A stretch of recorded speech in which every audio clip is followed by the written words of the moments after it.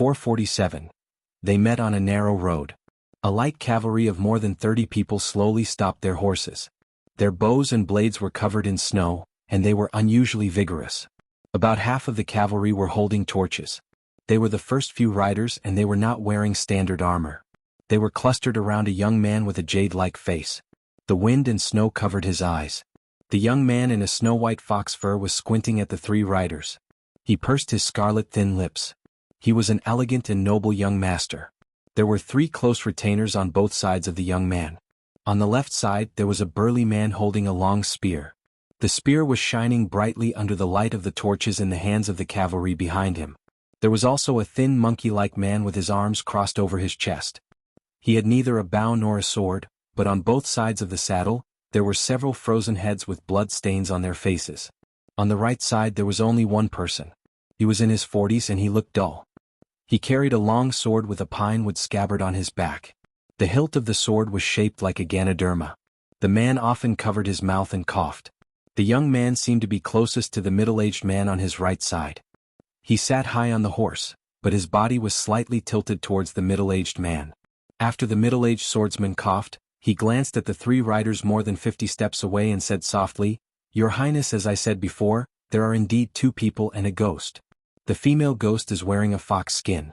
It is very likely that it is a fox skin charm made exclusively by the Su family in Qingfeng City." The middle-aged swordsman stretched out his hand as if to catch some snowflakes. Unexpectedly, an exquisite ghost with the height of a finger suddenly appeared in his palm.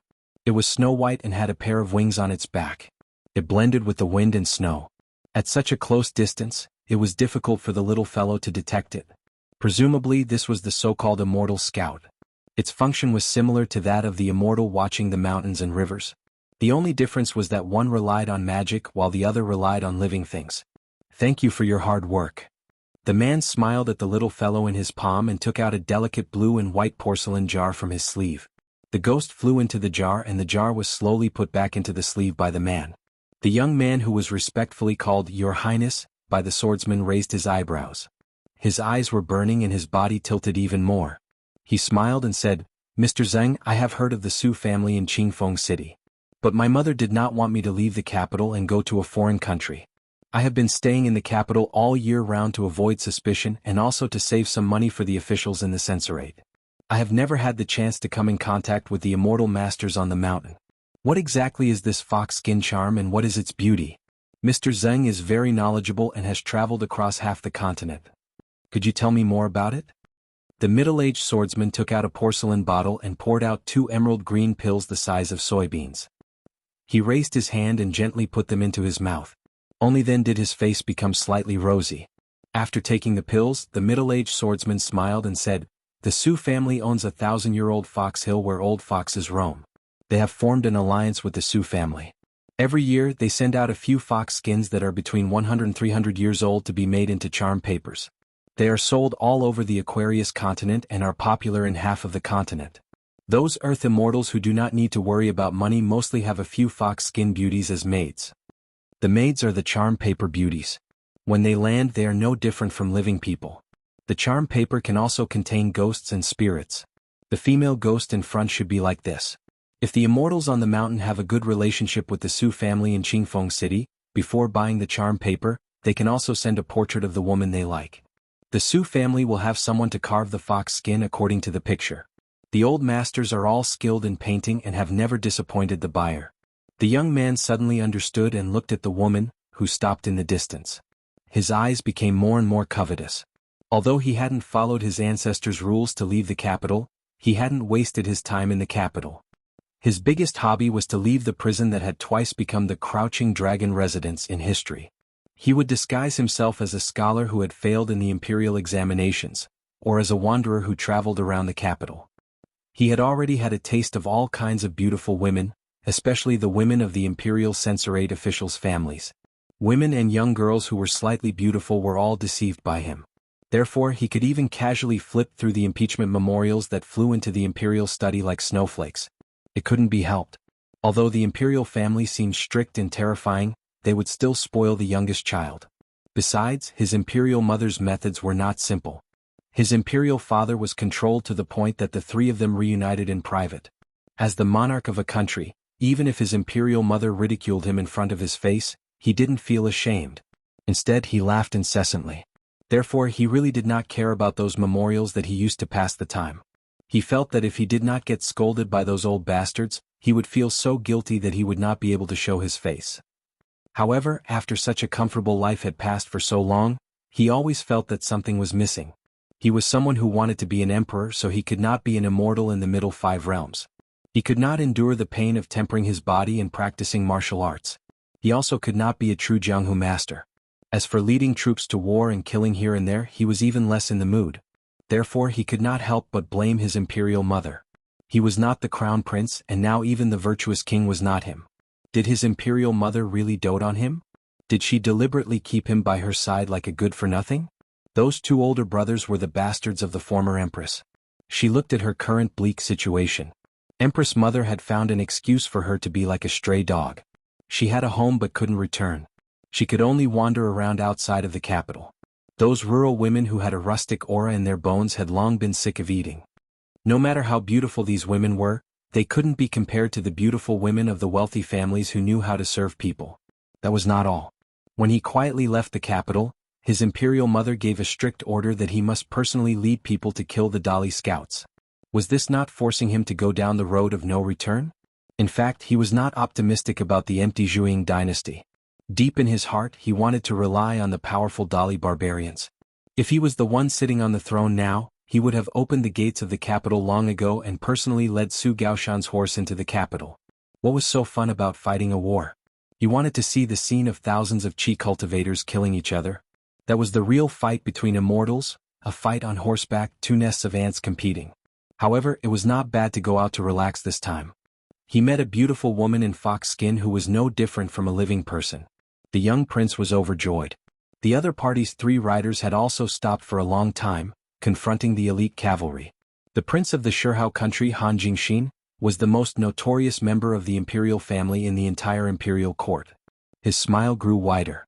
He was courageous. The other party did not obediently give way to him. He was indeed a cultivator on the mountain who had a beautiful woman in fox skin. He was either a lawless wild cultivator from the Book Slip Lake, or an immortal genealogist in the Shihao country. It was understandable that he was young and impetuous. It was a pity that identity did not work in the wilderness. Killing someone on a snowy night, Han Jingxin felt very emotional. Not long ago, the pursuit and suppression was too small. They killed an imperial censorate official who had retired to his hometown at the beginning of autumn, and then left Jingnan at a snail's pace. If there was someone to blame, it was his family's fault for not being able to give birth to a decent-looking daughter, and for not being able to marry a woman who was slightly pleasing to his eyes. As a result, there was not the slightest bit of affection to speak of. He scolded Han Jingxin to his heart's content, and did not even leave behind his imperial father and mother empress, who were also implicated by Han Jingxin. Among the scholars, Han Jingxin gained the reputation of iron courageous imperial censor, for nothing. That old man was no longer an official, and along the way he still liked to complain. Not only did he dawdle and dawdle, but he also criticized some scholars who did not have the ability to be officials. Therefore, since Han Jingxin had nothing to do, he decided to be a filial son for once. He chased after the carriage and personally stabbed the old man's stomach. After so many years of listening to the old man's complaints, Han Jingxin's ears grew calluses. He wanted to see the old man's belly full of complaints with his own eyes. However, he felt that he was still too kind. When he saw the old man holding his stomach in the snow, he felt really pitiful. He chopped off the old man's head and hung it on the side of the martial arts master's saddle. On the way back in the snow, the head was silent. Han Jingxin was not used to it. Han Jingxin played with a jade pendant in one hand. It was just an item from the mountain and could not be considered a real magic weapon. It was just that when held in the palm of his hand, it was warm in the winter and cool in the summer. It was said to be an item from Yunxia Mountain. It was a spiritual weapon that could be considered passable. Han Jingxin raised his free hand and waved, motioning for the 3 riders to make way. Sure enough, the 3 riders slowly turned their horses around and opened up a path for him. Han Jingxin was amused. Was there really such a naive cultivator in the world? On the other side, Ma Duyi reminded him softly, Mr. Qin, the other party does not seem to be from the family of an official who walks the righteous path. Qin Pingan nodded and said something that made Ma Duyi and Zheng Yi somewhat uncomfortable. It was most appropriate for tonight's bone-piercing wind and snow. I know that the other party will not give up. I'll take a step back and put on an act. When they make a move they will be a bit braver. Zheng Ye's face stiffened. It was not clear whether he was frozen by the wind and snow or frightened by these words. Chen Pinggan did not look at the tall, cowering youth. He slowly said, "If our skills are not good enough, the two of us will be the ones to die. Ma Duyi will be the most miserable. You will only live a life worse than death. If you can't even understand this, then you should cultivate in peace on the mountain. Don't wander the Jianghu." Han Jingxin raised his hand and made another gesture. The riders behind him skillfully urged their horses forward. However, they did not begin to charge. They only formed a small fan-shaped blocking formation. It was obvious. Telling the three riders to take a step back was just a small trick of a cat teasing a mouse. It was a dispensable appetizer. The real main course was not immediately served. Chen Pinggan suddenly asked, "Zheng Yi, if Ma Duyi and I were not by your side tonight, and it was only you and Su Xinzhai facing this cavalry, what would you do?"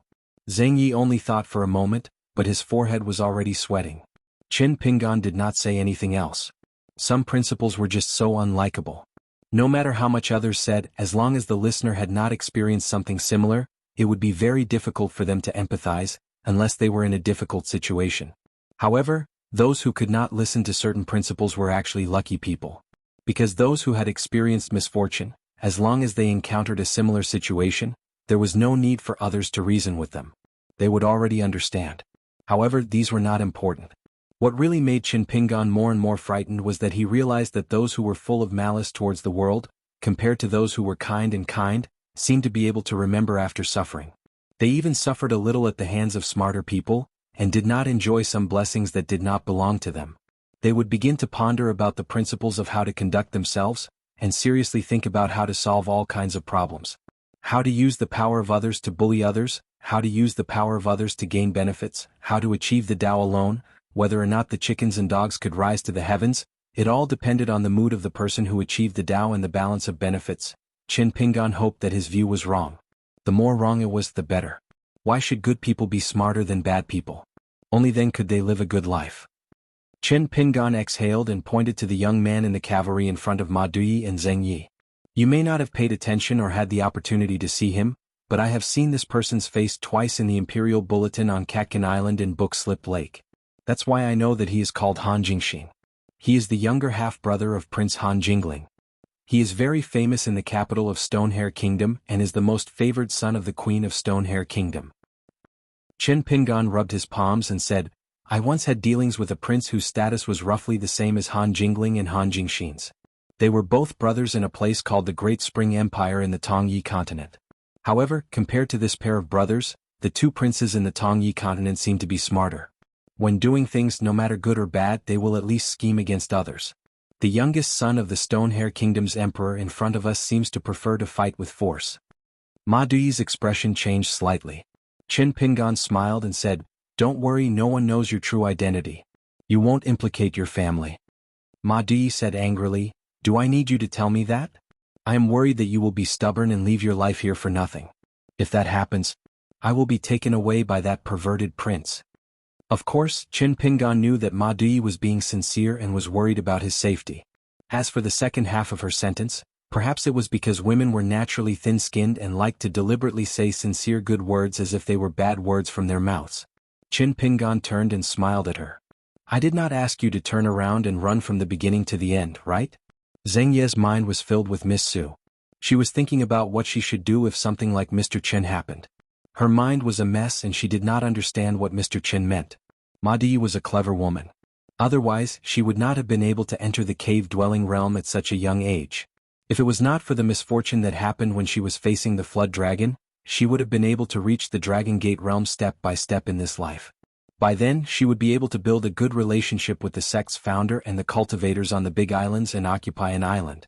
She could be considered to have established a sect in Book Lake. Although Ma Duyi understood what Chen Pinggan meant, she was still worried. She asked, "Mr. Chen, are you really going to fight to the death with that prince?" Ma Duyi hurriedly explained, "Of course I'm not speaking for the cavalry. It's just that Book Lake has never advocated fighting based on personal feelings.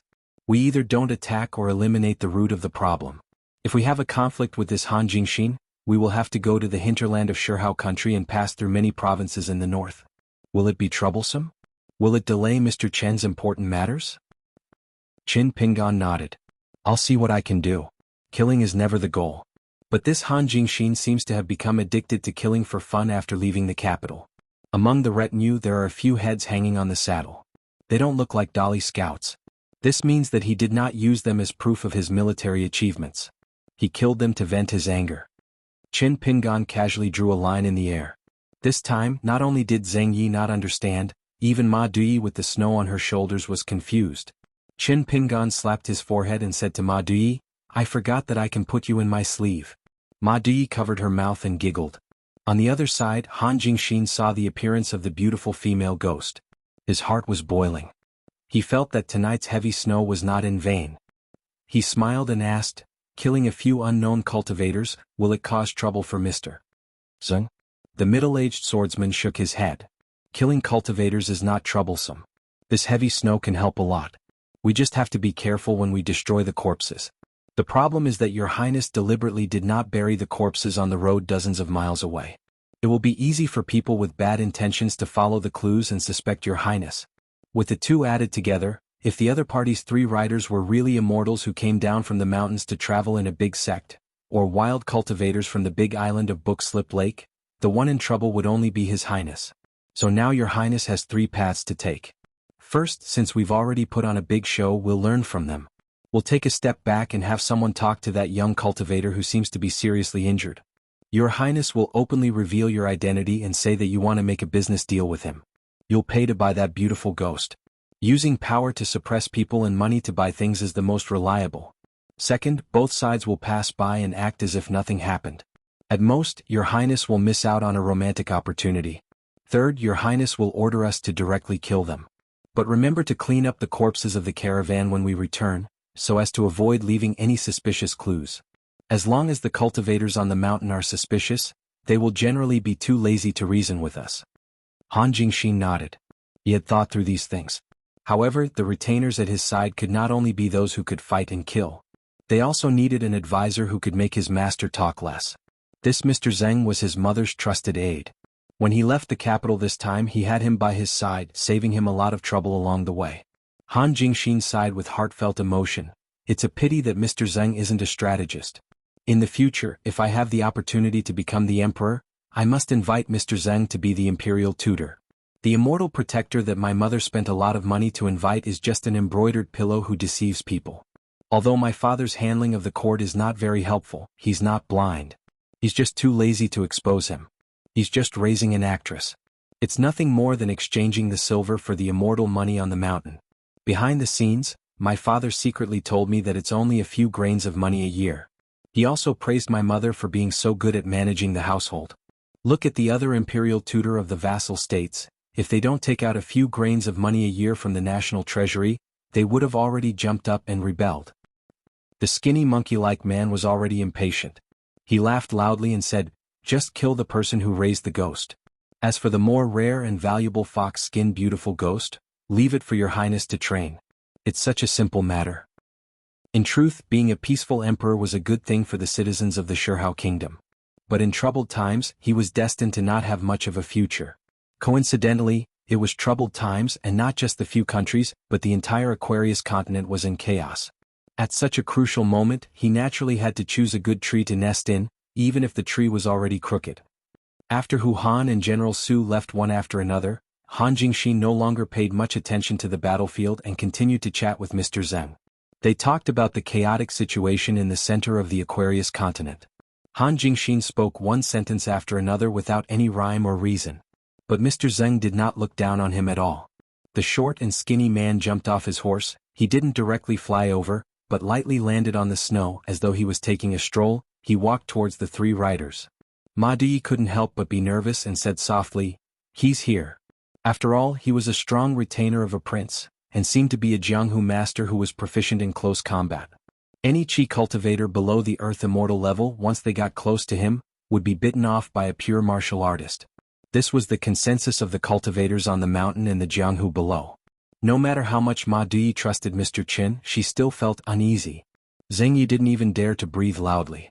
Regarding Mr. Chen, the various deeds and feats that happened in the Book Lake, he had only heard of it, but had never seen it with his own eyes. The tall young man who would occasionally brush off the snow on his body was already sweating profusely, and did not feel the coldness of the wind and snow. Chen Pingon flipped down his horse, shook off the snow on his shoulders and rolled up his sleeves. He walked towards the Jianghu master who was invincible in the Shihao kingdom, and walked towards him slowly. There wasn't a bit of a hostile atmosphere, but rather two Jianghu friends who had met after a long time. Ma Di only hated the fact that her soul was unstable. The fox skin talisman was her resting place, but it was also a kind of restraint. After all, she was a cave-dwelling realm cultivator when she was alive. However, when she thought of her cave-dwelling realm cultivation, it seemed that she could not help Mr. Chen at all tonight, and this made Ma Di feel a little discouraged. A woman's mind was as soft as a river. Zheng Yi asked timidly, "Miss Ma, Mr. Chen will be fine, right?" Ma Di turned to look at the tall young man and said angrily, "Do you want something to happen to him? So that you can turn the situation around?" Zheng Yi was speechless. The 40-year-old swordsman seemed to have something to say. He looked at the situation in front of him and said slowly, "The Dali barbarians' front line is stretched too far. As long as the Zhuang dynasty can hold on for another year, stop the enemy outside the country, and successfully stop the two cavalry armies under Dali Su Gaoshan and Chao Gue, and prevent them from breaking into the hinterland in one go, this battle will be a success. The Dali cavalry has been going smoothly for too long, and the situation will change in a matter of days. Whether the Zhuang dynasty can win this battle or not doesn't depend on themselves, but on how long the vassal states can hold on. As long as the Su Gaoshan and Chao Gue armies are exhausted, the Dali can only plunder the vassal states around the Zhuang dynasty, and then retreat to the north." Han Jingxin said jokingly, "If I didn't know Mr. Zheng's background, I would have suspected that Mr. Zheng is a lobbyist for the Zhuang dynasty." The middle-aged swordsman smiled bitterly. "I'm just a swordsman who knows some low-level swordsmanship. I'm just a man of the Jianghu. I've always been the type of pure martial artist that the mountain sword cultivators look down on the most. When I was young, I didn't dare to go out with my sword on my back. Now that I think about it, it was a shameful thing. I should have thought that the Zhuang dynasty would be trampled to pieces by the Dali's hooves. I shouldn't have encouraged His Highness to go to the capital of the Zhuang dynasty and hide there for a few years until the situation was better before returning to the Shihao kingdom. If it wasn't for the Queen's trust, I don't know where I would be now." Han Jingxin suddenly said something that was thousands of miles away from the topic. It said that the Dali imperial tutor's plans are flawless. However, including our Shihao kingdom, the vassal states of the Zhuang dynasty are all stubbornly resisting. It seems that the infiltration of Dali spies into our vassal states was a failure. Our Stonehair kingdom only has the border army Huang family. They felt that there was an opportunity to take advantage of. They were not willing to be the local tyrant who ate sand and smelled horse dung at the border. They wanted to take a big gamble. So, they came up with the idea at the last minute and pulled my brother, the Sage King, to join Su Gaoshan. The middle-aged swordsman shook his head and smiled. There's no such thing as a flawless plan in this world. There's only accurate prediction of the general situation and the purpose of every step. That's the right way. Han Jingxin said with a face full of admiration, "Mr. Zheng is wise." The middle-aged swordsman suddenly frowned and didn't say anything. He stared at the battlefield about 40 steps away. Hu Han and the young cultivator in the green cotton robe had stopped. On the horse behind Hu Han, the general surnamed Su held a long spear and stopped in his tracks. Han Jingxin said doubtfully, "Is that young man looking for death?" Not only did he not retreat, he used the immortal spell to hold back Hu Han and took out a few lethal life items. Instead, he took the initiative to go forward. Is he going to give in? Hand over the fox-skin beauty with both hands? It seems that the immortals on the mountain don't have much more bones than the mortals at the foot of the mountain. With such a master, that amorous ghost can be considered to have met a bad master. Isn't this something that only a bastard heartless man like me would do? The middle-aged swordsman did not agree with Han Jingxin's last witty words. His expression became more serious. Everything is wrong. This person is indeed a cultivator. He has the spiritual chi of two large and small worlds flowing on him. Either his cultivation is too low, only in the lower 5 realms, so the spiritual chi flow is dim and stagnant. Or it's hidden deeply, reaching the height of a sea viewing or dragon gate cultivator. That's why even I can't see through it. If it's an unexpected pure martial artist, his fist intent has reached the realm of nature. But I've been observing the minute signs of this person getting off his horse. His steps can be considered steady. But the intent, unique to us martial artists, is very loose. He's simply a layman without a master to guide him. However, even if we don't mention these two possibilities, I can be sure of one thing. That young man definitely has no intention of being friendly with us. Han Jingxin put his hands together and rubbed the jade pendant in his palm. He smiled. Could he be a newborn calf that doesn't fear a tiger? He's used to throwing his weight around on the mountain or in the territory around his sect. He doesn't see how terrifying Hu Han is? The middle-aged swordsman shook his head. It doesn't seem like it. Mr. Zheng quickly changed his words. He shook his head again. No. Han Jingxin was bored to death. He exhaled again and again, puffing out large clouds of white smoke. Let's not make wild guesses. Whether that fellow is a mule or a horse, Hu Han will know with a single punch. Han Jingxin lowered his voice and chuckled. If Hu Han really hits a nail, it's not a bad thing. Perhaps Hu Han will truly be grateful for my two rewards. This isn't something easy to accomplish. The middle-aged swordsman laughed and nodded. Han Jingxin's words revealed his temperament. Others couldn't help but admire him. This prince who had yet to become a vassal was already able to control the unruly Hu Han and the arrogant General Su. It wasn't just because of his status. It would be strange if he found it difficult to watch others carry burdens. Han Jingxin had the mentality of watching a good show. As for General Su, who had stopped his horse and held onto his lance, his heart was calm. Only Hu Han was in the picture. From the start, he was rubbing his fists in excitement. He was getting closer and closer to the young man. Compared to Mr. Zheng, who was watching the battle from afar, Hu Han was more direct. When the two of them stopped, they were less than 5 steps apart. Hu Han actually felt a sense of danger. However, the smile on his face didn't change. He glanced at the bamboo blade and ancient sword hanging by the young man's waist. Brat, you can't be a pure martial artist, right? In the end, the young man in a green robe nodded and asked, don't you think it's a coincidence? Hu Han smiled. It's a coincidence. How can it not be a coincidence? Since we're all from the pugilistic world, then I can't help but talk about the principles of the pugilistic world. Let's make a deal. You and the young man can just leave and leave that female ghost behind. How about it? Qin Pingan smiled and didn't say a word. Hu Han shifted his gaze and looked at the depth of Qin Pingan's footprints in the snow. Ordinary people wouldn't be able to see the difference, but as a martial artist of the 7th realm, Hu Han's eyesight was naturally excellent. He saw the young man's footsteps from the moment he got off the horse to the place where he was standing. Qin Pingan smiled. Don't look. You won't be able to see the truth. The second time I traveled, I was alone on an immortal ferry. I already knew how to hide the depth of my footsteps and the speed of my breathing. One shouldn't have the heart to harm others, but one must be wary of others. Therefore, after practicing more and more, it became a habit. Perhaps there are times when I don't even notice it. Hu Han was stunned. He clicked his tongue and said, little brother, you're an expert. Qin Pingan didn't admit or deny it. You're a martial artist of the golden body realm? But your foundation is so broken that it's no different from paper. Hu Han chuckled. Little brother, your words hurt my feelings. Be careful that I don't pull out your tongue. Qin Pingan nodded and said, it's my fault. In the past half a year, I've interacted with too many dead people. I'm used to chatting. Actually, I'm not like this when I'm fighting an enemy. Hu Han came to a realization and said, no wonder. It's fine. As a senior in the martial world, I'm the opposite of you. I like to chat with people, kill people while you're at it. Snowflakes flew from the snow under Hu Han's feet. He threw a punch at Qin Pingan's abdomen. With his sleeves rolled up, Qin Pingan placed one hand behind his back and used his other palm to press against the fist. The moment they touched, he pulled back. However, he had already borrowed the force to take 4 to 5 steps back. Hu Han's punch missed. He followed him like a shadow and punched out like a rainbow. The wind and snow on both sides of the short man were swept up and tilted by the vigorous fist force. Qin Pingan used his elbow to block Hu Han's punch and slid back a few steps. If he took another 2 steps back, he would be on his mount. Hu Han felt that he had more or less figured out the true foundation of this mysterious young man.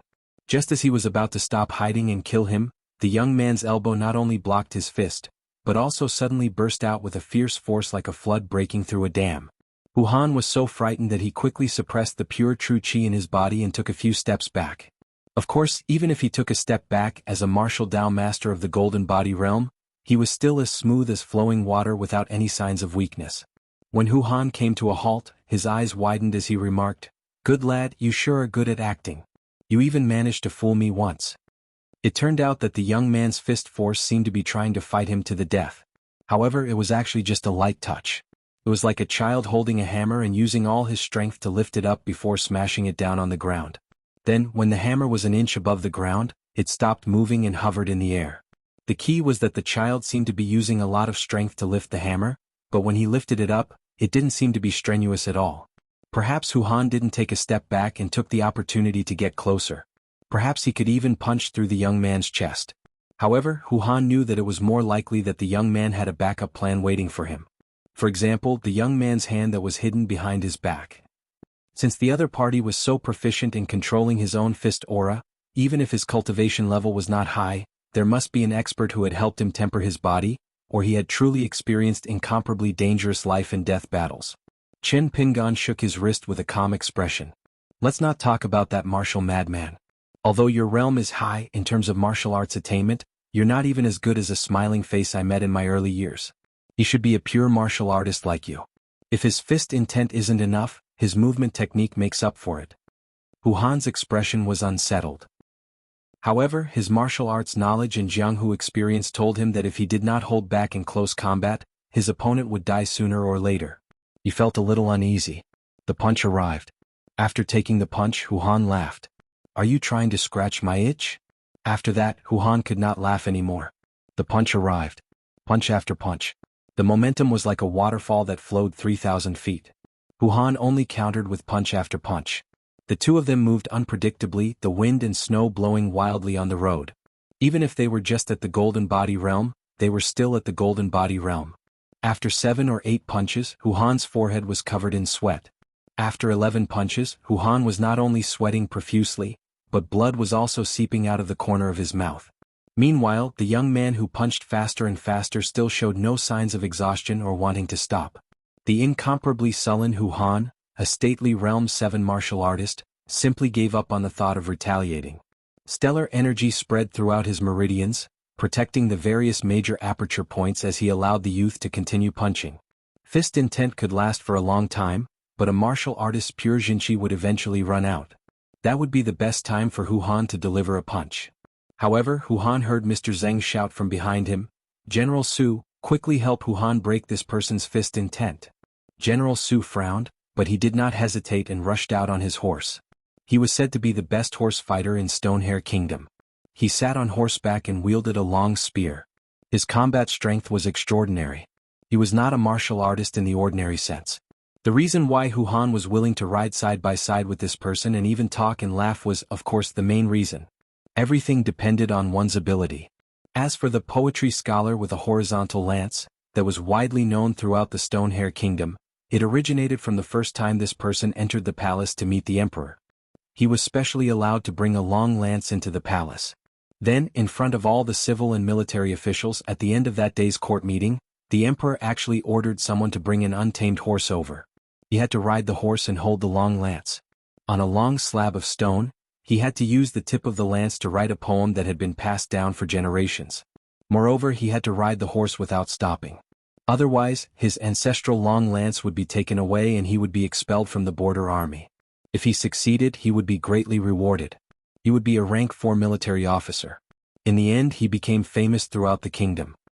He gently put down the long spear and kowtowed at the bottom of the stairs to thank the emperor for his kindness.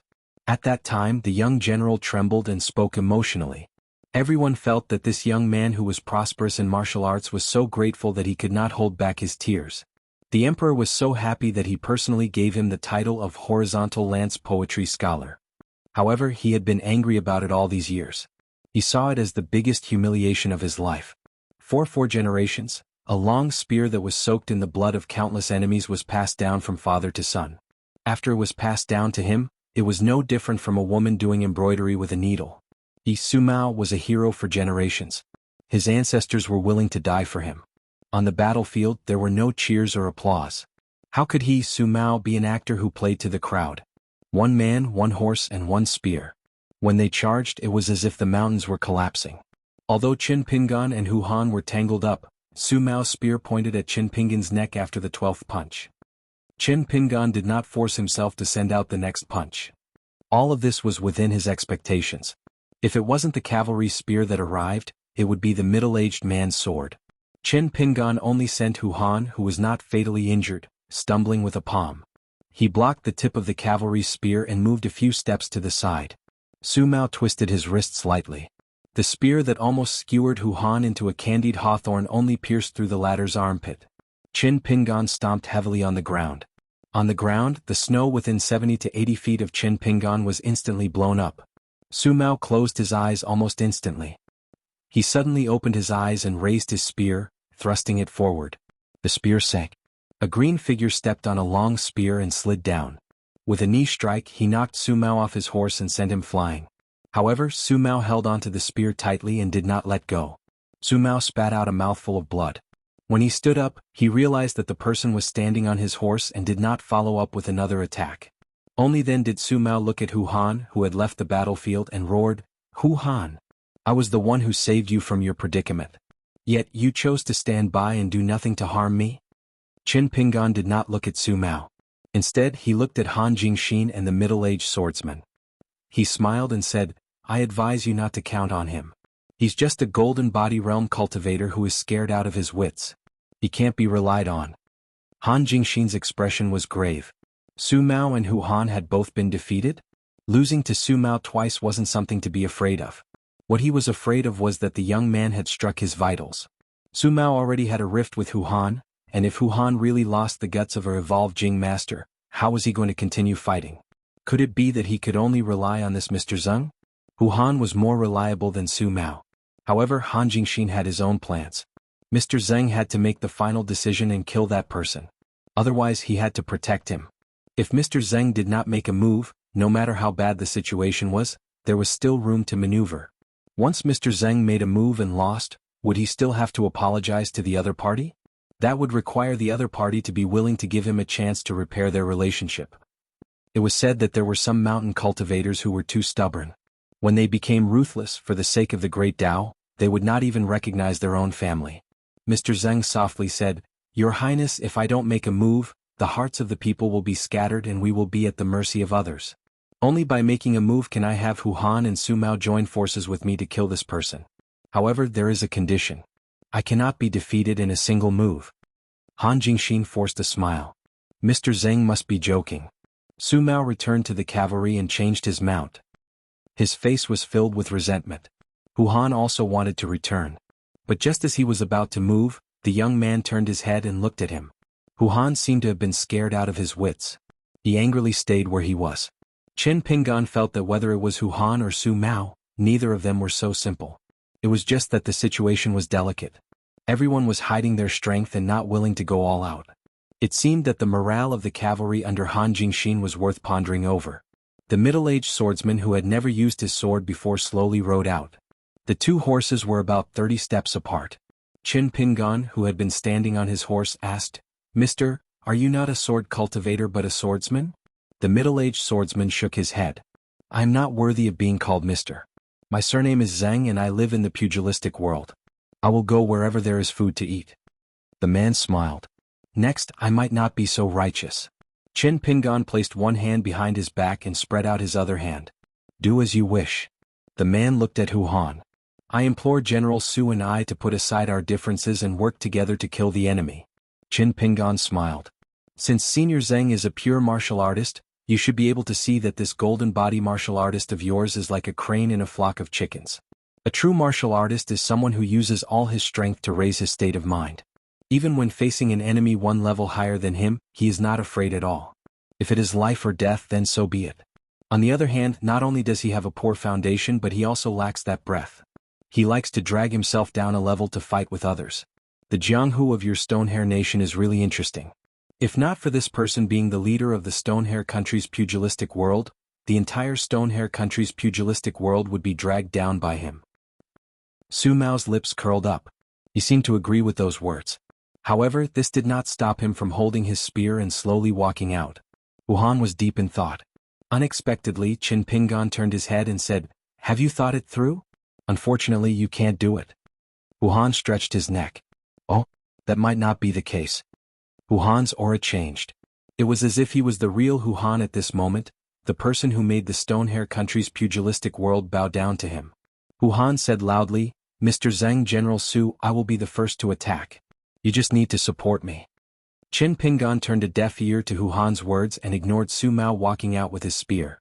In the wind and snow, Qin Pingan could only see the middle-aged swordsman with the long sword on his back.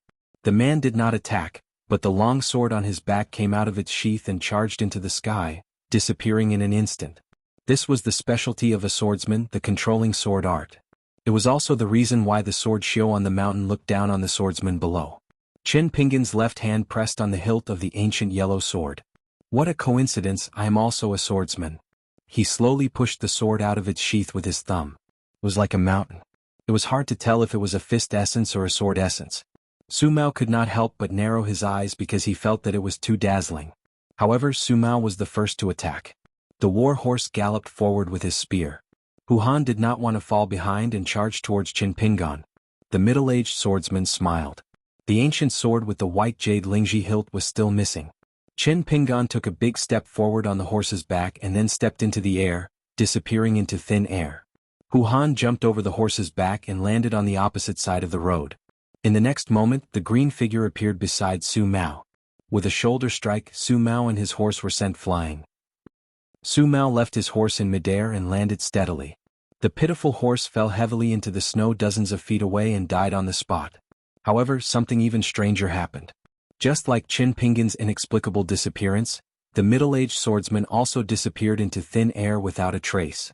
Not only that, the scabbard on his back was also abandoned. It fell off the horse's back and stabbed into the snow. Qin Pingan stood on the horse's back and frowned in silence. He gently pushed the ancient yellow sword back into the scabbard. He lowered his head and stared at the empty scabbard. Hu Han and Su Mao, who might have been focused on him, did not notice that the scabbard was real. However, what was hidden in the scabbard was not a long sword, but a straight saber. Qin Pingan felt somewhat helpless and muttered, "Don't tell me I really met a person who owes me a saber?" The scabbard was left behind. The person ran away and the straight saber should have been taken with him. There was something strange about this. Previously that Mr. Zheng said that Qin Pingan was like this. Now it was an eye for an eye. He would put aside the things he did not understand and finish the things he did understand first. For example, Qin Pingan used the sword-controlling technique to pull the scabbard out of the snow and waved his sleeve. The scabbard flashed like a flying sword. It pierced through the neck of the Prince of the Stone Country. After confirming that there was no immortal technique like the death substitution talisman, Qin Pingan no longer looked at the corpse that slid off the horse's back. Qin Pingan turned around, his gaze moving between Su Mao and Hu Han. Su Mao did not move, holding his lance tightly. Hu Han had already started running. Qin Pingan chased after him. The two figures disappeared from everyone's sight. All the elite cavalry looked at each other. They waited for Su Mao's orders. Since the sky had already collapsed, there had to be someone tall to hold it up. About half an incense stick later, they could vaguely see the green figure return, carrying something in his hand. Ma Duyi and Zheng Yi were about to go crazy. It turned out that not long after Qin Pingan left, Su Mao seemed to have been possessed.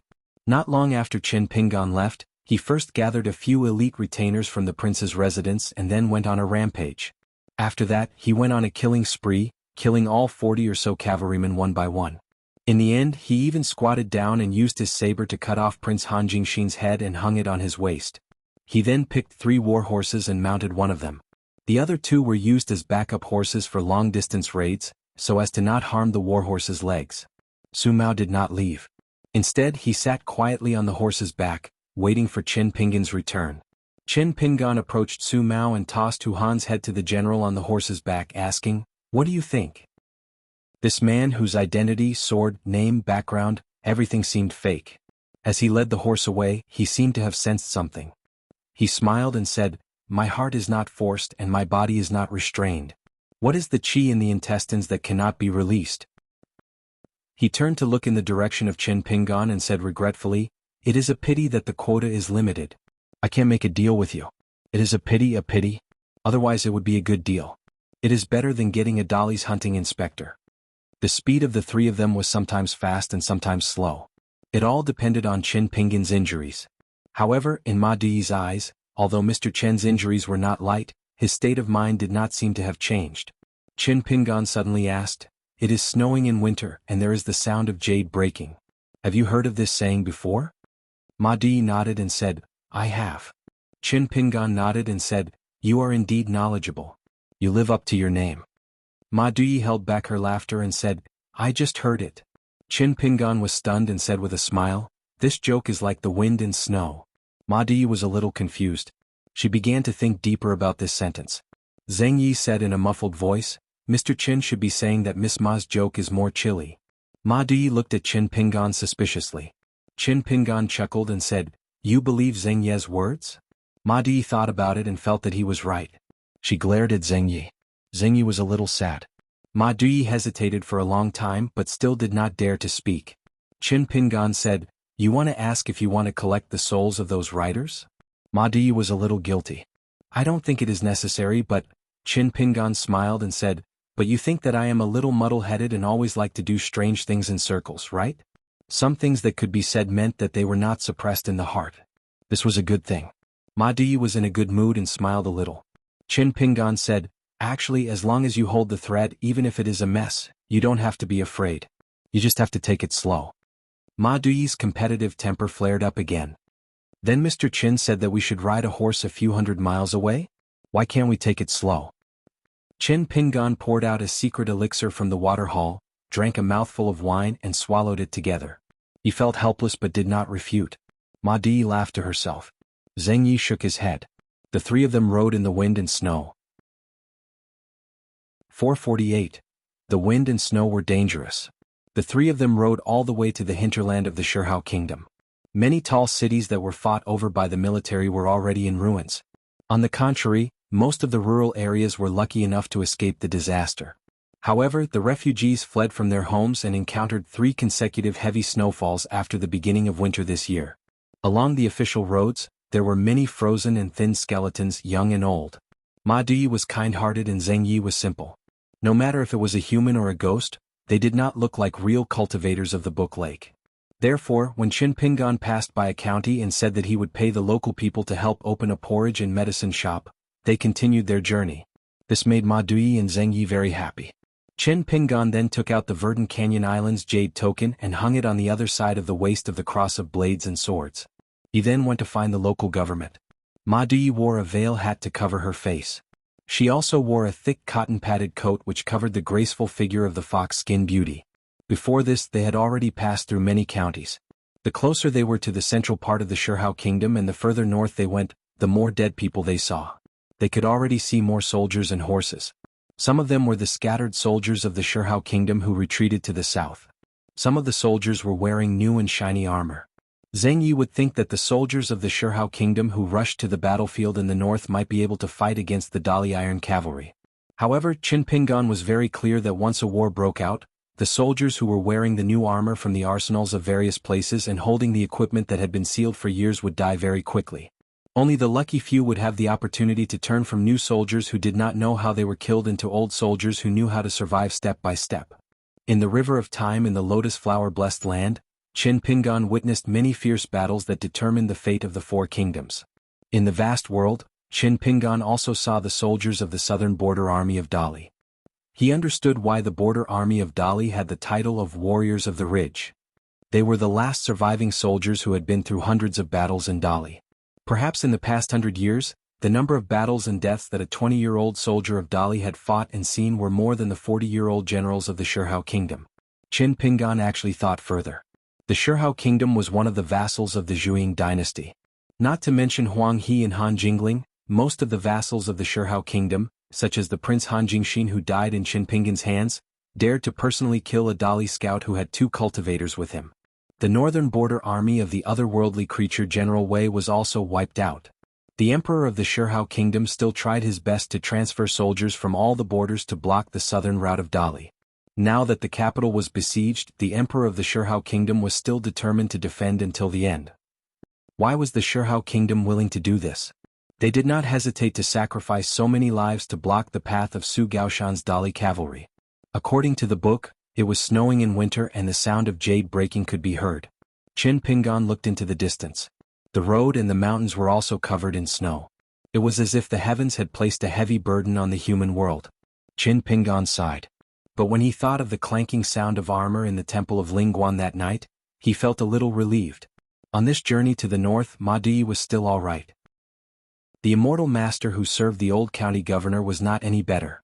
A great philanthropist from the book Slip Lake was just like a big demon who opened a mansion and claimed to be an immortal master.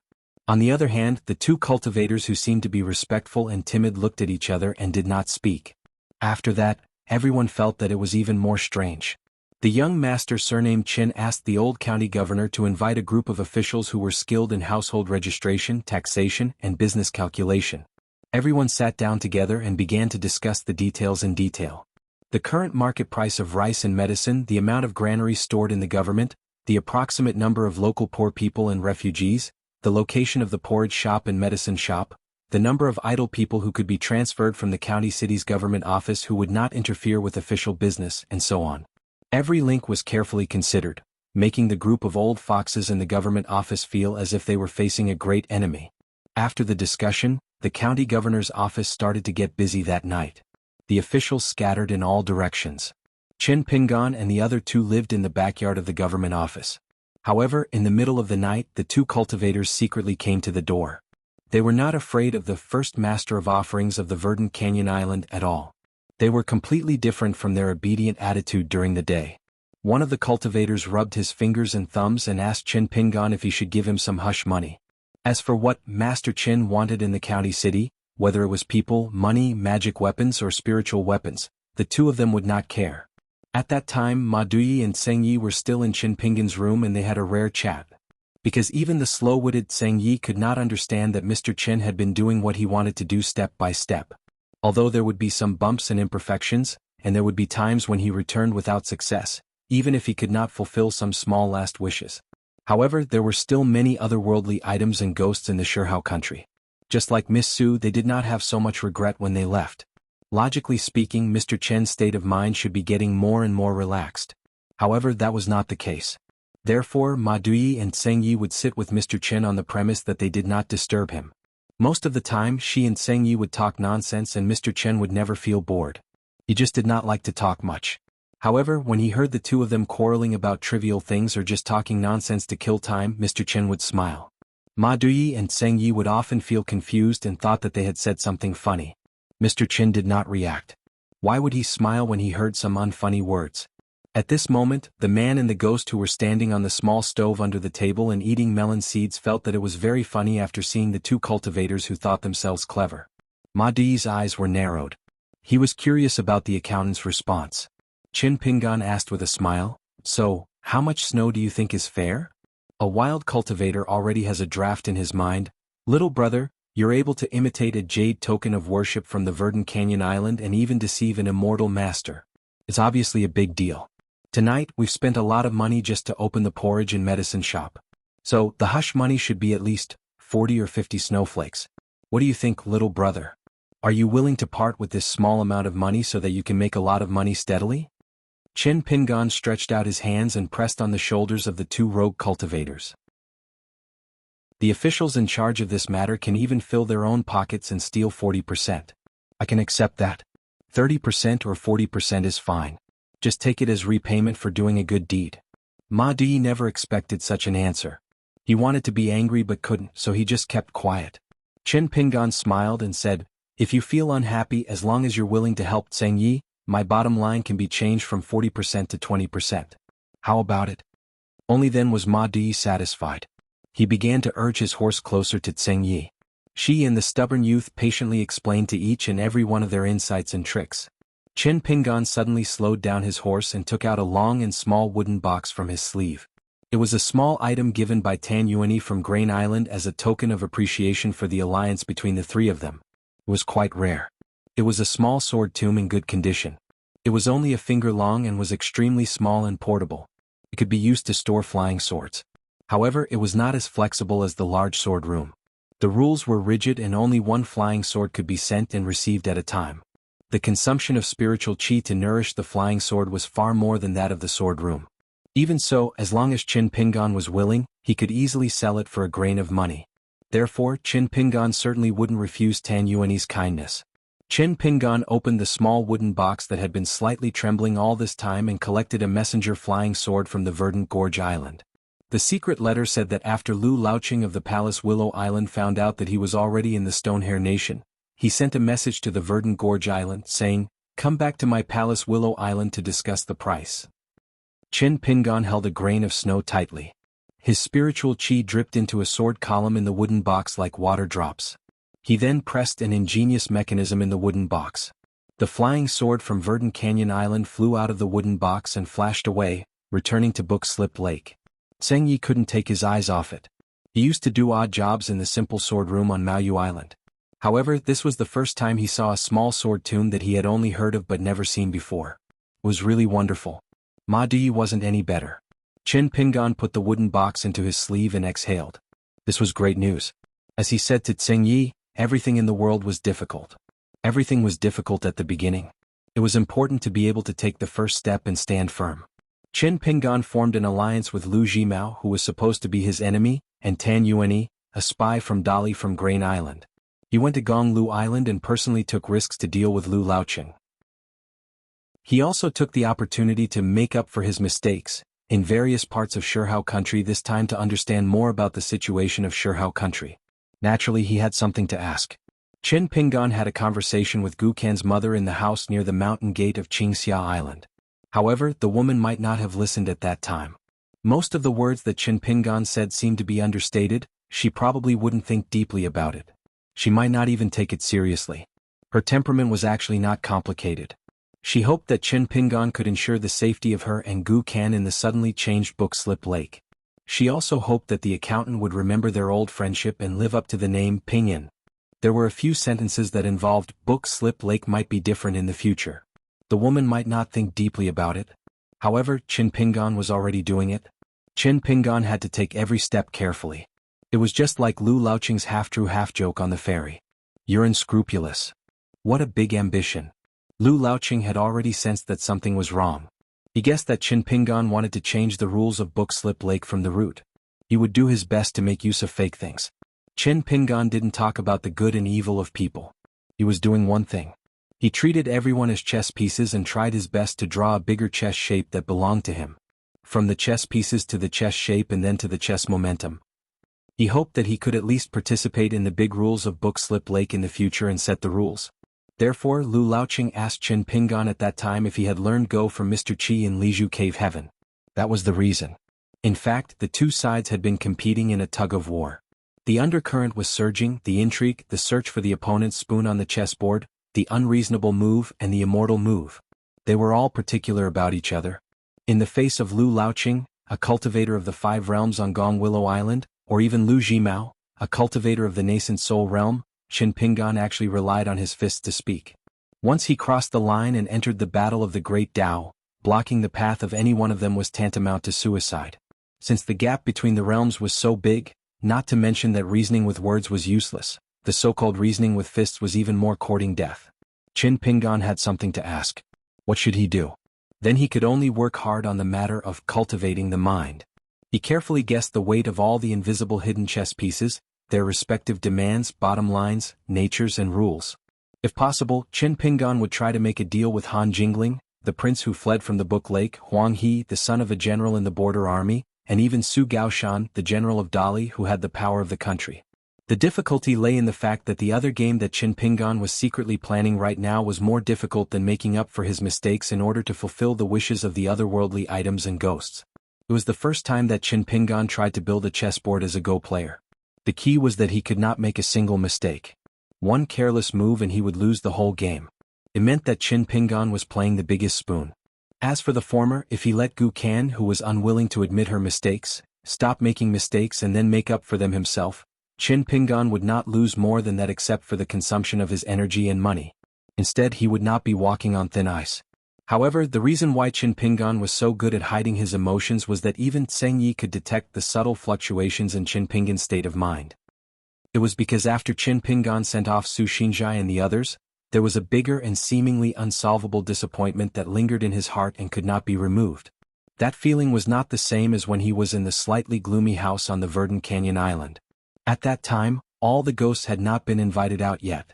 As long as Chen Pingon glanced at the Yama Palace on the table, he would close his eyes to rest for a while or before he went to bed.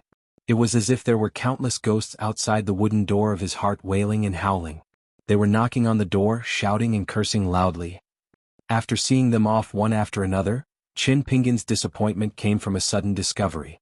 In the account books, among the names of the people who had died in vain, those who made him feel the most guilty, such as Su Xinzhai, who had always been thinking about Huang Lishan and his teacher, had let go of their obsession and chose to leave the human world completely. On the contrary, many of the names and otherworldly items that Qin Pingan felt less guilty than Su Xinzhai. Some of them had more wishes, some of them were greedy, and some of them were even more resentful after death. Many otherworldly items temporarily stayed in that Yama's palace and the fake Luli pavilion. In fact, after Qin Pingan had made up his mind, he no longer felt much guilt. However, Su Xinzhai and the others had made him feel even more guilty than before. In fact, it was even heavier and more intense than at the beginning. That feeling lingered outside the wooden door of his heart. However, those outside the door who had already decided to leave the human world, did not complain or curse. Instead, they gently knocked on the door as if they were worried that they would disturb the people inside. Then they only said the same parting words. "Mr. Qin, I'm leaving." At this moment, Qin Pingan suddenly squeezed the horse's belly and sped up. He left the muddy official road and took a detour to a small hill. Riding on a horse, the road was uneven. Qin Pingan pulled the reins and stopped the horse at the top of the hill. Zheng Yi wanted to follow but was stopped by Ma Duyi. Qin Pingan looked around blankly. With the blade-strengthening gourd and the sword and saber at his waist, he could still ride the horse in the snow. In fact, he was all alone and had no one to rely on. Ma Duyi and Zheng Yi stopped their horses at the foot of the hill for a long time. They did not see any signs of Qin Pingan turning his horse around. Ma Duyi, who had stopped Zheng Yi before, was a little anxious. Zheng Yi, on the other hand, was patient and not in a hurry. Ma Duyi could not stand Zheng Ye's "fortune favors fools, and he doesn't know how lucky he is." She laughed angrily. "You're heartless. You don't have to worry about anything as long as you eat and drink." Zheng Yi was just a timid and clumsy young man. He did not dare to talk back. "Yeah, I think so." After that, they left the small county that the Dali cavalry didn't care about. The three of them continued to head north. In a small county where people needed to stop their horses to buy sundries, Qin Pingan passed by a big gold and silver shop. He hesitated for a while but still turned around and walked into the shop. There were 2 old men and 2 young men in the shop. They were all busy working in the shop. Qin Pingan took out a gold ingot of the Shihao country's official seal and exchanged it for official silver and a pile of copper coins. The old masters of the 2 shops didn't interfere. They let their young disciples work. A master could lead a disciple through the door, but it was up to the disciple to cultivate. In the marketplace, if a master raised a son, he would hope that he would be able to take care of him in the future. When a master raised a disciple, of course he would raise a smart disciple who could help him. The 2 young men were about the same age. One of them was clumsy and inarticulate like Zheng Yi, while the other had bright eyes. As soon as Qin Pingan stepped through the door, the smart young man sized him up from head to toe. Qin Pingan gave them the gold ingot. According to the current market of the Shihao country, he took the slightly overpriced official silver and copper coins. When they talked, he first spoke in the Zhuang dynasty's official language. The 2 young men were a little confused. Qin Pingan then spoke in the unfamiliar Shihao country's official language. Finally, the transaction went smoothly. Qin Pingan then left the shop. In the shop, after the man in the cotton robe left the shop, the inarticulate young man was still immersed in the joy of earning a sum of money for the shop. Then he kicked his good friend who grew up with him. Following the latter's line of sight, the inarticulate young man found that the 2 masters who quarreled almost all the time were sitting together for the first time. They were discussing things seriously. After Qin Pingan returned to Ma Duyi and Zheng Yi, Ma Duyi smiled and asked, "In such a small town, there are 2 chi cultivators in such a small shop?" Qin Pingan nodded and said, "They should be selecting disciples. Each of them has their eyes on a young man." Ma Duyi curled his lips and said, "2 old cultivators who are at most in the cave-dwelling realm. How good can they find?" Qin Pingan smiled and said, "Shouldn't I be the one to say this?" Ma Duyi snorted coldly. Qin Pingan hesitated for a moment and said, "If I'm not wrong, one of the 2 old men should be a sea-viewing realm cultivator, and the other may even be a Dragon Gate realm cultivator. But the 2 old men noticed you early, so they quickly hid their chi and deliberately let you mistake them as cave-dwelling realm cultivators. Moreover, there was not the slightest trace of Yin Qi in this area that should have been tainted with Yin Qi. This was done by a cultivator who possessed a unique secret technique. Ma Duyi could not bear to look at it, and Zheng Yi even ran to the side to retch. Chen Pingan buried the corpses in a place slightly further from the road. Before that, he would do his best to piece the pitiful people together into a complete corpse. After Chen Pingan finished this and confirmed that there was no one in the vicinity, he took out the replica of the colored glass pavilion. He asked for an otherworldly item that was a Dragon Gate cultivator before his death and was made into a ghost general by Yu Hui after his death. Then this ghost general, who had retained its intelligence, spent most of the day to bring the three horsemen to a towering mountain range that was rarely visited by humans. At the border of the Earth realm, Qin Pingan put Ma Duyi into the talisman and let the ghost general reside in Zheng Yi. They began to climb the mountain and finally found an immortal's cave on the cliff with the two words, Xie Qin, engraved on it. The layout of the mountains and rivers was actually very beautiful. The location of the immortal's cave was like the finishing touch. However, the cultivator who first opened up this immortal's cave was long gone. Then it was occupied by the mountain spirits and ghosts. Qin Pingan and Zheng Yi stepped into it. After more than 100 steps, their vision suddenly became clear and bright. It was a huge stone cave lit by candles. There were more than a dozen mountain spirits who had yet to fully transform into human form and a great demon sitting on a throne. If he stood up, he should be more than 20 feet tall, so his body was as big as a small mountain. He was wearing a yellow robe and golden armor, and the crown on his head was slanted. There were two beautiful women in revealing clothes leaning against the throne, massaging the great demon's calves. Beside the throne, there was a red sandalwood official hat chair, and a man in a green robe sat there with a playful smile. Whether it was a human or a demon, they seemed to be waiting for two idiots to walk right into their trap. The great demon in the yellow robe and armor still had the head of a leopard. He leaned lazily against the back of the chair, shaking a huge wine cup in his hand. When the scarlet wine spilled on the ground, he gently lifted his foot and stepped on the head of a beautiful woman. The latter immediately lay on the ground and licked the wine clean. When she raised her head, her face was full of intoxication. The man in green robe turned around and gave a thumbs up, praising, "Great king, you have the spirit of a general holding a cup and watching the snow fly." The great demon grinned, "Watch your mother's snow? Where did the snow come from? Not to mention my immortal's cave, hasn't it stopped snowing outside for a long time?" He took Qin Pingan to find a Jianghu sect that had its roots in the provincial capital. In the entire Jianghu of the Stonehao country, it was only a third-class force. However, to the people who were born and raised in the provincial capital, it was still an unshakable giant. That otherworldly item was one of the people. His sister, who depended on each other for survival, was chosen by the legitimate son of the sect's leader. One day she and her fiancé, who was a poor teacher without any official title, drowned in the river. The woman's clothes were untidy and her body was soaked in the water. Who would dare to look at it?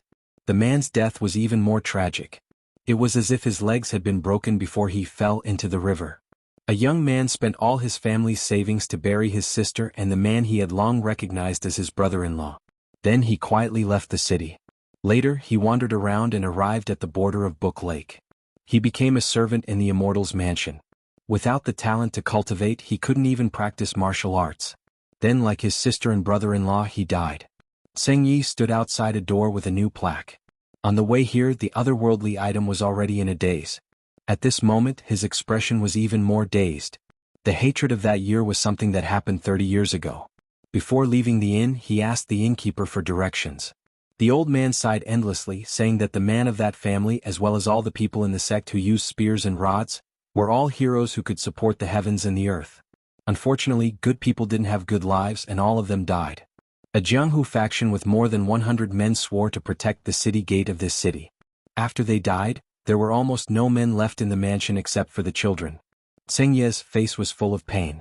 He squatted on the ground and held his head. He kept murmuring, "How could this be? How could this be?" Qin Pingan squatted beside him. Even if Zheng Ye's face became more and more ferocious and his eyes became more and more gloomy, Qin Pingan was still quiet. He just took small sips and silently drank wine. After a while, Zheng Ye's eyes gradually became clear. He sobbed and finally put his hands on the ground. He lowered his head and gasped for breath. He couldn't even cry anymore. Qin Pingan said, "When I was at my worst, I felt like you. I felt like a dog or even worse than a dog. But in the end, we are still human." Qin Pingan smiled sadly. "Of course I survived. Although I didn't eat shit, I had a lot of luck. I'm much better than you. Tseng Yi took deep breaths and sat on the ground. He stretched out his hand. Mr. Qin, can I have some wine? I haven't drunk wine in my life. Qin Pingan handed over the blade-strengthening gourd. There's enough wine. I'm just afraid you can't hold your liquor. Tseng Yi raised his head and took a big gulp of wine. He coughed and trembled all over. He wanted to return the gourd to the bookkeeper. But the bookkeeper was already squatting there with his hands in his sleeves. He looked like the most ordinary teacher in the market, basking in the sun on a warm winter day. He shook his head. Drink some more. Maybe after drinking a few more mouthfuls, you'll get used to it and know how good it is. Tseng Yi took another sip of wine. He frowned and wiped the corner of his mouth. He shook his head and said, I still think it tastes bad. Qin Pingan took the blade-strengthening gourd and drank a mouthful of wine. He then put it on his waist. Tseng Yi sat on the ground and looked at the mansion. His face was full of pain again. He wanted to say something several times, but he swallowed back his words and covered his face with his hands. Qin Pingan turned his head and asked, Why? Do you want me to write down the name of that family for you to write down when you hold the Granzhou ritual in the Water and Land Dojo? Qin Pingan shook his head gently. I won't agree to it. I'll write down your name, your sisters and brother-in-law's names. But I won't write down any of those people's names. Because I don't know them, but I know all of you. Tseng Yi sobbed. Am I stupid? Qin Pingan nodded. Very stupid. Tseng Yi wiped his face. His eyes were firm. I'm just a good-for-nothing. How can I have the face to visit my sisters and brother-in-law's graves? Mr. Qin, can you help me burn some incense and toast some wine?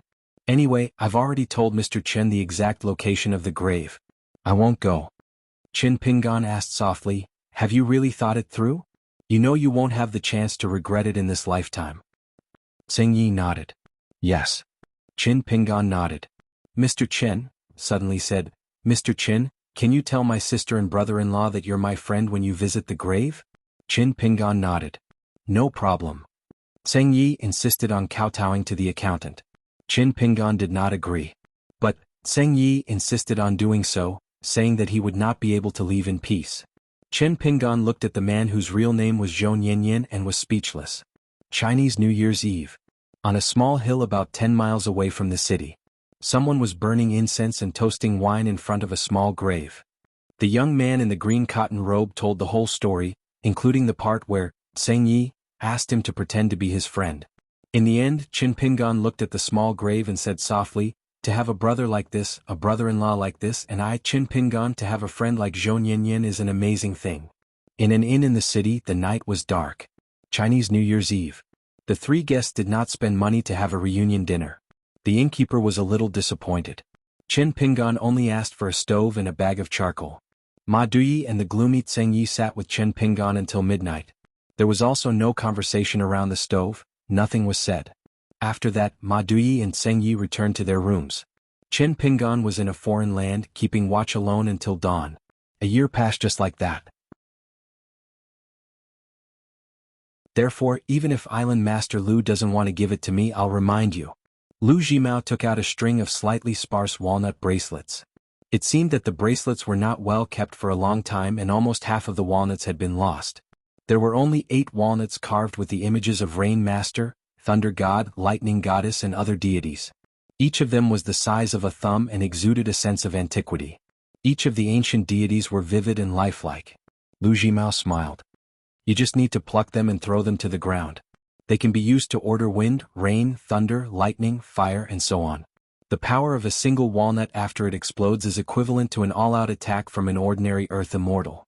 However, each walnut will be destroyed once it's used up. Therefore, it's not a good Dharma treasure. However, Mr. Chen's body and soul are damaged now. It's not suitable for you to fight often. This is just right for you. Qin Pingan gently kept it in his sleeve. He thanked Lu Jimao. Indeed. Island Master Lu, you're too kind. Lu Jimao smiled. 3 things have happened recently that have shaken the Zhuang dynasty and all the vassal states. The first is that the level 9 sword cultivator who was hiding in the Scroll Lake was chased by a green-clothed woman and a white-clothed youth for more than 1,000 miles before finally killing him together. The woman in green was the nameless cultivator who destroyed the ancestral hall of Furong Mountain during the Alliance meeting on Gonglu Island. Rumor has it that her identity is Dali's henchman. As for the young man in white who appeared out of nowhere, His Dharma spells were heaven-defying and his Dharma treasures were dazzling. The chase was like a walk in the park. The level 9 sword cultivator was in a sorry state. Lu Jimao looked at Qin Pingan with a smile. Qin Pingan asked, "What about Huangyong Island?" Lu Jimao said, "After the Earth Immortal couple from Huangyong Island heard the news, they visited Tan Yuani on the same day and asked for protection. They've completely surrendered to Dali." Qin Pingan nodded and said, "That's good news." Lu Jimao continued, "The second thing is that the Supreme General Su Gaoshan announced that before the Lantern Festival of the first lunar month this year, the capital of Shihao Kingdom will be breached. Those who don't want to be buried with the Han family of Shihao Kingdom only need to put up the 2 statues of Dali's door gods Yuan and Chao on their doors during the first lunar month. If the Dali cavalry breached the city, the doors of the noble families who didn't put up the door gods will be regarded as the sinners of the Han family. Within 3 days after the city is breached, put up Dali's door gods in the streets and alleys, and they'll be spared from all the attacks. After 3 days, all the houses that don't have Dali's door gods will be recorded in a book for future punishment." Qin Pingan said softly, "The temple has to be calculated first, and the heart has to be attacked first." Lu Jimao had a playful look in his eyes. "As for the third thing, if it's a peaceful era, it's not a small movement. But now it's not that conspicuous. The most favored prince of Shihao Kingdom, Han Jingxin, died suddenly in the wilderness. His body was incomplete, and the imperial consecrator, Mr. Zheng, went missing. The number 1 martial artist of Shihao Kingdom, Hu Han, was also beheaded. It said that Su Mao, who wrote poems with a horizontal lance, offered his 2 heads to Dali's Supreme General Su Gaoshan on a snowy night. He was promoted to a 4th-rank official in the Dali dynasty, Qinwu Ox General. Can be said that he reached the sky in 1 step. Now it's not easy to gain military merits in Dali." Lu Jimao took out 2 wine bowls and placed them on the table. Qin Pingan took off the blade-strengthening gourd and smiled. Lu Jimao kept one of the wine bowls. He knew that the bookkeeper would not use his wine bowl, but he still had to follow the rules. Qin Pingan poured a bowl of wine for Lu Jimao and drank from the blade-strengthening gourd. Qin Pingan took a sip of wine and said slowly, "Island Master Lu, you don't have to doubt me. I killed him. As for the 2 heads, they were taken by Su Mao. I didn't kill Su Mao and he helped me block the disaster. We both got what we needed. So that's how it is." Lu Jimao laughed heartily. Shihao Kingdom is not big, but it's not small either. To be able to bump into the tip of Mr. Chen's sword, Han Jingxin must be destined to be an emperor. But to be honest, among the princes, Han Jingxin was the one with the highest hopes. He was also the most shrewd. Originally he was the one with the best luck. It's a pity that the little guy chose to die. There's nothing we can do about it. Qin Pingan asked, "Island Master Lu, there's one thing I don't understand. Including Shihao Kingdom, there are so many vassal states under the Zhuang dynasty. Why did they all choose to fight to the death with the Dali cavalry? In the Aquarius continent, as vassal states under the Great Dynasty, they shouldn't have been so resolute. There shouldn't be so little opposition in the court. Starting from the Great Sui Kingdom's vassal Huangting Kingdom to the north of Lakeview Academy, the entire northern territory of the Aquarius continent." Qin Pingan tapped on the table with his finger. "Only here. It doesn't make sense." Lu Jimao hesitated for a moment, then raised his bowl and took a sip of wine. He said slowly, "The 100 schools of thought have their own bets. Though the Aquarius continent is small, Dali was able to get the support of the school of Mo, the school of Yin and Yang, and the military school led by Marshall Mountain. They all chose the Song clan. Then, as the most powerful kingdom in the central part of the Aquarius continent, it makes sense that the Zhuang dynasty would have the support of the 100 schools of thought. From what I know, they have the support of the Nong family, Yao family, Shang family, Zongheng family, and many others. Zhuang dynasty has a lot of sword cultivators and it's very lucky. It's also close to Lakeview Academy. It's not strange that Dali's cavalry would be stopped here." Qin Pingan was enlightened. He raised his blade-strengthening gourd and Lu Jimao raised his bowl. Then they both drank. Lu Jimao was dressed in plain white clothes. He looked simple like a hermit living in the mountains. However, if one looked closely, he had the air of an immortal. Qin Pingan suddenly sighed. "I almost forgot that Island Master Lu is a nascent soul stage cultivator." Lu Jimao drank slowly and looked at the window. The roof outside was still covered in snow. He smiled. "I almost forgot that Mr. Chen came from Clay Bottle Alley."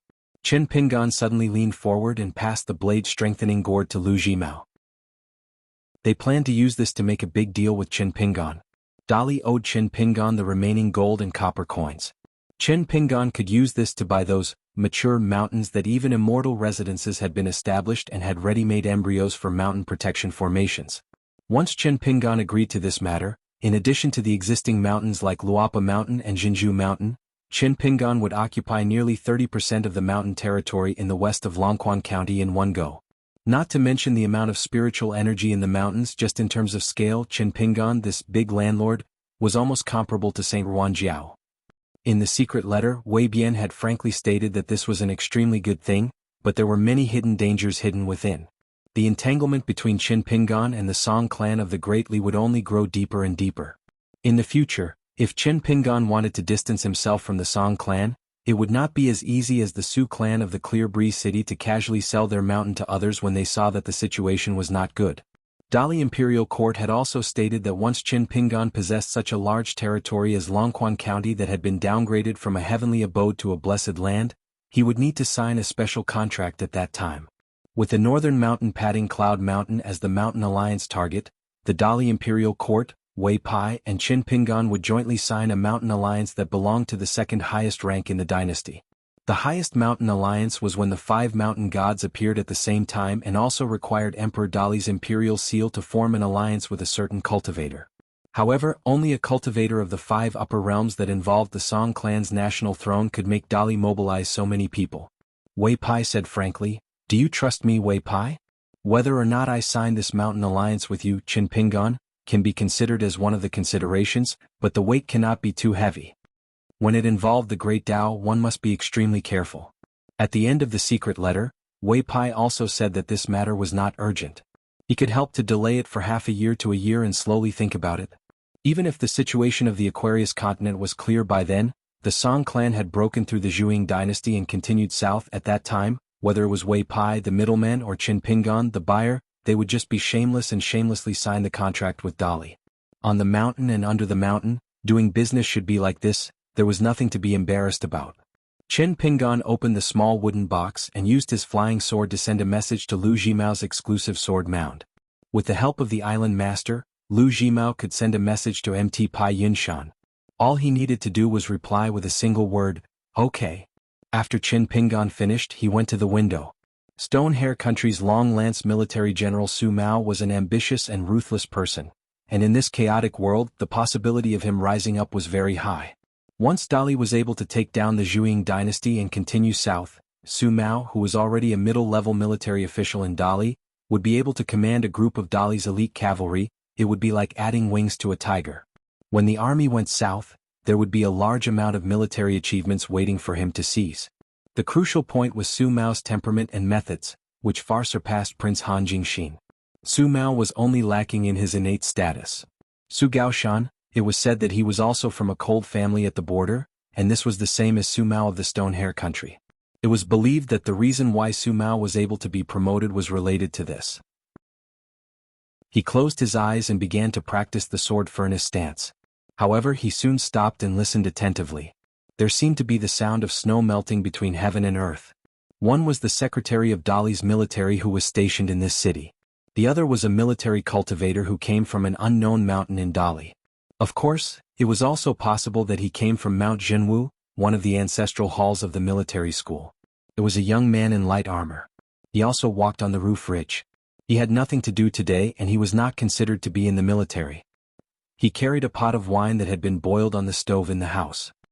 He stopped at the roof ridge dozens of steps away and reminded with a smile, "It's fine to admire the scenery. It's fine even if you want to go to the top of the city. I just happened to be out for a walk so I can accompany you." This was a very kind and polite remark. With the momentum of the Dali cavalry, under the trampling of the horse hooves, everyone who was not from Dali was naturally an outsider. They were all vassals. However, the young cultivator's words were also a warning. Qin Pingan smiled and shook his head. "There's no need. I'll go back immediately." The young cultivator was stunned. Then he laughed and raised the wine pot high. It turned out that the young man in the green cotton robe was actually speaking in the most fluent Dali official language. Thus, the secretary of the military who was young but had been in the military for nearly 10 years loudly said, Province's Yunzai County, Guaniran." Qin Pingan's expression was hesitant. It was not suitable for him to announce his name, so he could only cup his hands and smile apologetically. Waniran laughed and said, "In the future, if you encounter any difficulties, you can find our Dali cavalry. Wherever the horse hooves go, it's all Dali territory." Chin Pingan's expression was absent-minded. He did not know how to answer. After that, on the third day of the first month, Chin Pingan's group of 3 left the city and continued north, approaching the northern border of Stonehair country. The snow melted. The spring light urged the willows to turn green, and the sun shone with smoke. Along the way, Zheng Yi picked up a lot of good things, such as a seal of the Stonehair country's chief military officer engraved with the words Li Chao made. Many antiques were thrown on the side of the road like bottles and jars. Most of them were big weapons and pocket-sized items. They were not big or small and were not suitable for carrying. They were probably picked up by the refugees. In fact, they were all expensive items that were worth dozens or hundreds of gold during peaceful times, but now they were abandoned. There were also some precious calligraphy, paintings and copybooks that had long been soaked in mud and were almost completely destroyed, or treasured items that were sold cheaply to pawnshops in counties that were not affected by the war. He did not expect Ma Dui to be a money grubber, and Zheng Yi was even more so. Every time they set up a local porridge and medicine shop, the two of them would go there whenever they had free time. They had already borrowed money from Chen Pingan twice. There was not much immortal money, only 12 pieces of snow in total. However, it was not easy to exchange it for gold and silver from the secular dynasty. They had to go to the Immortals Ferry or the Immortals Inn. Fortunately, one of the female otherworldly items in the fox skin charm paper came from a first-rate Immortals cave in Stonehair country, but it was not considered a top Immortals cave. After Chin Pingan fulfilled the wish of the female otherworldly item, he exchanged the immortal money with the Immortals' money and gave it to Ma Dui and Zheng Yi to deal with. That evening, Zheng Yi and his 2 ghosts went to the big pawnshops in the city to pick up scraps. In fact, it was impossible to walk by the river without staining one's shoes. An item that could catch the eye of an old ghost in the viewing sea realm would certainly tempt the ordinary cultivators. Even the immortal library master would specially go to the war-torn countries to see it as a rare opportunity to earn money. Among the family heirlooms of the rich and powerful families, there were indeed a few spiritual weapons that contained spiritual chi but were ignored by the family. Once they came across such spiritual weapons, it was possible to earn a few dozen or even hundreds of snowflakes. Therefore, Zheng Yi and his companions would also meet cultivators of the same path. Previously, in a big city they almost had a conflict. The other party was a few immortal library masters from a top cave residence in the Stonehair Kingdom. Both sides said that they were in the right and no one could say that they were in the wrong. In the end, it was Chin Pingan who cleaned up the mess and forced Zheng Yi and his companions to give up the spiritual weapon. The other party also took a step back and invited the wild cultivator Mr. Pingan to drink. They had a good chat, but Ma Dui still secretly complained about Chin Pingan for a long time. Chin Pingan went to a dog meat shop in the market. This was his second time here. In fact, Chin Pingan did not like to eat dog meat, or rather he had never eaten dog meat before. However, the shop also sold other kinds of food. As a foreigner who did not eat dog meat, he sat alone at a table and did not drink. He spoke in unfamiliar official language of the Stonehair Kingdom. On the table next to him there was a steaming hot pot of dog meat stew. He was eating and drinking. This young man in a green cotton robe was more eye-catching. Fortunately, the shop was a century-old shop that had been passed down for several generations and was not snobbish. The old man was the shopkeeper at the front desk, the son was a cook, and the grandson of Meng Shui was said to be a famous scholar in the nearby streets. Therefore, customers often teased the shop about how it would continue to operate in the future. The humorous old man and the dull man only said that it was fate and nothing else. But even the simple and honest man, when he heard such teasing, there would be some pride on his face. At home, smoke was rising from the ancestral grave. Finally, there was a promising scholar who had the potential to pass the imperial examinations. No matter how chaotic the world was, there would always be a day when it was not chaotic. The dog meat shop in the shabby alley was still full of customers tonight. Business was quite good. In the middle of summer last year, although the Dali barbarians had broken into the city, there were not many casualties. The army continued to move south, leaving only a few Dali barbarians who were said to be very proficient in the official language of the Stonehair Kingdom. They guarded the governor's residence and did not show their faces in public. This was thanks to the governor's fear of death. He had already taken the gold and silver and ran away. It was said that he did not even take the official seal with him. He changed into a green scholar's robe and quietly left the city in the middle of the night when the horse hooves of Dolly were still far away. He went all the way south under the escort of his personal retinue. Obviously, he had no intention of returning to the imperial court to be an official. In the shop there was a mute young man with dark skin. He was thin and dry. He was responsible for serving customers and serving tea. He was not clever at all. Hearing that he was a refugee who had escaped from the border, the old shopkeeper was kind and took him in as a shop assistant. More than half a year later he was still an unlikable young man. The young man glanced at the dog cage in the corner and quickly withdrew his gaze. The first pot of braised river carp was served. The young man found that the customer's friend had not yet arrived. Chen Pingan only said to wait for the second dish to be served. When the braised pork with bamboo shoots and onion and ginger chicken were all served, the young man found that the customer's friend still had not arrived. The young man was about to leave. But the sickly cotton-robed man suddenly laughed and said, "The dishes are all served. We are just waiting for you to take a seat." The young man was at a loss. There was only one table of customers left in the dog meat shop. The old shopkeeper was already inarticulate and was still trying to persuade them to drink. Of course he drank a lot himself. Looking at the situation, the idea of not giving a discount for this meal had already been thrown to the back of his mind. Chen Pingan said to the young man, "Presumably, you already know that I have guessed your identity. And you have also guessed that I am a cultivator. Otherwise, you would not have intentionally or unintentionally bypassed me and deliberately avoided looking at me when you brought the dishes to the table last time. In that case it is not a big deal for me to invite you to a meal. The food and wine were all served by you. I should be afraid and worried. What are you afraid of?" The young man hesitated. Chen Pingan looked at the table in the distance and said with a smile, "Don't worry. The old shopkeeper is already drunk. The guests at that table are ordinary people. They can't hear the words between you and me." The young man sat opposite Chen Pingan but did not take the chopsticks. Chen Pingan picked up a piece of river carp with his chopsticks, leaned forward and put it in the bowl in front of the young man. He also picked up some dried pork with bamboo shoots and braised chicken and put them in the young man's bowl. The young man frowned and stared at this strange foreign guest. Only then did Chen Pingan pick up some food with his chopsticks and eat a mouthful of rice. He chewed and swallowed slowly, then asked, "How many people do you plan to kill?" "The man with the spoon will definitely die. The old shopkeeper who has the unique skill of touching dogs will definitely die. I don't know how many dogs he has bought from shops or stolen from the countryside. What about the child who is in school? Do you want to kill him? How many of these familiar customers who are used to eating dog meat in this dog meat shop do you remember? Do you want to kill them too?"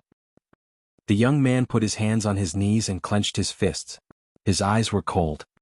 He lowered his voice and said hoarsely, "You want to stop me?" Chen Pingan asked back, "What will happen if I stop you? What will happen if I don't stop you?" The young man said in a low voice, "If you dare to stop me, I dare to kill you." Chen Pingan held the chopsticks with one hand and reached out his free hand with a smile, indicating to the young man to eat first. "Let's not talk about whether you can kill me with your insignificant skills. Why don't we eat first and drink to our heart's content, then we can try to fight to the death. This table of dishes, according to the current market price, should be 7 or 8 taels of silver. This is still the price of this dog meat shop. If it were those restaurants in the prefecture city that opened in the downtown area, it would probably be 1 or 2 taels of silver. They would dare to offer a price. Eat if you don't want to, get lost if you don't have the money." The young man stared into the young man's eyes. After a moment he began to bury his head and eat. He didn't miss out on the dishes. If he really killed the demon for this cultivator in front of him today, he would at least have a full meal. The young man began to eat. Chen Pingan put down his chopsticks and poured the last bit of wine in the wine pot.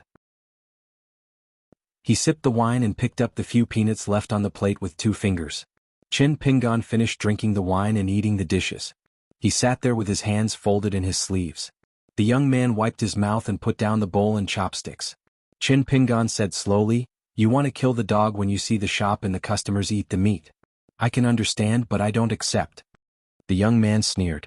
Chen Pingan continued, "Because you have your reasons and you're even willing to pay the price with your life. But I hope you know more about this world. For example, you've eaten river carp, chicken, and pork for this meal. In the future, when you embark on the path of cultivation, you will eat more delicacies. As half an immortal on the mountain, as long as you don't die, you will have this kind of banquet and wine. You may be a guest, you may be the host. In any case, other than dog meat, You won't have to worry about fish and meat for the rest of your life. Am I right? The young man's face was blank. Chen Pingan said slowly, as long as you take this step today, even if I don't stop you, you will be hunted down by the Dali army cultivators who are monitoring the whole city. You will definitely die. Even if you successfully escape from this prefecture city, how many people will you kill to eat the dog meat? You killed 10 or dozens tonight and 100 or 1,000 in the future. Anyway, if you die you won't regret it, right? The young man lowered his head. Chen Pingan said, since I've seen it, I won't let you kill people here. Maybe you think I'm unreasonable and I'm bullying you. It doesn't matter. In this world, being reasonable is a very complicated and unpleasant thing.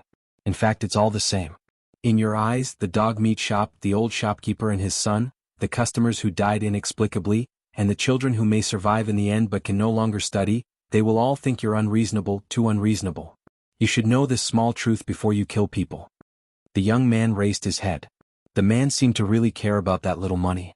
Seeing that he didn't eat, he began to pick up the chopsticks and picked up a piece of meat stir-fried with bamboo shoots. After eating, he picked up a piece of braised river carp and then said, the reason why I'm doing this and telling you this is that I see hesitation and struggle in you. You also think that the old shopkeeper and the cook who deserve to die actually have a good side. You have to know that I have met many people. Even if they are humans, they are even less like humans than you who have worked so hard to become humans. They are not even as good as you, far inferior. So I'm willing to treat you to this meal and… Chen Pingan smiled and took out a piece of broken silver and put it on the table. Then he took out a small piece of money and put it on the table.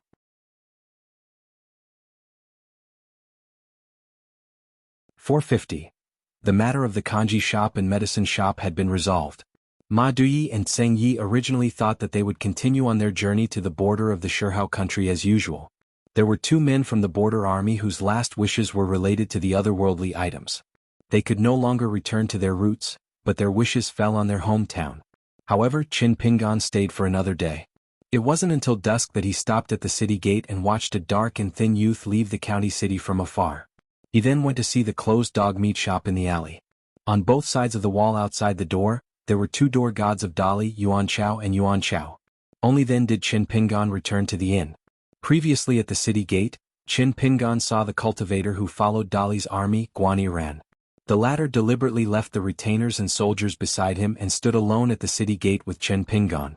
He asked softly, are you going to cast a long line to catch a big fish and temporarily release the tiger back to the mountain so that you can find the place where this little demon obtained the Tao and 1 or 2 immortal items?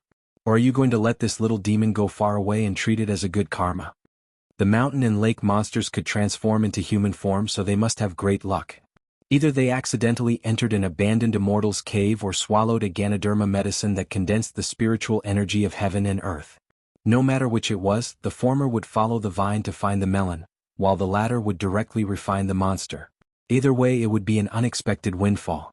Chen Pingan smiled and said, it's the latter. Guan Ran said regretfully, it's a pity. If you didn't show up, I have 2 colleagues who complain every day that they don't have enough to eat would have already set their eyes on this little demon nesting in the dog meat shop. But since you intervened, I persuaded them to give up. It's just an extra. In fact, I still have military affairs to do. Of course, if you choose the former, we can do it together.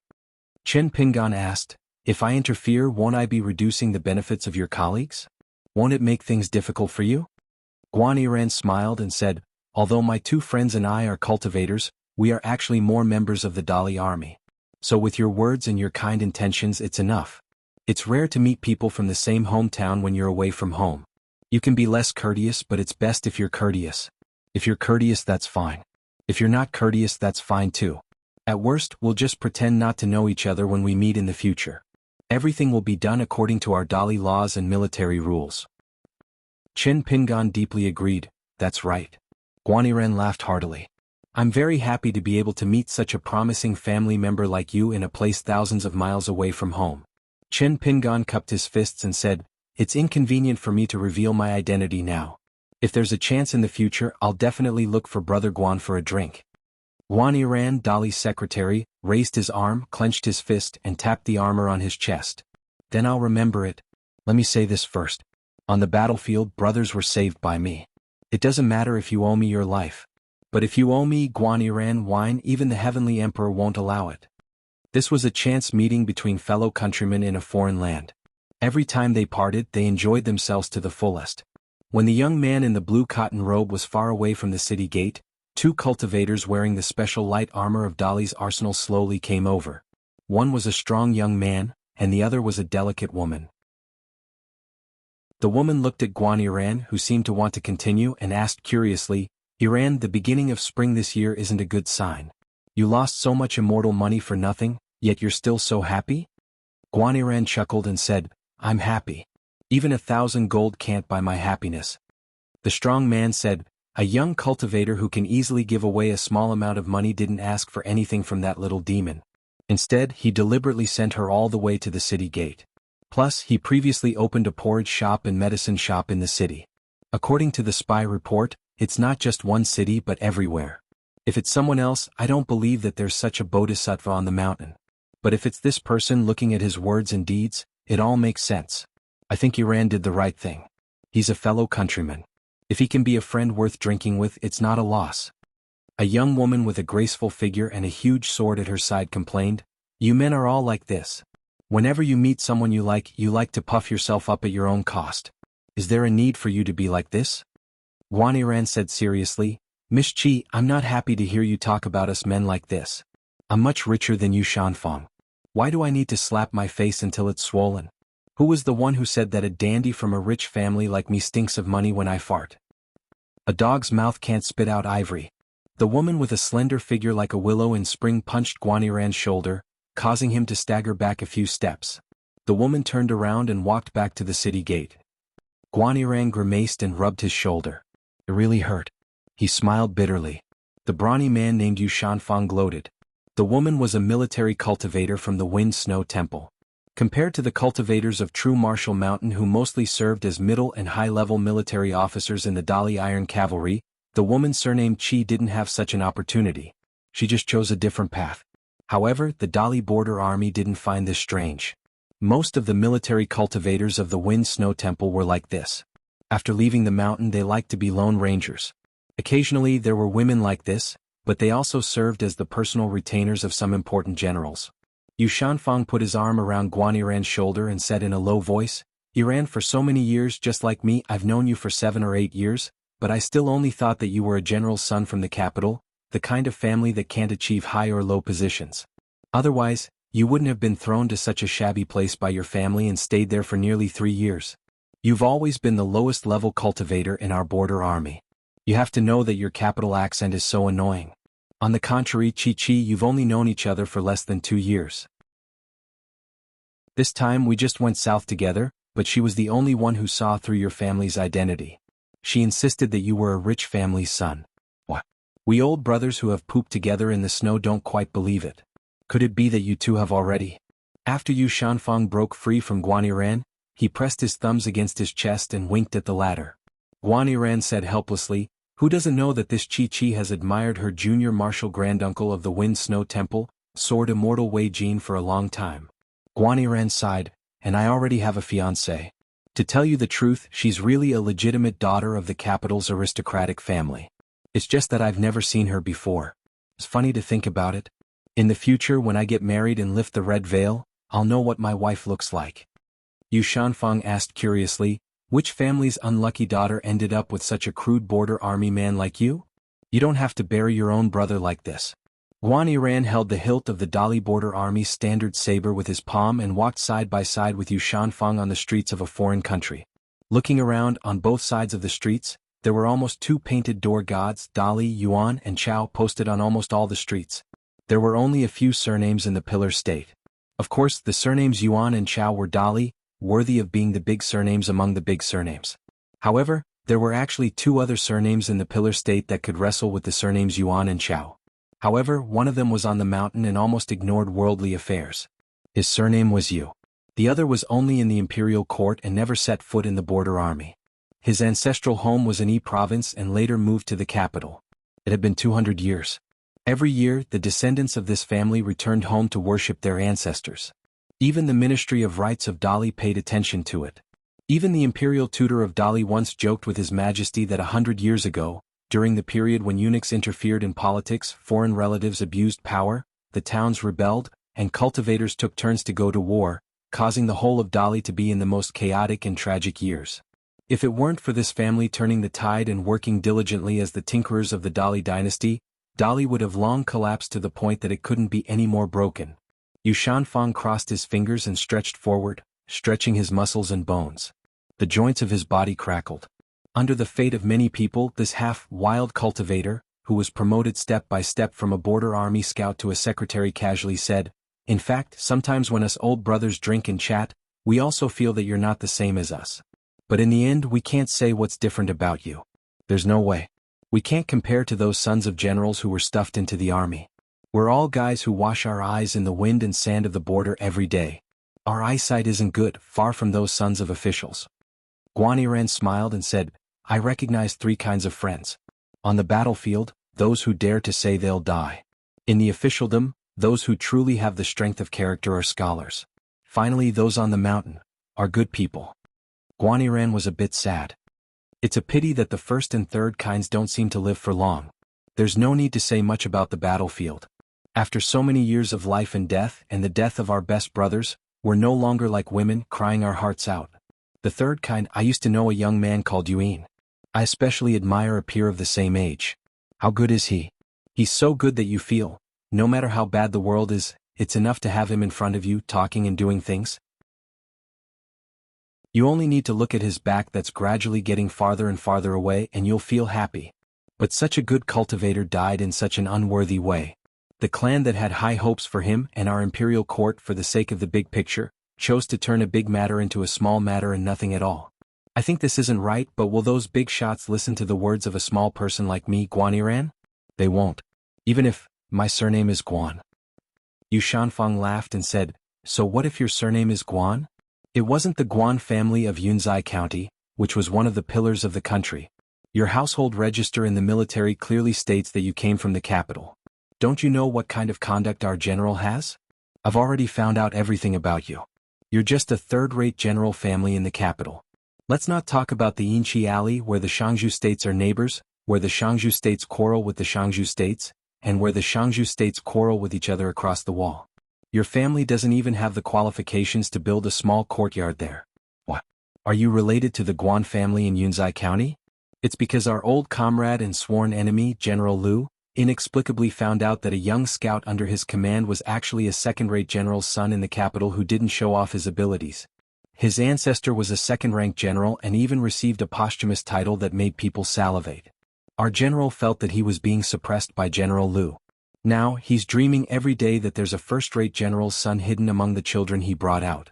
What a joke. Guaniran hesitated for a moment. If I die one day, our general might cry and laugh and scold me. Yu Shanfang said in shock, "What? Are you really a descendant of the Guan family in Yi Province?" Guaniran nodded and said, "Yi Province is Yunzai County's Guan family. I'm the direct great-great-grandson. There's no other way. Although my family's ancestor isn't a cultivator, his muscles and bones are very strong. At 100 years old, he can still drink a jin of wine and eat 2 jin of meat in a meal. Back then, when the imperial tutor saw him, he was surprised." Yu Shanfang rolled his eyes and said, "I don't believe you. If you can see the imperial tutor, I can see His Majesty the Emperor." Guaniran snorted, "I said it. If you don't believe me, then believe it or not. Anyway, it's none of my business." Yu Shanfang said suspiciously, "Really?" Guaniran smiled and nodded, "I'm not lying to you. Remember when I went back to the capital on leave 2 years ago? Chi said that she once followed the preacher to the capital in the first month. It might have been in that Yuhua Lane or Chang Street. At that time I was visiting people, so Chi inadvertently glanced at me. However, those 2 places had strict rules, so Chi didn't dare to follow me. Of course, at that time, Chi and I didn't know each other, so there was no need to investigate my identity." Yu Shanfang quietly stretched out his hand, sneakily wanting to touch Guaniran's head. Guaniran tilted his head and laughed angrily. "What? Thinking about women so much that you've gone crazy. Do you think I'm Chi? Yu Shanfang rubbed his hands and said, "I haven't touched a big shot in my life, so I want to get a feel for it. TSK Pillar State Guan. Tonight, Lousy will get you drunk and then I'll touch you as much as I want. Call the old brothers one by one." Guaniran laughed. "If you can do such a wicked thing, I'll go back and marry the girl you said was a fairy." When the time comes, I'll call you brother-in-law every day. Yu Shanfang kicked Guaniran's butt. Guaniran took the kick and didn't dodge. The two continued to walk side by side. Yu Shanfang suddenly sighed. About this matter, when the brothers leave, you should tell them even if you secretly tell them. Guaniran was silent for a moment, then shook his head. I can't say it.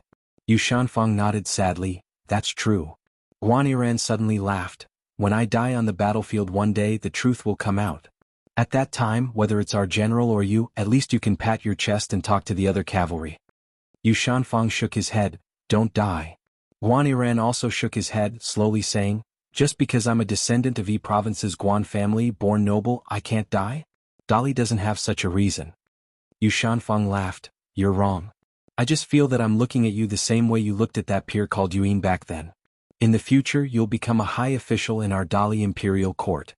Even if you go to the capital at that time, no longer wearing armor and wearing official clothes every day, and I'll still stay in the border army, the two of us won't have anything to do with each other in this life, but I'll still feel at ease, and more at ease. Guaniran nodded. Yu Shanfang asked curiously, I'm puzzled. You young and old general descendants, why do you all seem to like to conceal your identity and become an inconspicuous border army scout? Guaniran laughed and said, in Ichi Alley and Xiao, Street, every descendant of a general family who still has a bit of face hopes that they can be a genuine frontier army scout in this lifetime, not relying on their ancestors' meritorious service, but relying on their own ability to cut off the enemy's head one by one and hang it next to the saddle. In the future, no matter what the reason is, when you return to Inchi Alley and Chang'er Street, even if it's the worst young man in Chang'er Street after becoming a border scout and then meeting those bastards of Inchi Alley on the road, once there's a conflict, as long as it's not too unreasonable, you can just beat the other side up. After that, you don't have to be afraid of implicating your ancestors and family, absolutely nothing will happen. From my grandfather to my generation, it's always been like this. Yu Shanfang clicked his tongue in wonder. This is also possible? Guaniran stomped his feet and smiled. That's why the hooves of our Dali cavalry can step here. Yu Shanfang asked in a low voice, Iran, do you think it's possible that one day in the future, you'll become the first descendant of your Yunzai County's Guan family to obtain the title of a general? Thank you for your auspicious words, thank you for your auspicious words. Guaniran hurriedly bowed to express his gratitude. After straightening his back, he joked, can't you obtain the title as a hunting envoy? Yu Shanfang patted Guaniran's shoulder. Since you're already a descendant of the Guan family, you have to keep a low profile and tone down your tone. Otherwise, just your Beijing accent alone is so annoying. What will happen in the future? Won't you have to be a girl for me and my brothers to touch every day? Guaniran rubbed his chin. Makes sense, makes sense. At the peak of Sui Mountain, the golden armored deity said helplessly, if you continue to waste time like this, I'll see how you'll survive in the future. How long has that busy Grand Chancellor delayed for you? No matter how much he admired your fallacious reasoning in the past, it's going to exhaust all of his goodwill towards you. The old scholar sat cross-legged, rubbing his ears with both hands. The sky wants to rain and the mother wants to marry. Let him be. The golden armored deity said slowly, according to the news, there's something wrong with the Hall of Ancestral Masters of Mount Longhu. That fire dragon spiritual master from the North Continent seems to have done more harm than good after that person delivered that sword strike. The old scholar laughed. How do you know that in the eyes of others, a great disaster isn't the result that this grand heavenly master of Mount Longhu with a different surname wants? The golden armored deity was just casually mentioning it. Not to mention a grand heavenly master with a different surname, even if it was the grand heavenly master of Mount Longhu's grand heavenly master residence, he, the great god of Mount Sui, wouldn't care at all about what he did. However, the three grand chancellors of the academy who belonged to the three branches of the Confucian school respectively hit a wall with Bai Zhe, that proud scholar, and the old scholar. They either returned empty-handed or couldn't even meet each other. Even the master deity of Mount Sui and the Great Peaks would feel worried. This was because the matter was too big and involved the most fundamental trend of the world. The old scholar said, compared to the other major schools of Confucianism, my students are considered very few. It can't be helped. I'm picky and no one can compare to me. The golden armored deity sneered, is there any meaning in telling such nonsense to me alone? The old scholar nodded, it's more interesting than telling it to me alone. The golden armored deity shut his mouth and didn't say anything. Seeing that this fellow didn't quarrel with him, the old scholar was a little disappointed. He could only continue, Boss Chui Dong is the most talented and likes to go down a dead end. This is the best attitude to have when it comes to learning. However, Chui Dong is too smart. He's been pessimistic about this world since the beginning. Let's talk about third brother first. Chi Jing Chun is the most knowledgeable. It's not as simple as just being the most knowledgeable. Even I, as a teacher, have to praise him as all-encompassing and magnificent. If he didn't have a teacher like me and was in the school of the Sage of Rights or the Second Sage, he might have achieved even more. Chi Jing Chun, on the other hand, is optimistic about this world. Back to second brother, left and right is the most stubborn. He's actually a very good person. When I was still living a poor life in the shabby alley, I let him manage the money. He's much more useful than a teacher like me who can't even hold on to a bag of money.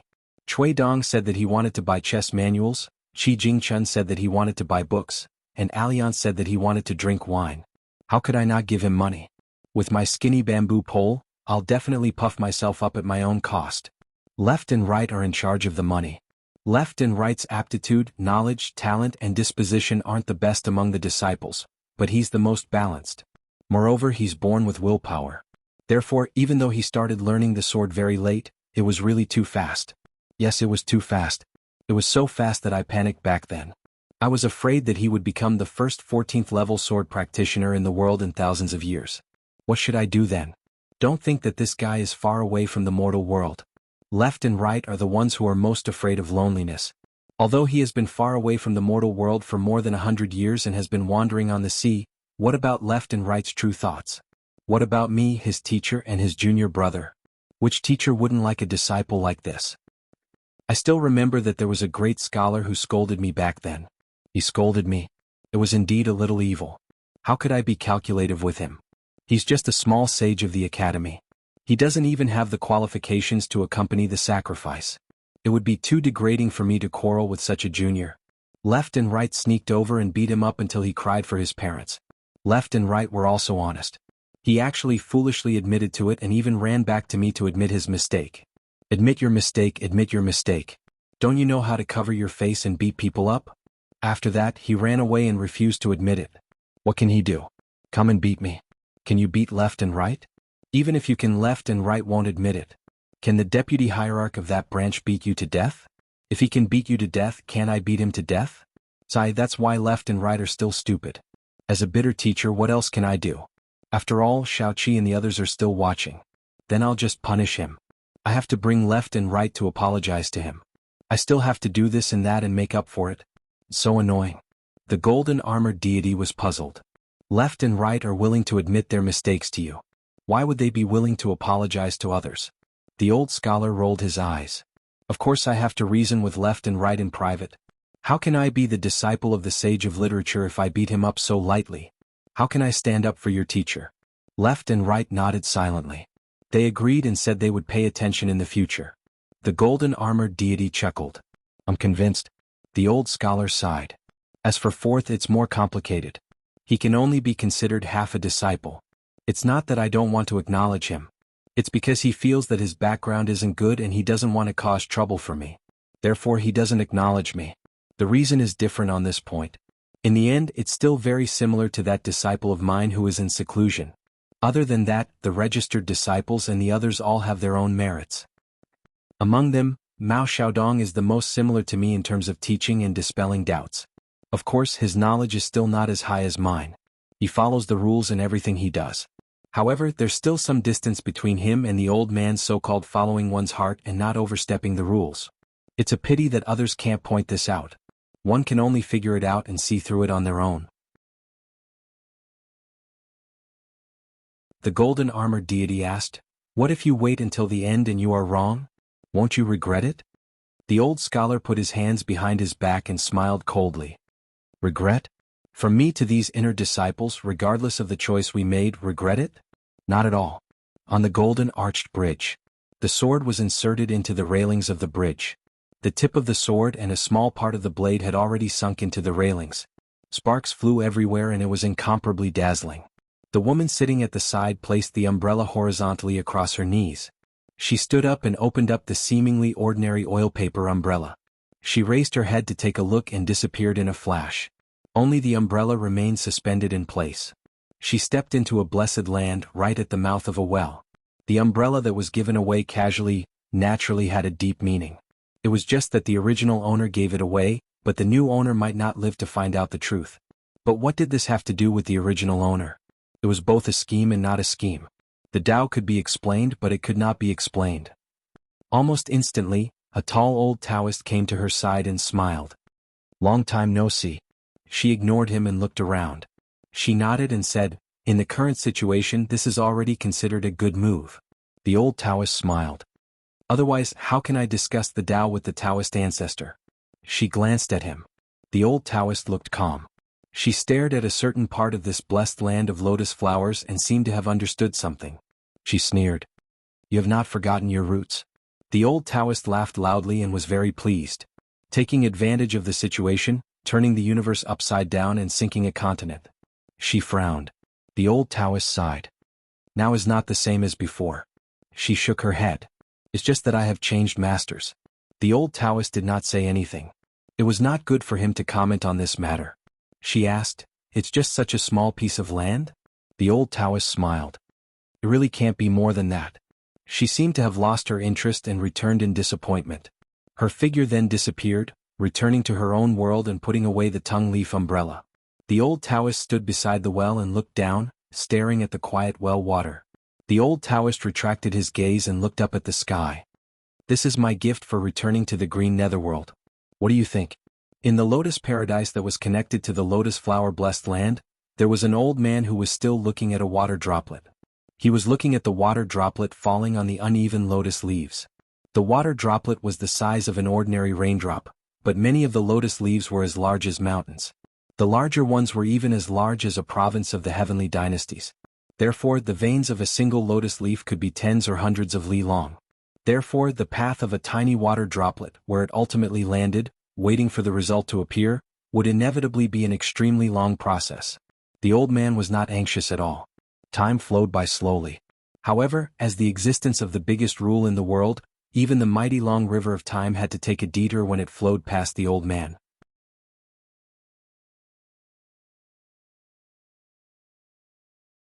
Behind them, the local people began to curse the soldiers of their country. They said all kinds of nasty things. They said that they did not have the ability to fight the Dali barbarians but bullied their own people. Each one was more impressive than the other. They should die on the battlefield so that they could avoid harming their own people in the future. Some people even suggested that they should send a message to the Dali cavalry in a nearby county. They might even be able to get a reward. After the cavalry left the county, the young soldier suddenly burst into tears. An old military officer who looked like a captain stopped his horse and cried. The entire group of soldiers, who were yellow and thin and almost all of them were injured, also stopped their horses and moved forward. They were panic-stricken and confused. Qin Pingan asked Ma Dui and Zheng Yi to stay where they were and rode away slowly. At their peak, this famous old battalion of cavalry at the border of the Shurhao kingdom had more than 2,000 elite riders. Now there were less than 80 of them left. They all looked like they were facing a great enemy. Qin Pingan threw out a heavy bag and said in the official language of the Stonehair Kingdom, "Let's go. Take off your armors and waistcoats. Use this money as your travel expenses and settlement expenses." The old military officer caught the bag and opened it. It was full of official gold ingots. The old man looked up with a puzzled expression. Qin Pingan said, "If you don't want to give up just like that, you can choose a few clever brothers to disguise themselves as merchants and go to those towns that have already settled down to buy grain. Try to avoid the spies and scouts of the Great Li and buy less grain every time. Otherwise, it will easily arouse the suspicion of the local authorities. Now, I believe that you can't tell who is on your side."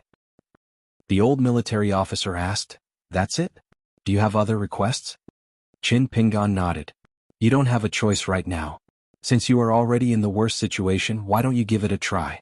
Besides, if I want to rely on your dozens of heads to ask for rewards from the county government that has already surrendered to the Dali, there is no need to go through so much trouble.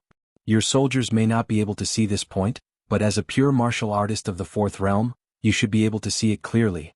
The old military officer wanted to say something but stopped. Qin Pingan waved his hand. "That's all I can help. I'm not a child of wealth. Don't treat me like a fool." The old military officer was resentful. He could only give up on the idea that was indeed not very kind. After generously putting away the bag of life-saving gold ingots, he cupped his fists and thanked the thin man in the green cotton robe. "Sir, you are very righteous." Chin Pingan cupped his fists in return and left. As for the final decision of the Shirhao Kingdom cavalry, they did not follow the young man's choice from beginning to end like the dog meat shop in the provincial capital. The old military officer was somewhat deflated. He hadn't even asked for the name. At that time, Ma Dui saw Sir Chin galloping back and said teasingly, "You say you're not a child of wealth, but in reality?" Chin Pingan smiled and said, "Seeing through but not speaking about it is a good habit to conduct yourself in this world." Ma Dui was just about to say a few more words to him, but Chin Pingan had already galloped away. He could only hurry along with Zheng Yi. The hooves of the three riders lightly stepped on the boundless earth in the warmth of spring. At this time, Ma Dui put down the bronze mirror and turned his head to look at Chin Pingan, who had already closed the account book. He asked, "Sir Chin, can we return to Book Slip Lake before autumn?" Chin Pingan nodded and said, "More or less." Ma Dui stretched himself and accidentally bumped into the big bamboo box behind him. He hurriedly reached out to hold it. The box was full of treasures that he had obtained at a low price from the three cities recently. Even if they were wrapped in silk and padded with cotton cloth, he was still worried that he would hurt those particularly delicate things. According to the old ghost who lived in the fake-colored glass pavilion, these were mostly treasures that the rich and powerful people in the human world liked. In troubled times they were far less valuable than real gold and silver. However, in times of peace and prosperity, even a small bird food jar could be worth 200 or 300 taels of silver. It was not difficult for rich people who were fond of this kind of thing to double the price. These items could also be placed in Sir Chen's items. However, Ma Dui liked to open the box and rummage through it every time they stopped. Just like the small bronze mirror that he loved so much that he couldn't bear to part with it. Taking it out for fun was asking for trouble. She carried it herself. Zheng Yi was now a true fourth realm cultivator. Ma Dui's comprehension and aptitude were better. He was even a fifth realm otherworldly item. However, in terms of cultivation foundation, Zheng Yi was still better. This was the importance of one's foundation. One didn't mind being slow, the other didn't mind being fast. Zheng Yi and Ma Dui were getting along more and more harmoniously. They had some chemistry. As they ate, Chin Pingan still habitually chewed and swallowed slowly. Zheng Yi squatted at the side and ate big mouthfuls of rice. He asked casually, "Sir Chin, how's my boxing stance?" Chin Pingan smiled and said, "It's sparse." Zheng Yi sighed. He originally thought that his six-step stance was not something that he could do easily. Practice makes perfect, and there was no way he could run away from it. Ma Dui added fuel to the fire and said, "You're not cut out for martial arts. Even an outsider like me can see it clearly. Your boxing stance is empty and loose. You haven't even reached a higher level. Zheng Yi, do you still think it's pretty good?" Chin Pingan comforted Zheng Yi, "Since martial arts is not your main business, it's enough to strengthen your body and help you grow your muscles and bones. Otherwise, if you produce a breath of pure true qi, it will clash with the spiritual qi in your qi residence. It won't be good." Zheng Yi said gloomily, "Either I can't learn anything or I learn everything slowly. Sir Chin, why aren't you anxious?" Chin Pingan was amused and said, "If being anxious was useful, I would be anxious with you too." Ma Dui held back his laughter and was about to say something. Chin Pingan raised his hand and said, "Shut up. Don't make fun of Zheng Ye's cultivation. Also, as for whether Zheng Ye's boxing stance is good or bad, it would be strange if you could tell. Senior just casually commented and borrowed it for you to use, right?" Ma Dui smiled and narrowed his eyes. He didn't say anything, silently admitting it. The three of them continued to walk along the border of Shirhao country. They came to a celestial sect in the northern region called Mount Yulua. The scenery was beautiful and the spiritual qi was abundant. When Ma Dui and Zheng Yi entered the boundary, they felt relaxed and happy. They couldn't help but take a few more breaths. In many places with barren spiritual qi, the common people might not even meet a single cultivator in their entire lives. That was the reason why merchants bustled about in search of profits, and cultivators walking in the mortal world would also subconsciously avoid places with thin spiritual qi.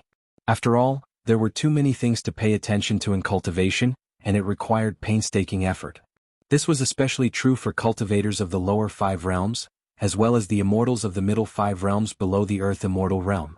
Wasting their precious time in a place with no spiritual qi within a radius of 1,000 miles was a kind of squandering. In the past, the chaos of war had spread to the mountains of Stonehair Kingdom. Later on, for some unknown reason, many small mountains had gathered together, vaguely taking Yulua Mountain as the leader. Yulua Mountain occupied a relatively large area. Previously, it had followed the path of a single immortal, belonging to a large family with few members. Therefore, many of the mountains in Yulua Mountain were rented out to the low-level cultivator sects of Stonehair Kingdom who came to seek refuge. In just 2 years, Mount Yulua had a good reputation. It was said that there were many celestial shops opened here. This was also the reason why Qin Pingan came here. Since he was passing by, he let Zheng Yi and Ma Di see if they could sell the dozens of miscellaneous spiritual weapons that they picked up at a good price. All the celestial money that they got would belong to them. As for how to divide the spoils, after the event, Qin Pingan didn't care. He let Zheng Yi and Ma Di discuss it themselves. However, he estimated that Zheng Yi would suffer a big loss. With Ma Di's shrewdness, 3 Zheng Yes would not be her opponent. Qin Pingan thought that if one day he opened a shop to do business, Ma Di would be a good helper. When they arrived at a mountaintop near the border of Yellowa Mountain, Qin Pingan discovered that quite a number of refugees had been gathered there. The bazaar had been constructed quite well, and there was a boiling cauldron of voices. Along the way there were many places that were in the process of breaking ground, bustling with activity. Other than the relatively strong young men, there were also many women and children who were able to make it to Yellowa Mountain alive. They were all working hard. What surprised Qin Pingan the most was that the Shurhao country's martial temple had already been completed. Although it was crude, it did not lack the necessary etiquette of the imperial court. In addition, there were some cultivators who were busy building the protective formation of the mountain. This was probably the earliest embryonic form of an immortal fairy or a sect on a mountain. 2 cultivators saw Qin Pingan and company who were leading their horses. Facing these 3 unfamiliar faces, their eyes were filled with vigilance. They secretly contacted their fellow cultivators and gathered together from all directions to intimidate this group of outsiders. Qin Pingan was no longer wearing the Verdant Gorge Island's jade pendant. There was nothing he could do about it.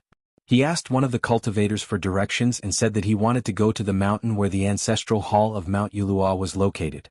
The group of cultivators led by an old cultivator in the cave-dwelling realm pointed the way. When Qin Pingan and company left the market, they heaved a sigh of relief and continued to work on the mountain and river formation. There was no other way. They were just a low-level sect. Even if they took refuge and moved to Mount Yulua, compared to the other rich celestial mansions, they could not gather too much celestial money. They could only be thrown here by the ancestral hall of Mount Yulua.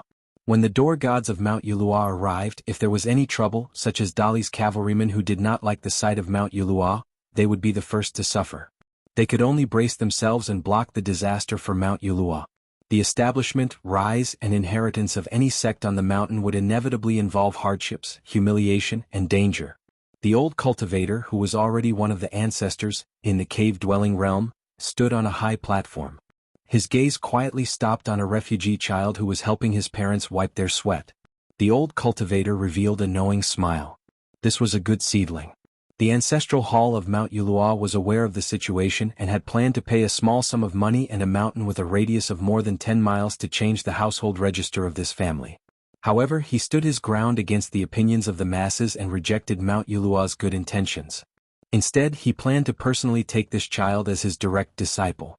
Perhaps after 60 years or 100 years, his sect would have another cultivator in the cave-dwelling realm. Perhaps even reaching the sea-viewing realm of the ancestor in the history of his sect would not be an extravagant hope. Thinking of this, the old cultivator was rather gratified. Although his fellow disciples in the ancestral hall quarreled fiercely at the beginning, after all, a small sum of money, especially an extra mountain, was of great significance. However, after rejecting the proposal of Mount Yulua's ancestral hall, they were united as one. Even the stingiest youngest apprentice brother had decided that on the day of the child's apprenticeship ceremony, he would take out a spiritual item that he had kept for a long time and give it to his apprentice nephew. After Qin Pingan left the market, he suddenly looked back and asked, "Did you see anything?" Zheng Yi and Ma Di were puzzled. Qin Pingan shook his head and said, "Nothing. Maybe my eyes are playing tricks on me." Ma Di joked, "Mr. Qin, it's not good to speak halfway." Qin Pingan laughed. "When you are able to take charge of your own affairs, you will know that speaking halfway is a subject worth studying." Ma Di clicked his tongue and said, "Mr. Qin, you are getting better at bragging about your abilities." Qin Pingan turned around on horseback and gave a fist salute. "You flatter me." Ma Di laughed angrily. Mr. Chin, if you continue to be like this, you will become the Mr. Chin in my heart. Zheng Yi shook his head and said, you flatter me. It was obvious that this young man was more biased towards Mr. Chin. In the end, Ma Dui suddenly stretched out his sleeve and slapped him in the face, causing him to feel a burning pain. Zheng Yi said angrily, a gentleman uses his mouth, not his fists. This time it was Ma Dui's turn to shake his head. Only villains and women are difficult to deal with. Don't you understand this simple principle? Chen Pingan smiled bitterly, that's not how you interpret it. However, since you are willing to mock yourself, I don't think there is a problem. The three of them laughed and joked along the way until they arrived at the real Mount Yulua's entrance. Compared to the two immortal mountains they passed along the way, this place was imposing and had a different world. Compared to Mount Huangli, the spiritual qi here was even stronger. At the foot of the mountain, there was a peaceful small town beside a mountain and a river. Or rather, it was a relatively large village. Looking at the buildings, there should be more than 1,000 people living here. The so-called grandeur of the mountain, without the mortal world, became a pavilion in the sky, a river without a source. It was just that many immortal masters who had yet to reach the peak of the mountain were too lazy or disdainful to think like this. To reach the village at the foot of the mountain, and then to go up the mountain they had to cross a river. It was not an arch bridge but a slender serpent peacefully lying in the river. On its back there was a villager leading a buffalo over. They should be heading to the nearby fields to work. Behind the strong young man and the water buffalo, there was a young child riding on a green bamboo.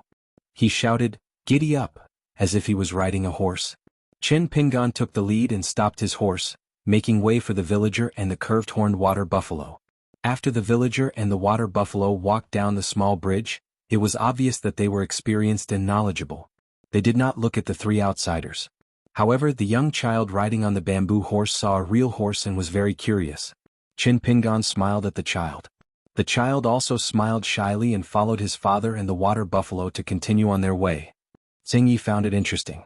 On the cloud-covered Yulua mountain, there were often sword lights and rainbows cutting through the sky.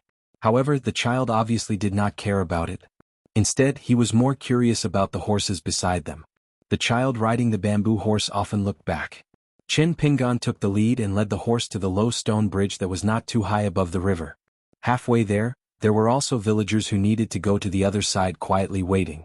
After walking down the stone bridge, Chen Pingan nodded to them to thank them. The villagers smiled and nodded back. Zheng Yi was thoughtful. So was Ma Dui. At this moment, Chen Pingan suddenly turned his head and looked at the sky. The small wooden box of the sword tomb in his sleeve and the verdant canyon islands offering jade tablet almost simultaneously became boiling hot. Regarding this matter, Lu Jimao did not hide it at first. He could use them to track Chen Pingan's footsteps. Chen Pingan had no objection to this. A cultivator's snow-white rainbow light broke through the sky from outside Yulua Mountain and landed with a loud bang. It was Zhang Yi, an old cultivator of Verdant Canyon Island with a panicked expression and chaotic spiritual aura. He was in charge of the secret storehouse and the fishing room. This secret journey to the north almost exhausted the spiritual aura accumulated in several of Zhang Ye's natal aperture acupoints. This was a reckless act that damaged the foundation of the Great Tao. It was the same reason that the courier horse would inevitably hurt the horse if it rushed 800 miles to send a message, or even if it died one after another. Zheng Ye's face was full of joy at first. After all, Zhang Yi was his benefactor who personally pulled him out of the fire pit on Misty Moon Island. However, when the teenager saw Zhang Ye's face, he immediately shut up. Chen Pingan supported the swaying Zhang Yi and asked softly, "Is there a change in the calligraphy lake?" Zhang Yi said miserably, "The weather has changed." Chen Pingan sighed. He had expected this situation to happen. However, because it was not the worst situation, Chen Pingan did not do too much to deal with it. In fact, he could not do too many effective measures. After all, there was a limit to human power. It was very simple. Either Su Gaoshan, the chief of Dali, or the person behind Lu Laoqing of Gonglu Island had begun to enter the game. Or both sides had joined hands. Tan Yuani of Grain Island had changed sides and only wanted to protect herself. Lu Jimao could not bear to give up the foundation of Verdant Canyon Island and was schemed against. It was normal to be in danger. However, this was definitely not good news for Chen Pingan at the moment. Chen Pingan had already grasped the situation of Calligraphy Lake. The chessboard that he had painstakingly set up might have been casually overturned by later players. Zhang Yi knelt down with a thud. "Please save the island master, Mr. Chen." Qin Pingan shook his head and asked directly, have Gu Kan and his mother been secretly detained by Senior Zhang? Zhang Yi, who was kneeling on the ground, raised his head. It happened so suddenly. Verdant Canyon Island could not do such a thing. Even if they could, I would not do it because I know it will only backfire. The only one who can save the island master is Mr. Qin. Qin Pingan helped Zhang Yi up and said slowly, Senior Zhang, please get up and speak. I will listen to you first. However, it is almost impossible to save Lu Jimao. I believe you already knew this when you were on your way here. The reason why you came here is to do your best and leave the rest to fate. Zhang Yi nodded gently and smiled bitterly. There was a hint of gratitude in his eyes. Qin Pingan was having a headache. In front of Zhang Yi, some words were just like the joke with Ma Dui. He only said half of it and did not say it out loud. Zhang Yi naturally did his best. However, it was very likely that Zhang Yi also knew that his whereabouts had fallen into the eyes of some people.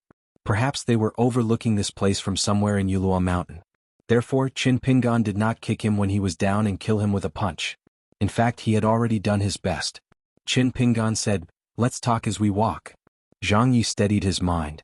His first sentence shook the hearts of Ma Dui and Zheng Yi, who were listening attentively. Our island master was not a match for an unknown cultivator.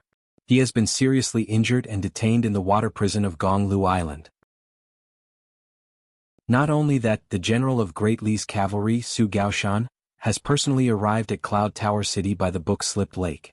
He threw his whip into the lake and threatened to kill all the wild cultivators of the Book Slip Lake within 10 days. Qin Pingan's first thought was that the powerful cultivator who could suppress Lu Jimao was the Mahist Ranger Su Ru'a or the sage Ruan Tan.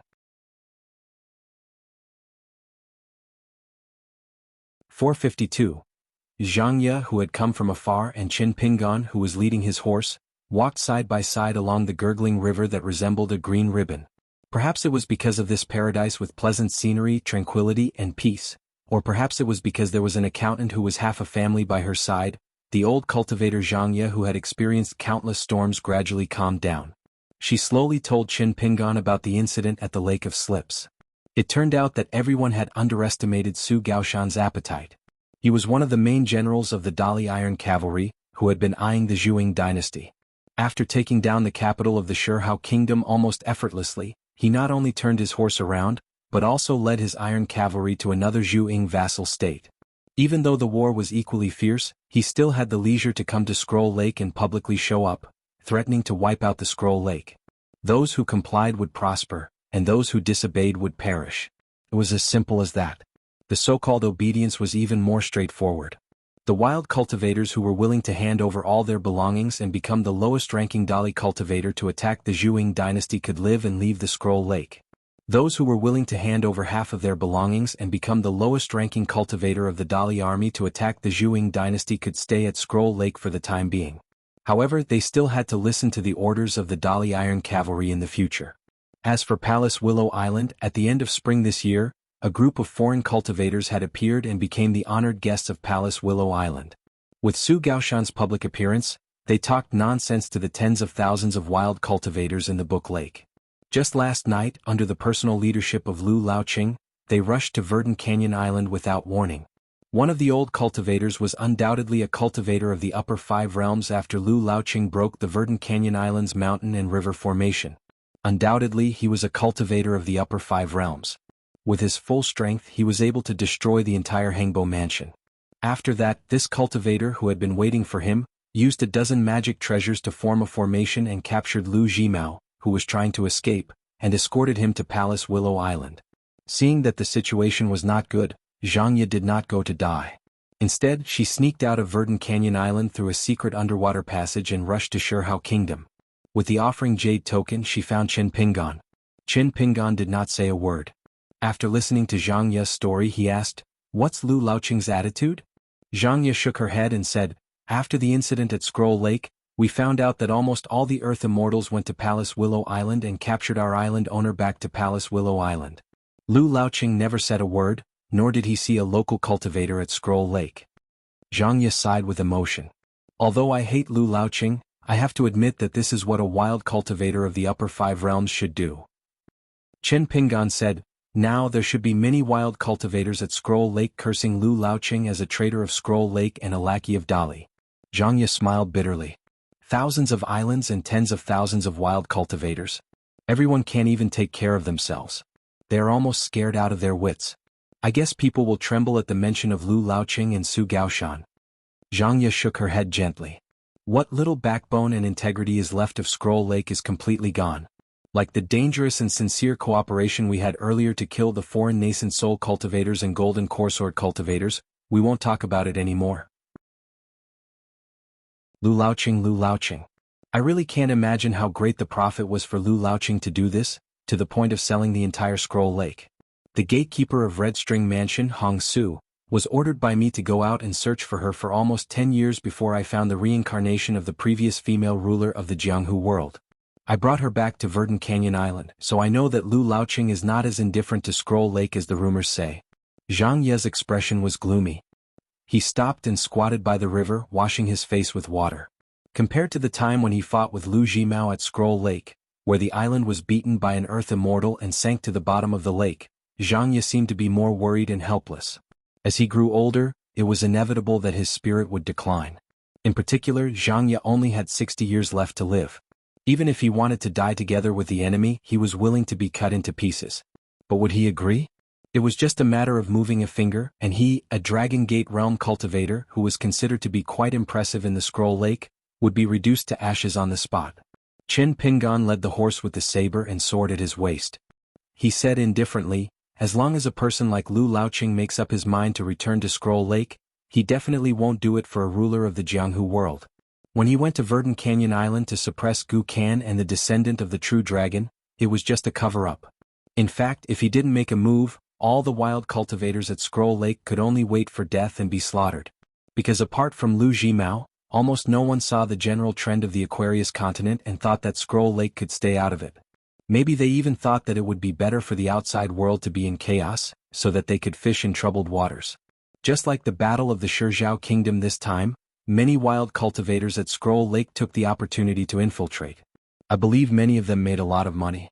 But they didn't expect that they would be raided right after they made a small fortune. They didn't know who they were working for after hundreds of years of hard work. Zhang Ye, who had been squatting by the river, said helplessly, "You can't blame Scroll Lake for being blind. To put it bluntly, other than our Verdant Canyon Island, there are also enemies like Green Tomb and Heavenly Grandmother Island. If they want to ride on the Dali cavalry's coattails, they have to see if they are willing to stretch their legs and walk into the temple with a pig's head." Qin Pingan nodded and said, "That's true." Zhang Yin stood up and exhaled. "But if you are really smart and dare to bet big, you should have come to the Shizhao Kingdom earlier to contact the Dali cavalry and take the initiative to submit a certificate of allegiance to a general."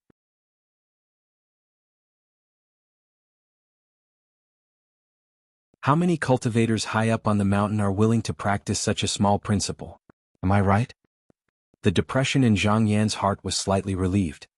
Then I'll go to the small mountain that Mr. Qin mentioned and take a look and find some principles? Qin Pingan smiled and said, "Why not?" Zhang Yan looked around. How many years had it been since she could calm down and see the human scenery at the foot of the mountain? Qin Pingan said, "I won't rush back to the Book Lake immediately for Lu Jimao. I still have my own things to do. Even if I go back, I will only do what I can." Zhang Yan nodded. If we just met and heard this answer, I would be burning with anxiety. But now I'm not in the mood. I don't dare and don't want to force you. Mr. Qin, just do things according to your own ideas. Qin Pingan and Zhang Yan said almost at the same time, "We still have to be polite." The two looked at each other and smiled. Zhang Yan straightened her clothes and left. She no longer turned into a rainbow and rode the wind. She walked across the small bridge and slowly left. Qin Pingan took Ma Dui and Tseng Yi with him and led the horses through the village's bluestone path. After climbing the mountain, they passed through the gate of Mount Yulua. It was not 1,000 miles away. There was only a small memorial archway, and there was not even a cultivator guarding the door. The cultivators of Mount Falcon had a single lineage. Even if there was more than one lineage in the ancestral hall, they could still be counted on one's fingers. Excluding the consecrators and guests, the true cultivators of Mount Falcon numbered no more than 20. However, on Mount Falcon, there was a place similar to the Heavenly Street of Bronze Leaf Island and the Apes Wailing Street of Chishui City. After all, cultivators cultivated the Tao and used silver to pave the way. This was an unchangeable principle, so Mount Falcon was not too deserted. Qin Pingan looked back. Zhang Yan's figure was already nowhere to be seen. If Zhang Yan did not get the answer she wanted from him, and Lu Jimao was imprisoned and became a prisoner of Palace Willow Island, and was even likely to be decapitated, wouldn't Zhang Yan be disappointed? She would definitely be extremely disappointed. But disappointment was one thing, but what to do after disappointment or how to do it, depended more on one's temperament and skills. Therefore, Qin Pingan respected people like Zhang Yan and Guan Yiran, as well as the ghost general of Shihao Kingdom, Huang Lishan and Su Xinzhai, whom he met by chance at the Ling official temple. We never knew when we were walking on the muddy road of suffering, whether we would encounter a bigger storm and snow, whether we would meet one or two good people like a flickering lamp. Qin Pingan invited the ghost who was a cultivator of Guanhai State when he was alive to take a look at Ma Duyi and Tseng Yi. On the street of Mount Yaoyuo, Ma Duyi shopped around all the shops, big and small. She compared the goods to 3 different shops. Some were selling spiritual weapons, some were buying. She and Tseng Yi already had a share of the loot. She would even help Tseng Yi to come up with a plan. In the current realm, which spiritual weapon should be bought was the most cost-effective. She should not blindly seek for the best and be greedy for the quality. Although Tseng Yi was picky and often envious, he would still listen to Ma Duyi's advice. Qin Pingan saw this and laughed in his heart. Because it was an immortal shop, some of the treasures that had been eaten for decades or centuries, or had just been bought at a low price were often added to the business of immortals. This was similar to when Qin Pingan bought the painting of the court lady and the great imitation canal yellow sword, and the old shopkeeper gave him 3 small things that didn't cost a copper coin. Every time this happened, the old ghost would come out. Cultivators who had cut themselves off from the mortal world, even if they were merchants, might not be able to judge the quality and value of antiques from the secular dynasties. Therefore, Qin Pingan and his group picked up some leftovers. They returned with a full load. They left Mount Falcon. Qin Pingan still followed the established route, walking on the border of Shihao Kingdom, passing through the cities and passes, fulfilling the last wishes of the otherworldly creatures and ghosts, big or small. However, during this period he kept a close eye on the movements of the Lake of Slips. It was similar to a cultivator in a shop in Mount Falcon buying a stack of old imperial newspapers at a low price. The news about the Lake of Slips was mostly trivial. In April, when the water was too small to be full, if he were in the small town of Lizhu Wonderland, he would have to be very careful about the competition for water in the fields. Otherwise it would affect the annual harvest. When Qin Pingan was about to return to the Lake of Slips, he received an Immortals Imperial newspaper that was widely circulated in the north of Shihao Kingdom, which recorded several big news. The general of the other Dali cavalry, Cao Yao, was extremely bold in using his troops. He took the risk and divided his troops into 3 groups, leaving only the middle army to stay in the same place to confront the army of the Zhuang dynasty at the border. The other 2 cavalry groups successively broke through 2 vassal states of the Zhuang dynasty. Of course, they didn't annex them. Instead, they completely scattered the field troops of the 2 vassal states that could be freely deployed. Many troops could only shrink, relying on the big cities and towns to form their own camps, trapped in a corner. This gave Cao Yao's cavalry more freedom. The refugees of the 2 countries crazily poured into the border of the Zhuang dynasty. Envoys from the vassal states' temples constantly went to the capital of Zhuang dynasty. They cried for their parents, kowtowed and bled, and begged the Zhuang army to save the people, so that they could decisively attack and fight the barbarians of the Dali outside the city. Because of this, the general who guarded the border of Zhuang and confronted Cao Yao was criticized. The infamy of his cowardice spread throughout the Zhuang dynasty. There was even a rumor that he had secret dealings with the Dali. The Zhuang dynasty was forced to be divided into 2 camps, the main camp and the main camp. The civil and military were mixed together, on and off the mountain.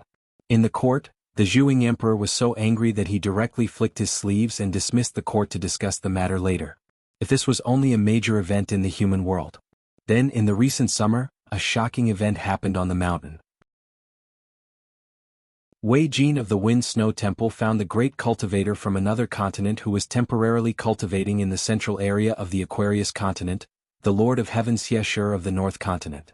After the battle, Wei Jin left the Aquarius continent alone and went to the inverted mountain on his sword. There were only a few spectators in the battle on the mountain. The outcome of the battle on the mountain was not leaked. But since Xieshur continued to stay in the Aquarius continent, the Taoist Lord of Heaven who had already angered the people of the Aquarius continent definitely did not lose. However, even if Wei Jin could not defeat Xieshur with one sword, The cultivators of the Aquarius continent did not have any complaints about the landsword celestial who had just entered the upper 5 states. They only felt honored as a cultivator of the same continent. The sword cultivators of the Aquarius continent were especially proud.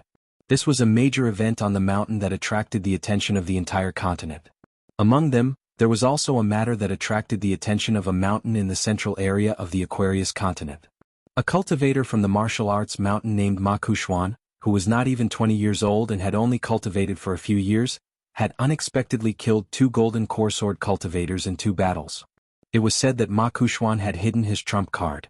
The Zhuang dynasty chose to remain silent because Ma Kuxuan's guardian of the martial arts mountain and the members of the royal family of the Zhuang dynasty were watching from the side. There was no problem with Ma Kuxuan's attack. It was just an honorable. For a time, Ma Kuxuan's name spread throughout the entire Aquarius continent. After the young full moon, especially during the rainy season, there was a lot of dampness and evil qi.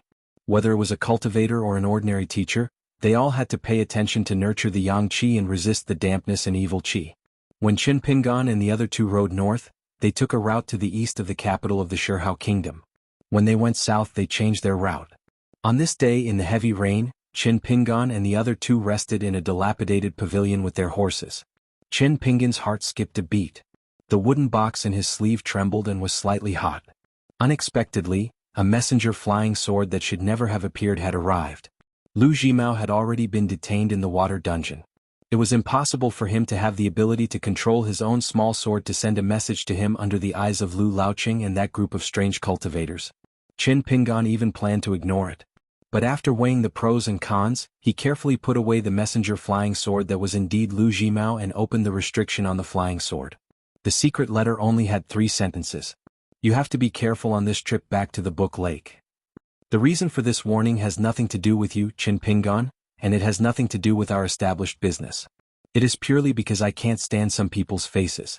To show my sincerity, I borrowed Lu Jimao's flying sword. Intercept the flying sword, there is no need to reply. After Qin Pingan put away the wooden box, he fell into deep thought. There was no doubt that it was the work of Lu Laoqing of Palace Willow Island. But as to why it was so, it was worth pondering. Lu Laoqing's honest warning was definitely not the superficial change of the situation at the Book Lake. There was no need for Lu Laoqing to tell Qin Pingan about it. Qin Pingan was not blind or deaf, and Zhang Yi had come to inform him. With Lu Laoqing's meticulousness and ambition, he would not waste his breath on this kind of thing.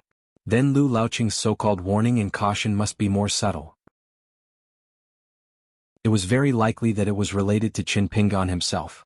Qin Pingan stood at the edge of the constantly leaking small pavilion and looked at the gloomy curtain of rain outside. Now there was a worse result waiting for him. Zhang Yi had escaped from the Book Lake with the help of the hidden secret passage of the Verdant Canyon Island. It might have been within the expectations and calculations of some people behind the scenes. But why didn't they directly attack Gu Kan and the Spring Court Mansion? Why didn't they choose a simpler and more effective method to force him to rush to the Book Lake? Why didn't they directly kill him? Qin Pingan sighed and murmured, "Is it another battle of the Great Path? Then it makes sense that it wasn't a sect from the Aquarius continent. Was it the Tongyi sect where Du Mao was? Taiping Mountain, definitely not it. The first sect I passed by in the Tongyi continent, the Fushi sect? But I was just passing by with Lu Tai at that time. There should be no conflict between us. The Battle of the Great Path also has a difference in strength and width. The other party must be a cultivator of the upper 5 states to be able to chase me all the way to the Aquarius continent. So the possibility of it being the Fushi sect is not high." Qin Pingan frowned, but it doesn't look like the old Abbey Dean with the supreme Taoist power. The Great Path on his side shouldn't be so small. Qin Pingan suddenly turned his head and said, "Seng Yi Ma Dui, you don't have to accompany me back to the Book Lake. Go directly to the border of the Shihao Kingdom and Meiyu Kingdom and wait for me at Liuxiao Pass." Seng Yi wanted to say something, but Ma Dui pulled his sleeve. Qin Pingan turned back and continued to look at the curtain of rain. They parted at the pavilion. He rode south alone. The thick green cotton robe was replaced by a thin, fitting green shirt. Qin Pingan arrived at Green Tong City in the boundary of the Book Lake without any trouble. Green Tong City was, after all, a power at the edge of the Book Lake. The undercurrents and changes at the Book Lake, as well as Su Gaoshan's shocking words and actions at Pond City, to the local residents of Green Tong City, whether they were the idle cultivators who could not establish their own sects or the commoners who were begging for food, the bigger the matter, the quieter it was. Because under the general trend, what else could they do if they did not accept their fate? It was especially so for the local ordinary people. The outside world was so chaotic. Even if they had some savings, where could they move to? Did they dare to? Green Tong City had many delicacies. Chen Pingan randomly found a bun shop and was pleasantly surprised. He bought 2 buns. He loved them, so he bought 2 more. It had been a long time since Chen Pingan felt 90% full. The shop was newly opened and the shopkeeper was very young. He was not a teenager. Business was good. On his way from Green Tong City to Pond City around the border of the Book Lake, Chen Pingan inquired about some news. Compared with the war-torn Shihao Kingdom, the gossip here was obviously closer to the truth. More than half a year had passed at the familiar ferry in Pond City, but the ferry was still quietly tied to the shore. Even though Liu Zhimao had completely lost his power on the Verdant Canyon Island, his identity as the first Minister of Offerings still carried some weight. On the way here, he left the horse at an inn.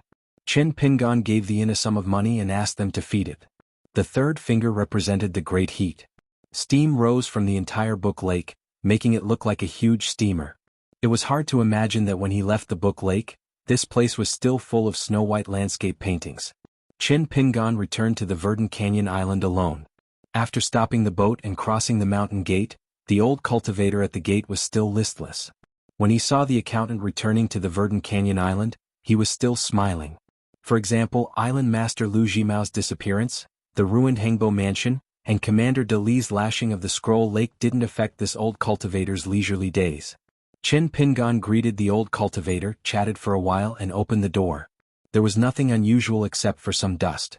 Before leaving the Verdant Canyon Island, he had said that this place did not need to be cleaned. Chen Pingan first went to the Hengbo Mansion, which had become ruins and could no longer be rebuilt. He stood at the edge of the ruins and was silent for a moment. Then he turned around and walked to the Spring Court Mansion. Now the Verdant Canyon Island was leaderless. Zhang Ye, who could barely maintain the situation, had disappeared. Lord Tianhu, Liu Zhimao's first disciple on the Plain-Scale Island, was actually in seclusion because of this matter. In addition, Gukan had lost his little loach. Yu Gui, the first Minister of Offerings on the Vassal Islands, and some of Liu Zhimao's disciples and the Ministers of Offerings on the Vassal Islands, were now secretly communicating with each other. During this time, the Spring Court Mansion seemed to be prosperous without Hengbo Mansion and Liu Zhimao, but in fact, it was quite torturous. Even if the sky fell, there would be a higher place to hold it up. Now that Liu Zhimao was like this, who would be next? Everyone in the Spring Court Mansion, no matter how ignorant they were of the general situation, knew what was going on. Gu Kan's mother was already waiting at the main entrance with 2 young and beautiful maidservants. The spies in the Spring Court Mansion still had some spies. The woman walked quickly to Chen Pingan and said softly, "Ping-in, why are you getting thinner?" Chen Pingan sighed in his heart, but he still smiled and said, "I've been wandering around the Shizhao Kingdom and often slept in the open. But I'm used to it, so it's fine. Where's Gu Kan?" The woman smiled and said, "After you left the Verdant Canyon Island, he liked to walk alone on the island. I don't know where he is now. A dog can't stop itself from eating sh*t. He's been like this since he was young. Every time it's mealtime, I have to shout at him loudly. Now I can't do it anymore. No matter how loud I shout, Tinkin can't hear me when she's far away. And he wasn't used to it at first." Chen Pingan smiled and nodded. "Then I'll wait for him here. Once we're done talking, I'll leave the Book Lake immediately." The woman was disappointed. "Why are you in such a hurry?" Chen Pingan nodded. The woman chatted with Chen Pingan, mostly reminiscing about the past. Chen Pingan also talked about Ma Kushuan's recent situation in the Mud Bottle Alley and Apricot Blossom Alley. The woman sighed with emotion. She didn't expect that the little fool who was bullied back then would be so successful now. It was a pity that Granny Ma, who had the worst mouth, couldn't see her grandson's good side and didn't have a life of happiness. Speaking of this, the woman seemed to be reminded of the past. She turned her head and wiped the corners of her eyes with a silk handkerchief. About an hour later, Gu Kan slowly returned to the Spring Court Mansion. He saw his mother and Chen Pingan waiting at the door. Gu Kan, who was as tall as a young man from the northern land, the devil incarnate of the Book Lake who made people forget his real age, still didn't speed up. When he reached the door, Gu Kan greeted the woman, then looked straight at Chen Pingan and said softly, "You're back?" Chen Pingan nodded and said, "I've heard about what happened on the Verdant Canyon Island. There are some things I need to tell you." The woman tactfully said goodbye and left. Chen Pingan led Gu Kan to the ruins of the Hangbo mansion and said slowly, "The more chaotic it is, the more you can't be impatient.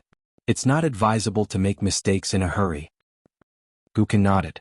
Chen Pingan asked, "Did you know that Yuan Yuan of Huangxing Island has joined Dali's side?" Gu Kan still nodded. "I heard that there are no walls in the world that don't have ears. After meeting you last time, LV Kaisang didn't come even once. Instead, Han Jingling and Huang He came to the Verdant Canyon Island after Su Gaoshan showed up and Lu Jimao got into trouble. Huang He even wanted to enter your house to take a look, but I refused. He didn't look too good at that time." Chen Pingan glanced at Gu Kan smiled. "I know I'm not smart, but I'm not that stupid, right?" Chen Pingan nodded. "Don't be disappointed in people like Han Jingling and Huang He. That would be stupid. At the same time, don't be disappointed in LV Kaisang. She's not smart enough. You are true friends. Since you are friends, you should put yourself in her shoes and consider her situation. LV Kaisang also has her own sect and responsibilities. True friends should be more considerate. The world is complicated, so don't expect perfection. It's best if you have it, but if you don't, then keep your feelings to yourself. Maybe one day in the future, a best friend will come to you. At that time, it won't be too late to drink to your heart's content." Gu Kan was silent. "Chen Pingan, isn't it too late for me to listen to your reasoning now?" Chen Pingan shook his head. "It's not too late." Gu Kan said, "But I'm still the same Gu Kan. What should I do?" Chen Pingan said, "A little better is a little better. One more reason is better." The two didn't say anything else. They walked to the old site of the Hangbo Manor that was in ruins. Chen Pingan asked, "Do you want to leave the Lake of Slips with me? We'll come back just like I did this time." Gu Kan asked, "Then what about my mother?" Chen Pingan didn't give an answer. He only gave a choice. Gu Kan shook his head. "I know you're doing this for my own good, but I won't leave. I won't feel at ease if I leave. Even if I'm useless here, I won't be able to live with myself if I leave just like this. I've already let you down and I've let the little loach down. I can't let my mother down as well. I still won't regret it. Chen Pingan, if you want to scold me, scold me." Chen Pingan didn't insist on his own opinion, nor did he scold Gu Kan. Gu Kan felt a little strange. Chen Pingan folded his hands in his sleeves. He looked at the puzzled Gu Kan and said softly, "Has Chen Pingan ever scolded the little slug of Mud Bottle Alley?" Gu Kan smiled. He also cried. "So that's how it is." Chen Pingan's reasoning is so simple.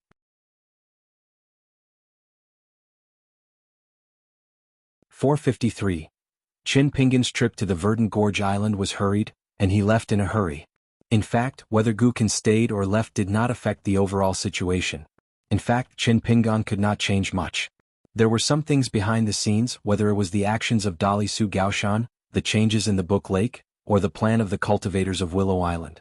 As long as Chen Pingan was unwilling to leave the central part of the Aquarius continent, it did not matter where Gu Kan was. However, if Gu Kan was willing to stay on the Verdant Gorge Island and guard the Spring Court Mansion, it was the best. Chen Pingan rowed the boat and left. Disembarking at the Green Tong City, the ferry passed by the Furong Mountain that had been demolished by the Ancestral Hall. When the fire dragon appeared, its arrogance soared to the sky, and it was not inferior to the Loach's ability to overturn the river and pour the water. Those who were at a high enough level in the Book Lake mistakenly thought that it was Gu Kan's great Dao enemy. Once it appeared, a battle between water and fire would break out. However, they did not expect that the group of foreigners who were rumored to be Dali's clingy men would choose to withdraw and leave. However, there was no lack of excitement after that. The suspicious green-clothed woman who was shrouded in clouds and mist and a strange young man with a mole between his eyebrows joined forces to kill the 9th-level sword cultivator of the Zhuang dynasty. It was said that not only did the cultivator's physical body become food, even his nascent soul was detained. This meant that the two old cultivators, who looked like a young man and a young woman, held back a lot of their strength during the pursuit, which made people even more afraid. There was a world of difference between defeating an earthly immortal and killing an earthly immortal. After Chen Pingan went ashore, he took back the horse from the inn and went to the shabby alley to buy a few meat buns with thin skin and stuffing. After a full meal, he then hurried to the southeast border of the Stonehair Kingdom that bordered the Meili Kingdom. The mountain pass was called Stay and it was a little famous in history. There were many different opinions.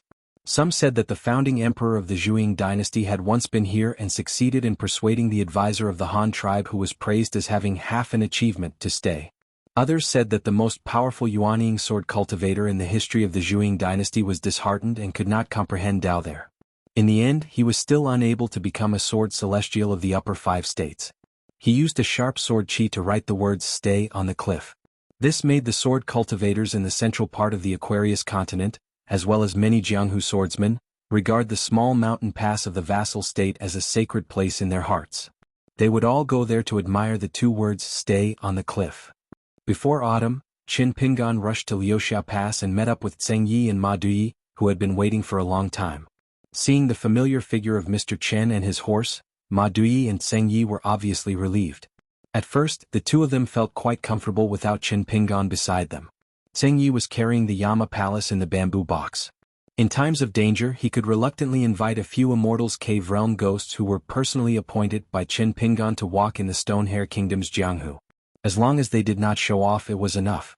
Therefore, Zheng Yi and Ma Duyi were unrestrained at first. But as they walked, they felt a little jittery. Even if they only saw the Dali scouts wandering in the wilderness, they would still be afraid. At that time, they realized that it was very different without Mr. Chen by their side. With Mr.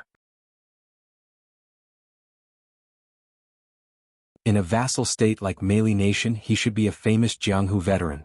However, unless the old swordsman encountered a great opportunity, he would have no hope of reaching level 6. Because of the exhaustion of his chi and blood, he seemed to have fallen ill. His soul was unstable, making the bottleneck of level 5 even more indestructible. If he met a younger martial artist of the same level, he would naturally be afraid of the strong. When they met in Jianghu, most of them just brushed past each other. The 3 rode far away. The old man turned his head and looked at the backs of the 3 riders. One of them was a slender young girl whose eyebrows had slightly grown. She asked, "Master, the one wearing a green robe with a sword and a saber hanging on his waist is obviously someone from Jianghu. Is he a hidden master?" The elder smiled. "Just because he's in green with a sword doesn't mean that he's a sword immortal." They all mounted their horses and continued on their way. The Meili Kingdom was relatively peaceful, but the neighboring Stonehair Kingdom was in chaos. Previously, an honest and upright official from the Stonehair Kingdom, who had a good relationship with his sect, sent a secret letter saying that there was a powerful eunuch from the Stonehair Kingdom who wanted to kill him and implicate the innocent. The loyal official, who was as famous as the courageous imperial censor in the Shurhao nation's imperial court, said in the letter that he was willing to stay in the capital and be buried with the nation. He wanted the Dali barbarians to know that there were still a few scholars in Shurhao nation who were not afraid of death. However, he hoped that his Jianghu friends could escort the local family members to Meili Nation to seek refuge. Then he could go on with peace of mind. After Liuxiao Pass, the place where the horses stepped on was the territory of Shurhao Nation. There was a sentence in the official's letter that was written in heavy handwriting. When the old Jianghu martial artist and his fellow disciples read it, they all sighed with emotion. That was why he brought his disciples to take the risk and rode the horses in Jianghu without hesitation. The Han family is mellow and honest. Generations of emperors valued literary heroes and raised scholars for 200 years. They never mistreated scholars. We scholars should not let the Han family down. The elder sat on the horse and sighed in his heart. The Dali Iron Cavalry was now pressuring the Meili Nation's army. The world was vast. Was it so difficult to find a place for the common people to settle down and a place for the scholars to be at ease? This experienced Jianghu man, who was used to bloody storms and ups and downs, had an unspeakable thought deep in his heart. If only the barbarians of the Great Li dynasty could take down the Zhuang dynasty as soon as possible. After the chaos, there might be an opportunity for the Great Era. No matter what, it would be better than the few cavalry troops of the Great Li dynasty, who were like a few knives that made a hole in the vassal states of the Zhuang dynasty. They had been cutting flesh with blunt knives. Wouldn't it be the common people who suffered? Without mentioning anything else, the barbarians of Great Li were merciless on the battlefield when they attacked the territories of various countries. Their speed of killing was fast. However, if one were to shift their gaze to the north, in the past few years, the smoke of war had gradually dissipated in the north of the Aquarius continent. Countless fleeing commoners had returned to their homeland one after another. The civil officials of Great Li who were stationed in various places had done many personal things. But this kind of nonsense that was destined to be wrong once it was said, the old man could only use mouthful after mouthful of old wine to water it. On the other side, 3 horses galloped. As usual, they helped the otherworldly item ghosts to fulfill their wishes. Then, Zheng Yi and Ma Dui were in charge of the porridge and medicine shop. But Meili Nation was considered stable and did not do much. The world was in chaos and the world was not good. The common people were ignorant and fearful, but there was nothing they could do. Qin Pingan and the others came across a strange incident by a stream in the wilderness. A group of bandits were actually looking at a middle-aged Taoist who was lying on a huge rock in the water with a worried frown on his face. The skinny middle-aged Taoist was born in the Zhuang dynasty. He was now in the Immortals Cave state. He originally thought that the world was in chaos and as a Taoist he should go down the mountain to help the common people. He did not expect to meet a hemp-clothed sorcerer who was proficient in physiognomy. In the end, the sorcerer was told that he was a pitiful person who was destined to die young and starve for a lifetime. The middle-aged Taoist was very sad and began to wait for death. The group of horse bandits who had just entered the country from Shurhao Nation had just made a deal and received a lot of money. They stopped their horses by the stream and saw this strange person who was about to die. They almost killed the middle-aged Taoist with a knife. Unexpectedly, the Taoist was very happy and begged them to be faster. The young horse bandit muttered in his heart and did not dare to use his knife. The Taoist was determined to die. He lectured the bandits who were used to robbing and robbing. He talked about blessings and misfortunes. After all, he was an immortal of the middle 5 states in the eyes of the people at the foot of the mountain. He was also an immortal master of the archives. He was knowledgeable and eloquent. Surprisingly, he did not make the bandits angry. Instead, he scared the bandits. They looked at each other and persuaded the middle-aged Taoist not to commit suicide. Therefore Qin Pingan saw this scene. The horse bandits had no intention of killing and robbing at this moment. Moreover, they did not think that the 3 riders were easy to bully, so they deliberately turned a blind eye. Qin Pingan did not care. He stopped the horse to wash the horse's nose and started a fire to cook. He did whatever he needed to do. The middle-aged Taoist saw that the horse bandits did not kill him. With the body of the Immortals Cave state, he would not die in a short time. Therefore he just lay on the rock and waited for death. If the horse bandits coveted the 3 people's wealth, the middle-aged Taoist would certainly stop them. Before he died, he would accumulate a small amount of good karma. In his next life he would be reincarnated into a good body. At least, he would live longer and continue to cultivate. Qin Pingan squatted by the river with a bowl of rice. It was almost time for the other side to eat. A hot-tempered young horse bandit caught sight of Qin Pingan's line of sight. Another monk said, "Originally there is nothing, where does dust fall? These 2 gathas, do you think there is a difference between the 2? Zheng Yi shook his head. "I don't understand these." Ma Di smiled. "Of course the latter is better." Qin Pingan sighed softly. "Perhaps the latter is higher in Buddhism, but the former is a ferry that everyone in the world can sit on. Only when the person who is ferrying puts down the bamboo wormwood in his hand, stands up and goes ashore, and finally takes the step of getting off the boat, can it be said that he has comprehended the latter. Gradual comprehension is the foundation of epiphany. There is actually a sequence in this. In life, the mirror of the heart is covered with dust. If it is not wiped, it will accumulate and become dull. How can there be a Buddha who is born to reach the other shore?" Qin Pingan smiled and added, "Both gathas are good and correct. The reason why I am chatting with you is because when I was traveling to Qinghuan, I heard scholars talking about Buddhism. They were very disdainful of the former and only praised the latter. In addition, in some books that are similar to the writings of scholars, they like to treat the former with derogatory words. I don't think it is very good." Ma Di smiled. "I rarely heard Mr. Qin talk about Buddhism. So you have already dabbled in it? Mr. Qin, you are really well read. I am very impressed." Ma Di made a face. I can't even continue." Qin Pingan smiled. "This shows that your flattery skills are not good enough." After that, the 3 of them saw a place of historical interest. It was an ownerless deep pool. It was autumn and the air was bitterly cold. On the stone wall, there was a vermilion cliff carving that could not be found in the county records. The ancient wall is painted with dragon gold. Rain workers ride into the autumn pool. The 3 of them looked up. There were indeed traces of painting on the wall. They could vaguely see the shape of a dragon. Beside their feet, the pool was green and there were no fish or prawns. Qin Pingan retracted his gaze and reached his hand into the pool. The cold air made him think of the shop of the Ruan family built by the river in his hometown. He was attracted to the gloomy water in the Dragon Whisker River. This deep pool was actually suitable for refining swords. It was just that he did not know why there were no sword cultivators here. Qin Pingan quickly withdrew his hand. It turned out that the cold energy in the water wasn't pure at all. It was mixed with a lot of evil and foul energy, making it seem like a mess. Although it wasn't enough to immediately harm one's body, it was still far from the word pure. No wonder this was a great taboo for cultivators when refining swords. There must have been a story here in the early years. It was probably like the Eagle Fortress and Upper Balcony in Tongya Continent. After that, Qin Pingan traveled to Mali country. He passed through the countryside and the county town.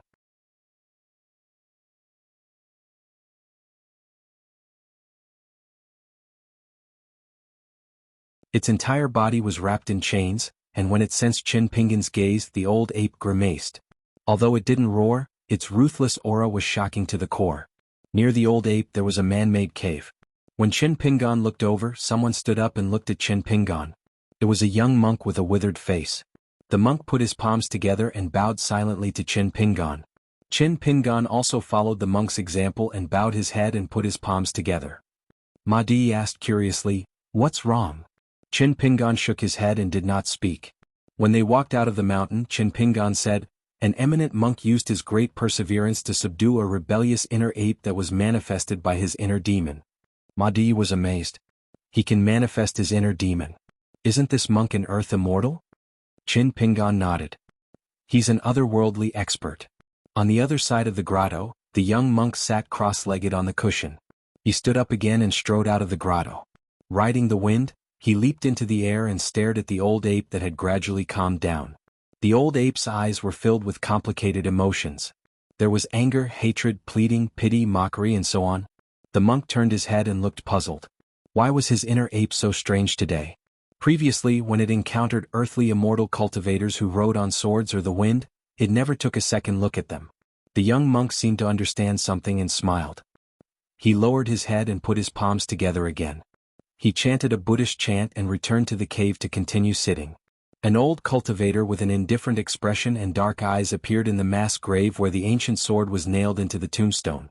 Underground, Inchi was seething. Even though they sensed that he was most likely an earth immortal of the Yang realm, the malicious ghosts and otherworldly items hiding in the roots of the mountain could not change their natures.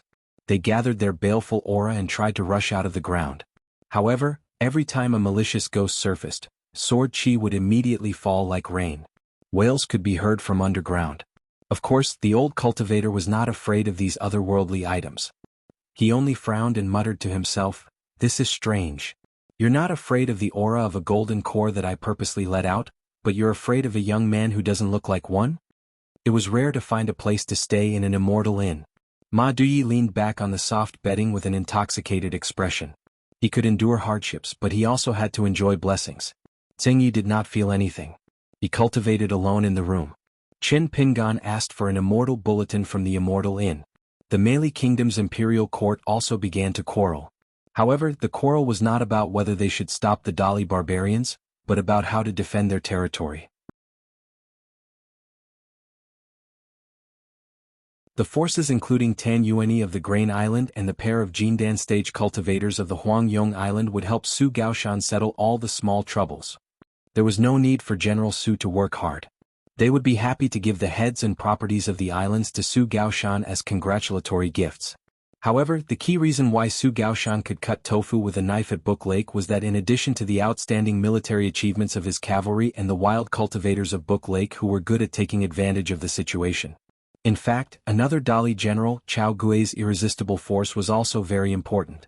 Of course, the most important of all was the rumor that the vassal of Dali, Song Jianqiang, would personally accompany a prince of Dali to patrol the border where the cavalry under Chao Gui's command confronted the Zhuang dynasty. Qin Pingan put down the court bulletin. He folded his hands in his sleeves and fell into deep thought.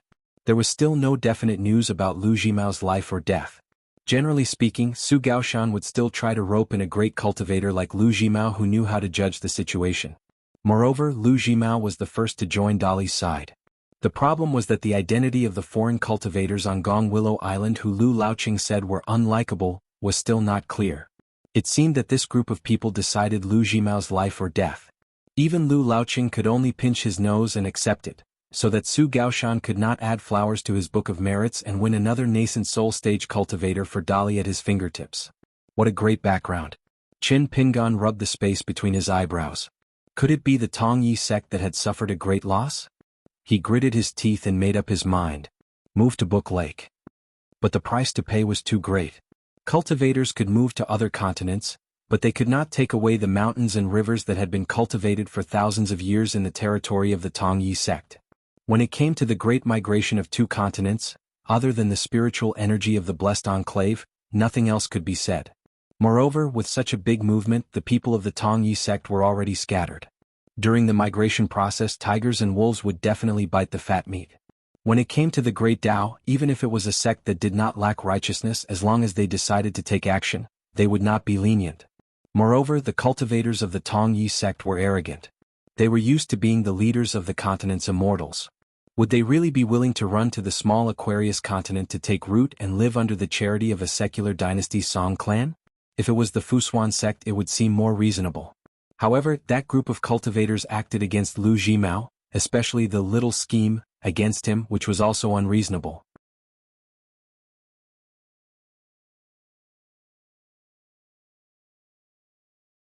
"454. Outside the window the river flowed slowly. Qin Pingan, who was lying on the windowsill, only closed his eyes for a while and his spirit relaxed a little. This was a rare thing. Qin Pingan had not slept soundly for too long. Zheng Yi and Ma Dui had not returned yet. Qin Pingan was still a little worried. As he expected, after meeting with Zhang Yi, they returned to the Book Lake and left the Verdant Canyon Island. This time, from the Liuxiao Pass to the Meili country, there were indeed many shadows along the way. Someone was following them from afar. The person's cultivation was very high and he hid very well. Qin Pingan only felt a little in his heart occasionally. Zheng Yi and Ma Dui were kept in the dark from the beginning to the end. Qin Pingan did not point it out so that they would be on tenterhooks and easily expose themselves and cause unnecessary trouble. Even if the other party did not show any kindness or hostility, Qin Pingan still felt uneasy. Before the Book Lake there were only a few cultivators who could do this. Lu Laoqing, who was in the pure jade realm, disdained to do so, and Lu Jimao, who was in the nascent soul realm, would not do so. The Song clan did not want to complicate matters. Moreover, Qin Pingan was from Dali after all, and Lu Baixiang and the others had all become members of Dali. Even if the higher-ups of Dali other than Cui Dong were ready to make trouble, such as the confidant spy of the Empress in the palace, they would definitely not have the courage to do anything to the Book Lake. This was because this was under the nose of Cui Dong, and Cui Dong was most concerned about the rules. Of course, the rules of Dali, from the palace to the military and to the mountain, were almost all set by Cui Dong. Qin Pingan was almost certain that that person was one of the foreign cultivators on Gong Willow Island, the head of the group. That was not very likely. The matter of Calligraphy Lake was of great importance. Otherwise he would not have acted to suppress Lu Jimao. This required him to personally oversee the Gonglu Island. Therefore it should be the second or third leaders of the group who crossed the river to spy on him and wait for an opportunity to make a move. Fortunately, the other party didn't want to kill him directly. It seemed like he hadn't thought of a foolproof plan that didn't leave any hidden dangers behind. However, once he made his move, it would definitely be thunderous. Regarding this, Qin Pingan still felt some gratitude towards Lu Laoqing in his heart. Not only did Lu Laoqing not come up with a plan for him, he did not even watch from the sidelines. Instead, Lu Laoqing had secretly warned him and revealed the heavenly secret. Of course, there was another possibility. Lu Laoqing had already told them about the jade tablet in the Confucian temple. The foreign cultivators were also worried that the jade tablet would be destroyed together with the common stone, which would fundamentally ruin their overall plan at the Book Slip Lake. However, Qin Pingan vaguely felt that Lu Laoqing was an interesting person. The former was more likely. It was a pity that Lu Laoqing was not the person who would ultimately decide the direction of the Book Slip Lake. As a result, the chessboard that he had painstakingly built, together with Lu Jimao, Tan Yuani and Lu Laoqing, were all destroyed. Qin Pingan had to admit that this chessboard was almost overturned. Now Dali's chief general, Su Gaoshan, and the foreign cultivators were playing chess at the Book Slip Lake. Everyone else, including Qin Pingan, had to stand aside. However, Qin Pingan did not think that their painstaking efforts were all in vain in the end. Whether to accept one's fate or not, one had to know one's fate. For example, when Qin Pingan wanted to see Su Gaoshan, he received a rather domineering reply of, "Get lost." However, Qin Pingan could accept it calmly. There was once a beautiful poem extracted from a book and engraved on a bamboo slip. A small bamboo slip, but it carried such a great artistic conception. Falling trees and thousands of mountains, the sky is far and wide, Qing River is a clear moon. The magnificent river scenery outside the window unknowingly broadened his mind. Mr. Qi, there is a saying that I may have achieved the things that I could not do at inverted hanging mountain after working hard. After Tseng Yi and Ma Duyi returned, Tseng Yi was in high spirits. He really met the water god of the spring flower river. He had a flower hairpin and embroidered clothes and was especially kind. When he saw them, he even showed up and personally brought them around the water god temple. However, Ma Duyi rolled her eyes, saying that the old man's gaze was uncomfortable. When he looked at the blade-strengthening gourd at her waist, he also looked at her waist. Qin Pingan could not say much about this. The Spring Flower River was the largest river in Meiyu country, and Meiyu country had always respected the water god. As the #1 river god, the Spring Flower River water god was definitely not simple. In fact, Qin Pingan had already seen many water gods. The first was Wei Pai of Chiduan Mountain, who was considered half a water god's wedding dress ghost. Later on, the water god of the embroidered river appeared beside Gukan's father, the water god of the buried river in Tongyi continent, and on the way to the north of the Great Spring Dynasty, he met a pair of opposing water gods who fought until the mountains and the water shook. Of course, there was also the water god of the White Swan River that he met in Xiang Prefecture of Huangting country, who gave Qin Pingan a headache. He just did not know how the relationship between the blue-clothed child and his Jianghu friend, the water god of the Imperial River, was now. Wei Pai and Zhu Lian sent a flying sword message to Qingxia Island. The letter more or less mentioned this matter, but it did not say much. It only said that the water god of the Imperial River of Huangting country had obtained a peace and peace tablet and had personally paid a visit to Longquan County. The blue-clothed child held a welcoming banquet for him at Luapa Mountain, and finally invited the water god to a farewell drink in the small town. After that, the blue-clothed child did not mention much about this good brother who valued friendship and righteousness. Qin Pingan was somewhat worried, but based on the few words in the letter, it was not good for him to casually warn the blue-clothed child. In the eyes of outsiders, the blue-clothed child's almost childish Jianghu loyalty was actually not something that Qin Pingan disliked. In his eyes, it was precisely the most valuable aspect of the blue-clothed child. It was much better to be a little foolish than to be shrewd and not at all clever. At least in Qin Pingan's Luapa Mountain, this point was very important, of the utmost importance. Because this was Qin Pingan's little world, the rules were set by him. Qin Pingan's own personal likes and dislikes were like the old Taoist in a Taoist temple. In a blessed land of lotus flowers, he was the god. Outside of this area, there were many people who were shrewd in conducting themselves and different from the great Tao that everyone strived to be first.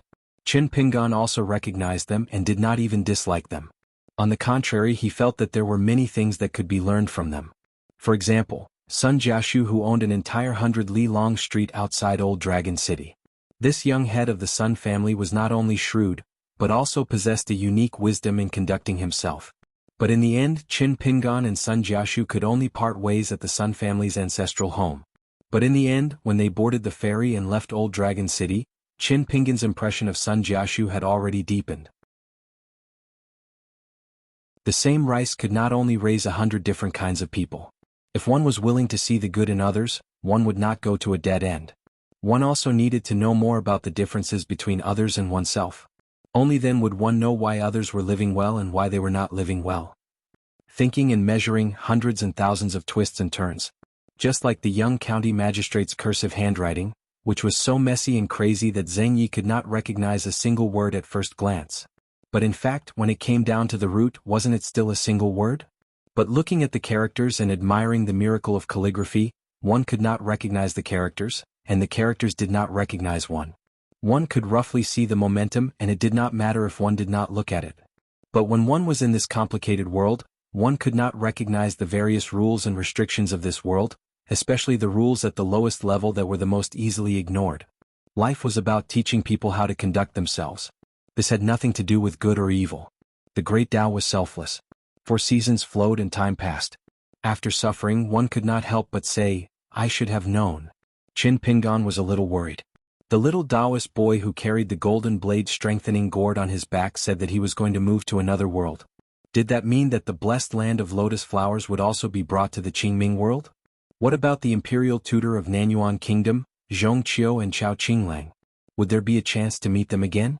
The flow of time in the blessed land was under the control of the old Taoist. Would the next time Qin Pingan returned to the blessed land, Zhongqiu would already be an ancient person who had obtained a great posthumous title in the history of Nanyuan Kingdom? Then what about Chao Qinglang?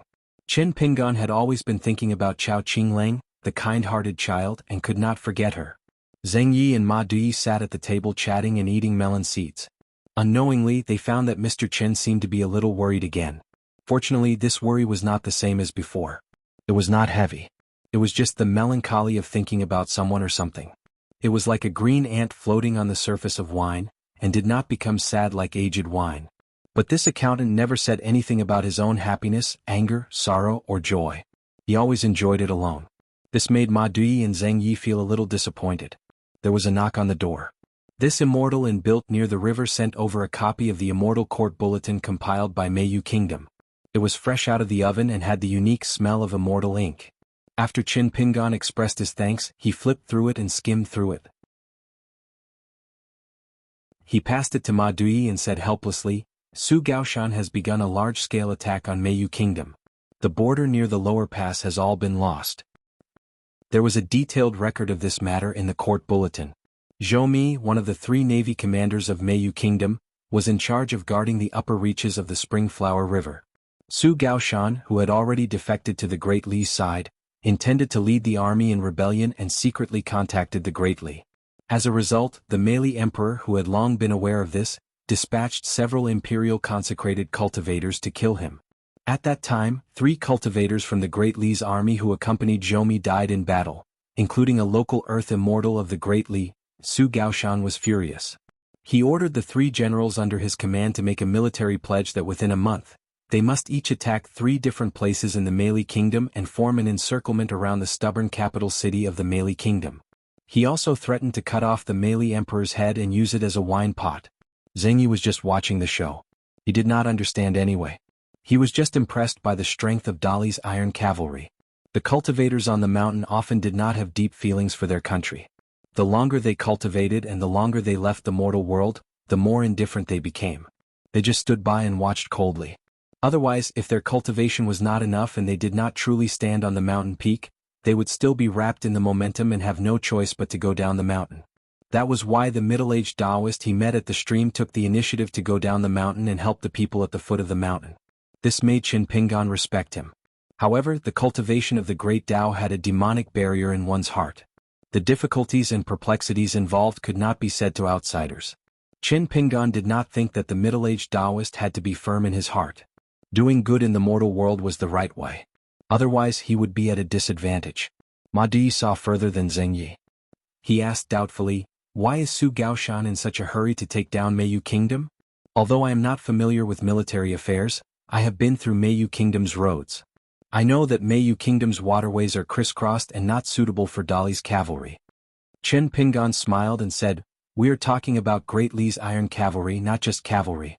It's just that Great Li is famous for its iron cavalry, so it's easy for people to mistake it for Great Li's infantry. On the way down south, what kind of dynasties and vassals have we not experienced? Dali taking down Meiyu Kingdom is the general trend. However, you are not wrong. If they are in such a hurry to take down Meiyu Kingdom, they will have to pay a higher price than taking down the capital of Shihao Kingdom. Dali and Meiyu Kingdom will both lose more soldiers and horses. Only Su Gaoshan himself knows the reason behind this. I believe that there is someone urging Su Gaoshan and Chao Gui. For example, the true backbone of Dali's iron cavalry, vassal King Song Jianqiang. Ma Duyi hesitated. Why does Sir not seem to care much about the battlefield? The lives of those warriors on the battlefield are not as important as the lives of the common people? Qin Pingan thought for a while and drew a circle on the table with his finger. There is a saying in my hometown that the jar will not break away from the well. A general will inevitably die on the battlefield. Joining the army and fighting on the battlefield is like tying your head to your belt. Just like the otherworldly item of the general in Lingguan Temple. Tell me which one is luckier, the Stonehair Kingdom or the Meili Kingdom? The answer was obvious. Dying generously was a last resort. Having no regrets did not mean that there were no regrets. Living well, even if it was not a pleasant life, was still the most simple wish of the people. Qin Pingan smiled. We do not know many simple principles, and it is difficult for us to empathize with the suffering of others. But is this not our fortune? No matter how good a person was, they would not be able to empathize with the suffering of others. Years ago in the Yanji county of the Tsai kingdom, the young man with a hatchet, Zhao Shuxiao, protected the little girl. Why was he willing to trust Qin Pingan? It was because children were often more sincere, more sensitive to suffering and harder to resist. The little girl nicknamed Luan Luan felt the same joys and sorrows from Qin Pingan, who was in a more similar situation. It was not because in the eyes of the child, Qin Pingan was better than the girl beside her who was also a good person. At this moment Ma Duyi and Tseng Yi looked at each other. In the end Qin Pingan's expression was calm as he said, "But where did this luck come from? Shouldn't we know and cherish it? When no one is willing to delve into this matter, there is no need to complain when disaster strikes. The heavens will not listen, right? Is that why there is a bodhisattva sitting upside down on the altar? But I still feel that at this juncture, scholars should still take on some responsibility. They have read more books than the common people, obtained scholarly honors, brought glory to their families, and enjoyed greater fortune than the common people. They should take on some more burdens." Qin Pingan gently placed his hands on the armrests of the chair.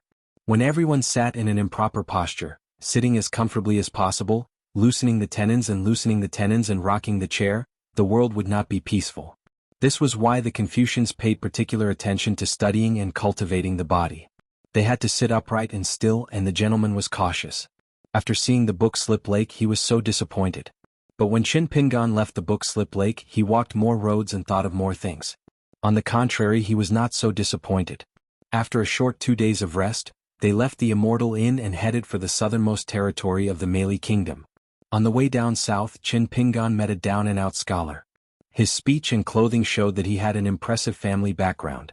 At that time the scholar of Mali kingdom was disheartened about his official career and did not lack money, so he hired a carriage and servants to accompany him on his travels. In the end one of them was tempted by money and collaborated with the other two to murder him. They almost pushed the scholar, who liked to recite poetry, off the cliff. If it was not for a kind porter who desperately tried to stop them, the scholar would have died before Qin Pingan could do anything. After that, the family might not even be able to find his bones. After Qin Pingan stopped them, he asked the scholar how to deal with the carriages and servants. The scholar was also a strange person. Not only did he give them the salary they deserved and let them take the money and leave, he also said that he remembered their household registration. If they dared to do evil again and he found out, he would settle the old and new debts together. A death sentence with their heads cut off was not a problem. The scholar only left behind the porter who carried the load. Then he insisted on traveling with Qin Pingan. They changed their route and went down south together. The scholar fell in love with Ma Duyi at first sight. Qin Pingan was not blind. Even Tseng Yi could see that. Furthermore, the way the scholar expressed his goodwill was a bit too clumsy. He had nothing to say, so he deliberately talked loudly with Qin Pingan and criticized the current affairs. Otherwise, he would recite poems and prose in front of the marvelous mountains and rivers. Ma Duyi was very annoyed. For the first time he wanted Mr. Qin to put away the fox skin talisman and put him in his sleeve. What the eye does not see, the heart does not grieve. If it wasn't for the fact that the scholar didn't lose his elegance and didn't have the nerve to introduce himself and show off his family background, Ma Duyi would have scolded him and told him to put away his belly full of complaints as soon as possible. The scholar was obviously a descendant of the Mali kingdom's aristocratic family. Otherwise, the arrogance revealed in his speech was not because he was the top scholar at the age of 20. It was because after 3 years of experience in the capital's Hanlin Academy and the Ministry of Revenue Yamen, he was sent out to be an official. He really wanted to be a good official and have the reputation of being a righteous lord. Unfortunately, after he left office, not to mention the umbrella of the people, there was only a lot of curses. The subordinates of the county yamen scolded him behind his back for being pedantic and not knowing how to fight for benefits for the yamen. He only cared about making them suffer. The local tyrants also scolded him for not knowing how to handle affairs. The people also scolded him for fishing for compliments and wasting people's money. One day when he spoke of his sadness and drank too much wine, the scholar's eyes were filled with tears. He did not care about pretending to be a famous scholar in front of Ma Duyi.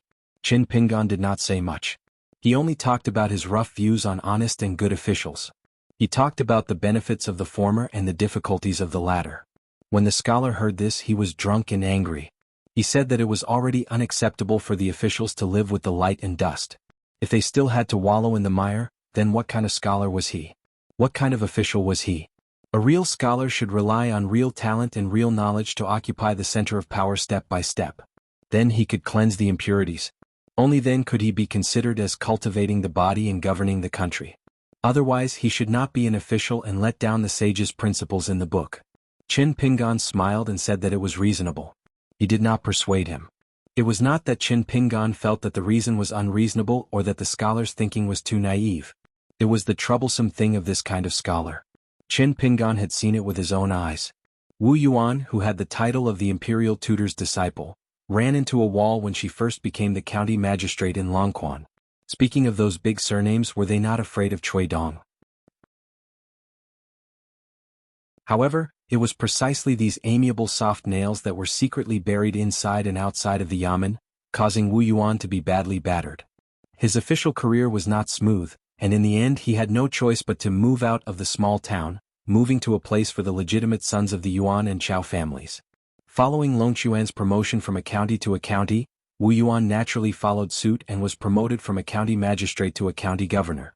However, Qin Pingan dared to assert that Wu Yuan's impression in the Great Li's imperial court had already fallen to the bottom. With a background and a backer, it was naturally not difficult for one to have a smooth-sailing life. However, it was destined that one would not be able to have a smooth-sailing life. In fact, back then Wu Yuan had indeed said something from the bottom of her heart to a certain son of a noble family in the capital. She told the secretary clearly that there was a difference between asking everyone to write a plaque for the Wenwu temple or asking the family to break the deadlock in Longquan. Incense was not only between friends but even within the family, it would also be used up, so it should not be used carelessly. If the present Qin Pingan heard this, he might sit down with Wu Yuan and have a good drink. Just this sentence alone was enough to make a pot of good wine. In the lotus flower-blessed land, Qin Pingan had seen many generations of officials and officials. When they became local officials, they thought they could do it. In fact, many people went from glory to darkness and then to complete silence. During this period there were also shortcuts that broke the rules. After a temporary gain, the local officials also pinched their noses and admitted their losses. However, they often rebounded silently. They increasingly rejected the sons of officials from the capital, and their methods became more sophisticated and insidious, teasing and playing with them like idiots. Therefore, Qin Pingan was now afraid of Su Gaoshan, who had turned from a peasant to a general in the army, but he would not underestimate Chao Gui, who had a noble family name and was blessed by nature at the beginning of the official career. Ma Di was furious. After holding it in for a long time, he could not bear it anymore and wanted to speak. However, Qin Pingan shook his head and signaled him not to speak. Qin Pingan could actually understand the scholar's dilemma. It was exactly the same as his own situation in the book Slip Lake. Should he ask a tiger for its skin and become an ally with Lu Jimao, who was a mortal enemy and should not rest until one of them was dead? Should they set the rules for the book Slip Lake together? If he did not do it, it would naturally save him a lot of trouble and effort.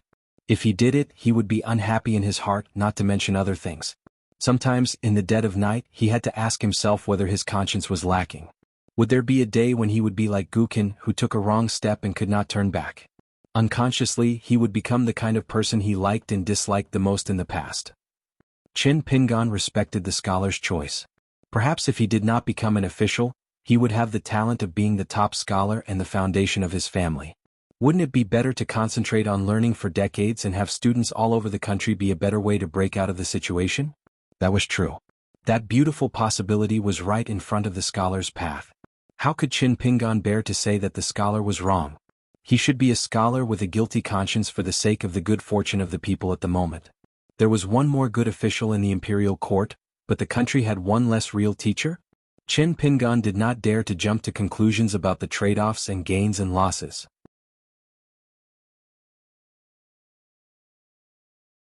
The military officer was second only to the governor of the military officer's office. Qin Pingan stayed for more than 10 days. Because he found that the spiritual qi here was far more abundant than that of ordinary towns and cities, and it was beneficial for Ma Dui and Tseng Ye's cultivation. He chose a large inn near the water so that they could cultivate in peace. He himself wandered around the city and heard a lot of things. The military officer had an only son who was mediocre in talent and learning. He had no hope of passing the imperial examinations, and he had no intention of pursuing an official career. He spent most of his time in brothels and had a bad reputation. However, he did not bully men and women. He only had a strange hobby. He liked to let his servants catch cats, dogs, foxes and the like, break their legs, throw them backward and watch them as they struggled. In the end, A shocking rumor spread from the military officer's office. The military officer's only son's limbs were broken, and his fate was no different from the cats, dogs and foxes that had suffered at his hands. His mouth was stuffed with cotton and he was thrown onto the bed. The young man, who had long been hollowed out by alcohol and women, was clearly seriously injured, but he did not die. The military officer was furious. After confirming that it was the work of a demon, he spent a lot of money and invited the immortal masters of 2 immortal abodes to come down the mountain to subdue the demon. Of course, he also wanted to use immortal arts to cure his crippled son. At that time, Qin Pingan happened to be taking a stroll by the riverside of the transportation. He saw with his own eyes a group of immortal masters entering the city on a small immortal boat. The person standing at the bow of the boat was actually a Dragon Gate cultivator. In a vassal state like Mayu country, it was very generous to invite a Dragon Gate cultivator. It seemed that the military officer's residence was indeed very rich. Apart from making it convenient for Tseng Yi and Ma Duyi to cultivate, there was actually a more hidden reason why they chose to stay in Jing province.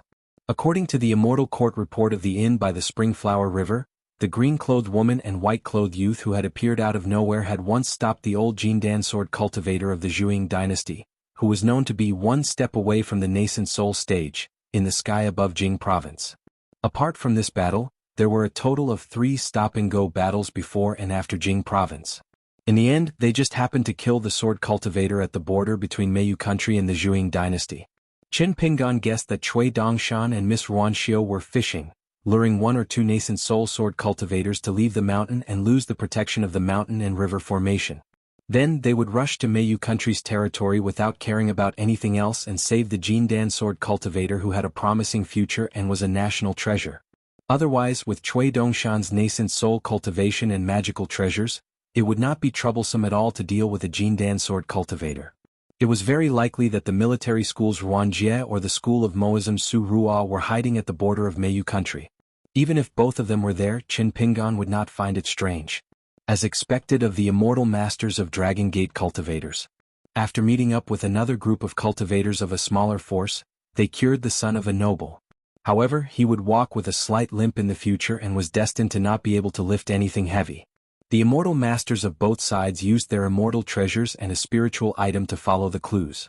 That night, they found the demon that dared to attack the military chief's residence. A bloody battle broke out in the city. The immortal masters of each side attacked fiercer than the other, and the demon only avoided them by taking a detour. In fact, to be able to torture the military chief's only son in such a way, sneak in and then leave quietly, it meant that it would be easy for them to kill the young man. However, for some reason the demon did not kill anyone. It only injured people. In the night, Qin Pingan had been watching from the top of the city wall with folded arms. If the demon had not been stupid and intentionally or unintentionally chose a route that was not conducive to escape, there would definitely have been heavy casualties in Jingzhou City tonight. It was not that subduing the demon was wrong, but that the immortal masters of Dragon Gate attacked time and time again without thinking about the consequences. In the end, the demon still managed to escape from the city. The immortal masters swept past the top of the city wall like butterflies and sparrows, leaving behind the officers and soldiers who could only wave their flags and shout, and continued their pursuit outside the city. The officers and soldiers in the city certainly would not have thought that the 2 groups of immortal masters who left the city to chase after the demon in an aggressive manner actually stopped very quickly. Even though there were no traces of the demon, they still deliberately took out their spiritual items and smashed them continuously at an empty space. It was extremely dazzling. At the same time, the old immortal master of Dragon Gate who did not attack with all his strength changed his direction when he left the city and quietly left the demon-hunting army. Qin Pingan leaped down from the top of the city wall and followed him from a distance. In the mountains over 20 li away from Jingzhou City, Qin Pingan stood on the branch of a large tree and watched the old immortal master fight for a while before using a silver-white magic weapon, the demon binding rope, to successfully bind the fox that had revealed its true form. The old immortal master successfully used the demon binding rope to drag the snow-white fox that was covered in blood and went straight to Qin Pingan. He asked with a smile, "What? You want a share of the loot?" Qin Pingan floated down to the ground and smiled, "Old immortal master, you've made a good deal. As for my side, I'll go back to the military chief's office and tell them that big demons are hard to tame. Anyway, everyone in the city has seen how you've done your best and dazzling. I'm sure that the border governor won't be able to eat or sleep in peace and will have to obediently hand over a large sum of immortal money. I sincerely hope that old immortal master will be able to catch the demon until the end. Over here, old immortal master has secretly captured the demon. When the time comes, you can find a fox demon that has just transformed into a human and hand it over to the military chief's office.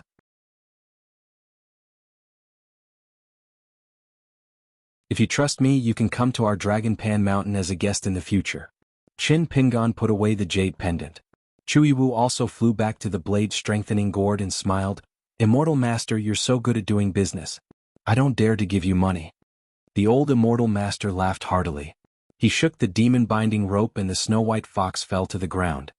He put away the magic weapon and said a few tough words.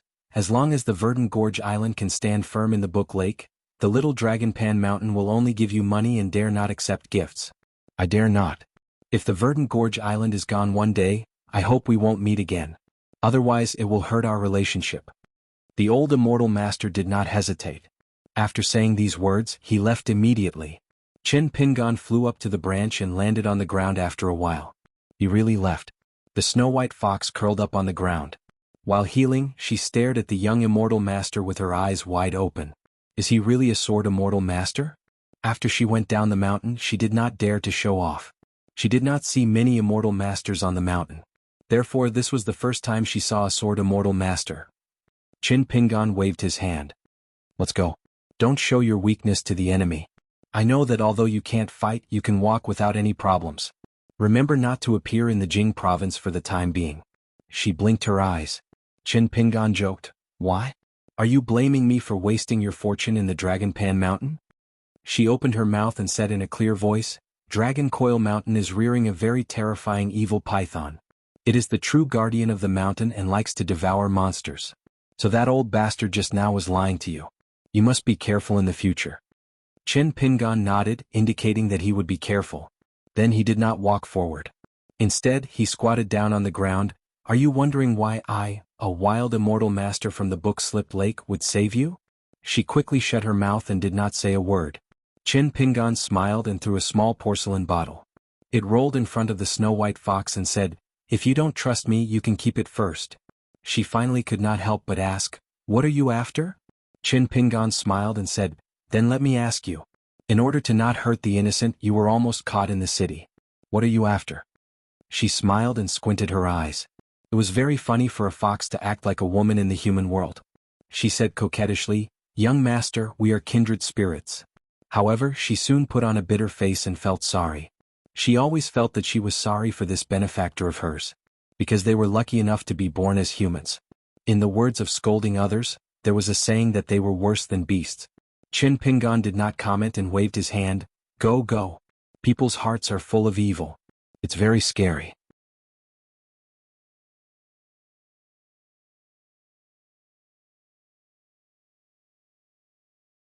.455. At the dining table, Li'er was a little hesitant. This was the second time his wife had asked him to drink as much as he wanted. It had been many years since the last time. Seeing that Qin Pingon had deliberately suppressed his fist intent and drank 2 or 3 cups of wine, Li'er felt that something was wrong. What? Did he fall asleep right after getting drunk? Was he thinking that he could eat less of a meal with his fists? But this did not seem like something Qin Pingon would do. However, Li'er was still very happy that someone was drinking with him. He put one leg on the bench, but when he lifted his leg and bent his back to pick up a piece of stir-fried pork with winter bamboo shoots, his wife glared at him and scolded him to act like an elder. Li'er was very conflicted and could only sit properly. He had never seen her so fussy before. He would occasionally drink a few cups of wine, but his wife did not care about these things. Their family had always been like this. Li Huai liked to squat on the bench and gnaw on chicken legs and hooves when he was young. He did not have any so-called upbringing. Women were not allowed to eat at the table. Li'er's family did not have such rules. Li'er glanced at the dish that was deliberately placed beside Qin Pingon's hand. He realized that his wife was glancing at him. Li'er understood that this dish of stir-fried pork with winter bamboo shoots had nothing to do with him. The meat dishes on the table were all with Qin Pingon. Li'er's table was filled with vegetables. Li'er took a sip of wine and smiled. Actually, this scene was not unfamiliar to him. During the years when Li Huai did not go out to study and travel, their family had always been like this. Li Huai stayed in the Great Sui Kingdom to study and learn. The three of them moved to the foot of Lion Peak in the North Continent. Even though Li Huai often went down the mountain and the family of three gathered for dinner, Li Er always felt that it was a little lacking without Li Huai there. Li Er did not favor boys over girls. This had nothing to do with what kind of person his daughter was. All these years, Li Er had only one request for Li Lu. That was to settle matters outside and not bring them into the house. Of course, his son-in-law was an exception. Chen Pingan was 70 to 80% drunk, but he was not so drunk that his teeth were chattering, and he could walk without hindrance. He left the square table and the main room and went to Li Huai's room to rest. He took off his boots, lay down gently and closed his eyes. Suddenly, he sat up and turned the boots by the bed so that the tips of the boots were facing inward. Only then did he continue to lie down and sleep soundly. It turned out that he missed his hometown, Luopa Mountain, and his first disciple. Li Er was busy cleaning up the bowls and chopsticks. The woman was still sitting in the same place. She suddenly asked, "Li Er, what do you think of Chen Pingan?" Li Er smiled and said, "Sure." Otherwise, the man wouldn't have thought of selling the Dragon King basket and the golden carp to Chen Pingan. Because of this, he was reprimanded at the Yang family's shop. The woman whispered, "Do you think this child likes our daughter?" Li Er stopped what he was doing and said helplessly, "This is not a matter of whether he likes her or not. Chen Pingan already has someone he likes." The woman was disappointed. "Our daughter is not lucky." Li Er smiled and didn't say anything. The woman slammed the table and said angrily, "What are you laughing at? Is Li Lu your biological daughter? Am I the one who stole a man?" Li Er shrunk his neck and said in a muffled voice, "What nonsense are you talking about?" The woman complained, "Our daughter is stupid and her father is useless. He doesn't even care."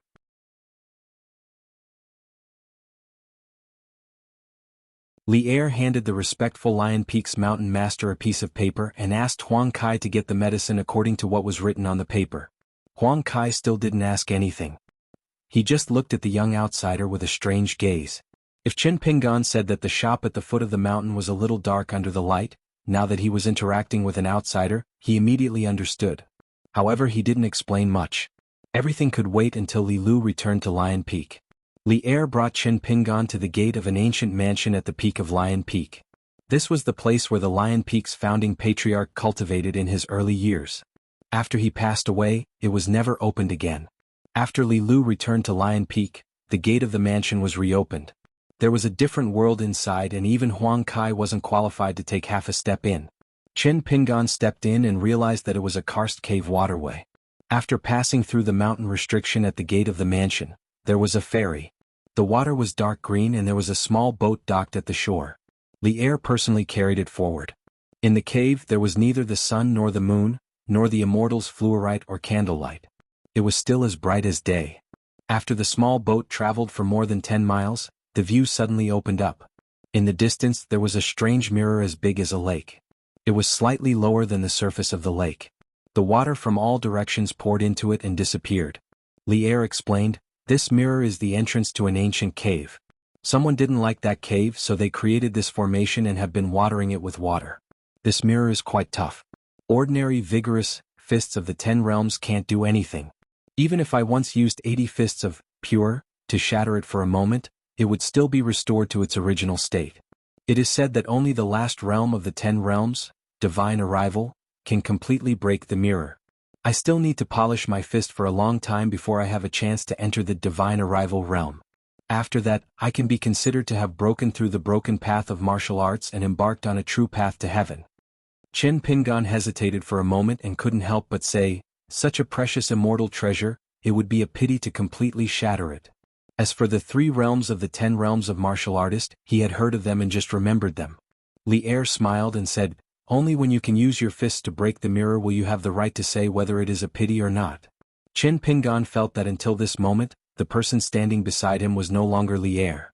Instead, it was a martial artist of the 10 realms. Li Er's figure was no longer beside him. Chen Pingan knew that something was wrong. As expected, without any warning, a sweep came from behind him. Chen Pingan's figure seemed to collapse, his fist intent retracted. He didn't care about any style and tried to leap forward. Unexpectedly, he was still swiftly kicked in the back of his waist. There was a series of cracking sounds like firecrackers. Chen Pingan, who could treat the physique of ordinary martial artists of the golden body realm as paper, was kicked like a drawn bowstring. After a bang, logically speaking, Qin Pingan should have been kicked dozens of feet away. But Li Er's fist was far faster than Qin Pingan's movement. Standing beside Qin Pingan, he punched downwards, smashing into the chest of the leaning back Qin Pingan. This punch caused Qin Pingan's back to fall to the ground. Li Er stretched out his leg, twisted his ankle, and casually lifted Qin Pingan, who had smashed onto the back of his foot, onto the mirror. Qin Pingan, who only felt that a breath of pure Jinqi was about to collapse, fell heavily onto the mirror.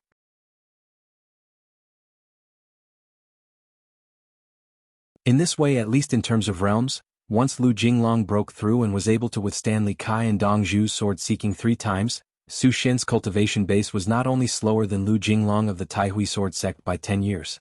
Su Xian, who was second only to Lin Su among the 10 young people in the northern continent, would also exchange seats with Lu Jinglong. Therefore, the number 1 sword immortal of the northern lands, Bai Chong, did not sit idly by. However, he did not rely on his identity as a sword immortal to go to the Cool Breeze sect to denounce He Xiaoyang. Bai Chong only said one sentence: as long as he, Bai Chong, was in the northern continent, He Xiaoyang could forget about ascending to the ascendant realm. The 2 sects, which were supposed to have a marriage alliance, became mortal enemies. Many fence-sitters, including the Qianglin sect, began to cut off contact with the Cool Breeze sect. Many of their business dealings were even more difficult.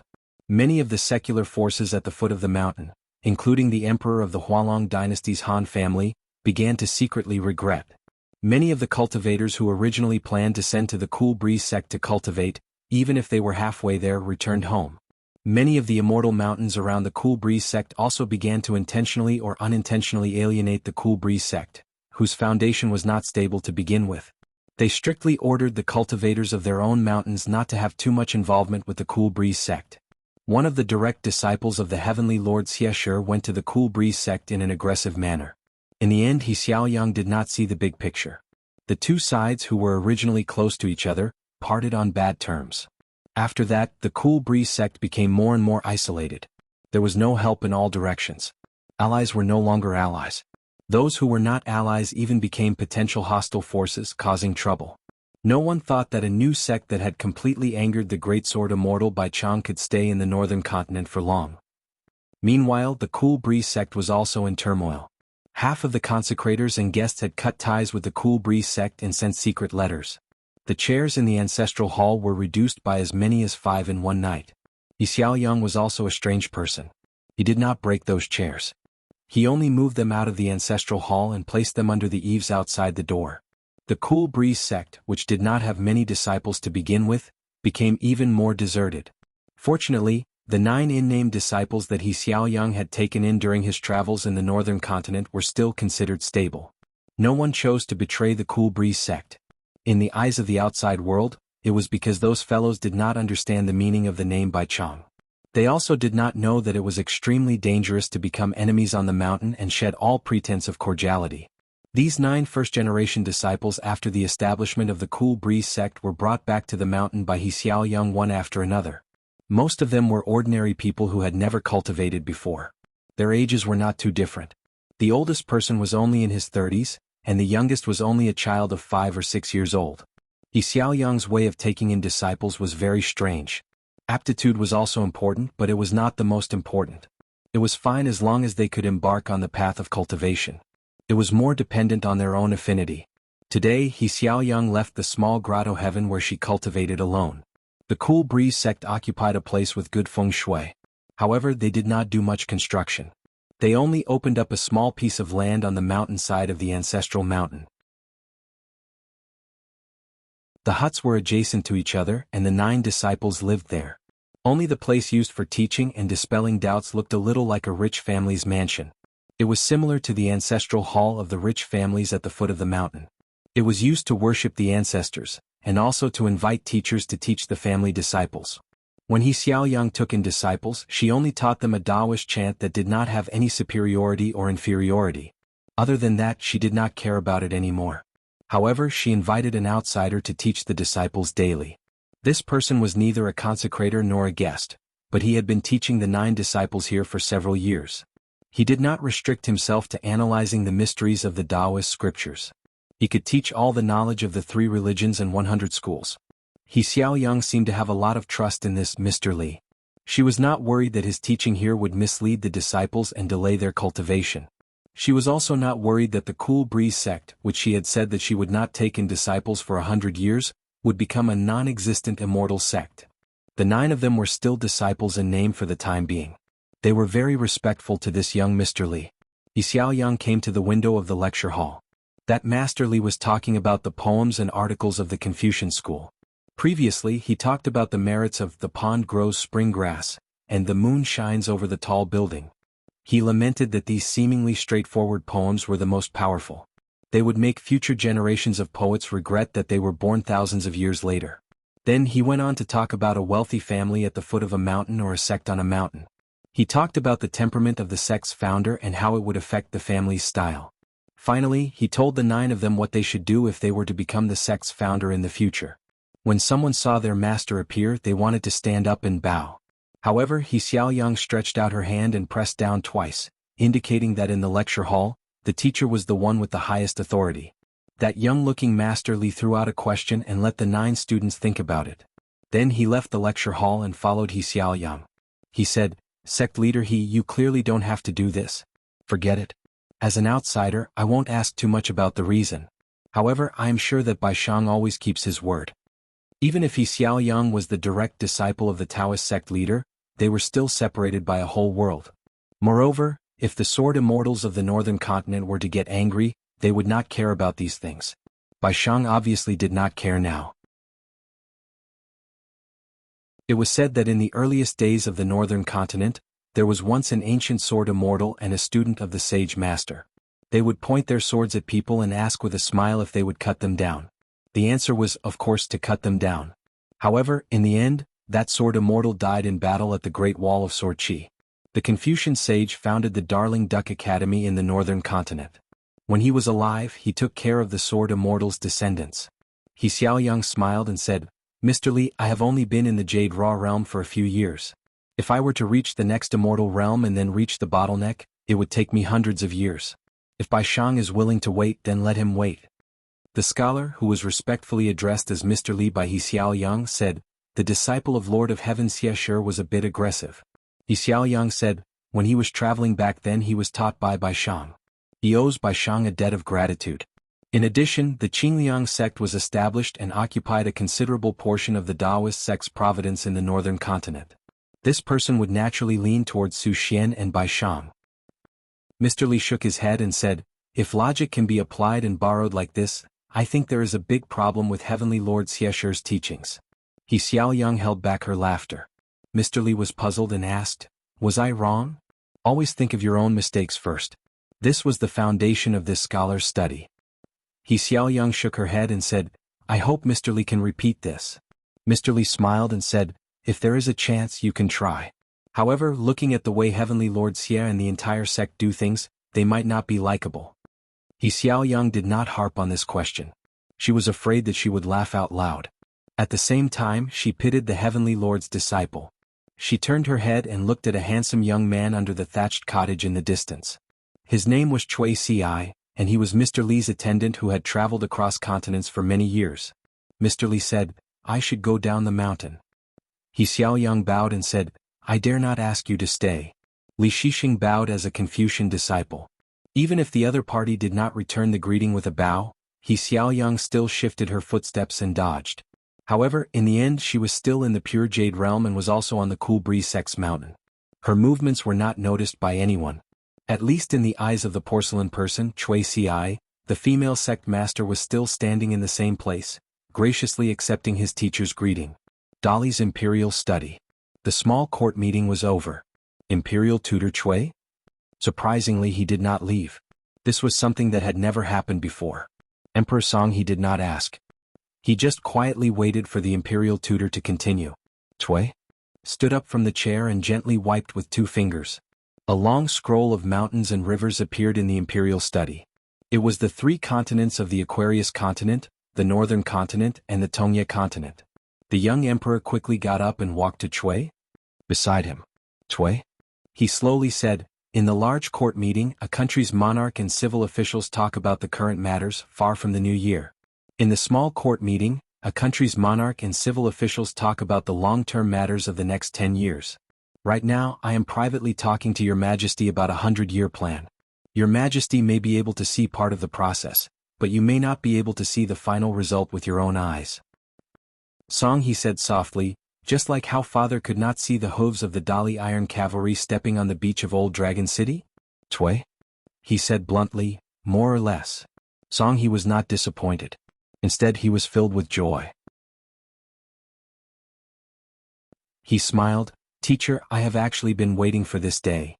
In front of this imperial tutor, as long as there were no other officials around, the young emperor would always follow the etiquette of a student. This matter, there was no need for the Empress Dowager to remind him. Tway? He said, when the situation in the Aquarius continent is settled, it will inevitably be handed over to the Hanlin Academy to compile the biography of the various vassal states' officials. This is definitely not something that Your Majesty can reveal when you are still in office, to prevent the people in the imperial court from being disappointed. This can only be done by the succeeding emperor. This is a family matter of the Aquarius continent and the Dali dynasty. Your Majesty can first think about it and make a list. Later on, I will see if there is anything that needs to be added. Mending the hearts of the people is as important as mending the old mountains and rivers. After saying that, Chue pointed to the north continent of the Aquarius continent. Looking at the vast north continent, what does Your Majesty think? Song, he replied, compared to the past, it is very empty. The sword cultivators of the continent had already left for the inverted suspended mountain. Chue? He nodded his head and said, let me advise Your Majesty, the Song clan, never think of meddling in the territories of other continents, it is impossible. Song, he was slightly regretful. He initially thought that this Dali imperial tutor, his teacher, would have bigger ambitions than he thought. Chue laughed, big ambitions but little talent, isn't that empty? Song, he looked awkward. Chue pointed to the skeleton beach at the southernmost part of the North Continent. To build a long bridge between the cloud-splitting mountain and the skeleton beach, how does Your Majesty think it should be built? Song, he laughed, relying on the money of the deities. Chue nodded his head but asked again, where does the true source of the deities' money come from?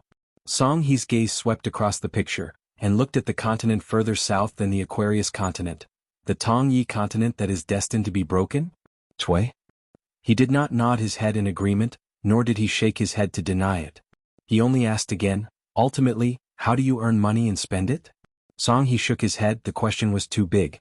Chue said, after thinking about how to earn money, it is for the sake of spending it. If not, what is the point of staying in the Dali treasury? Every household has mountains of gold and silver, can it be used as food? This is what the great Li Song clan did to save themselves after using a continent as their territory. Chue?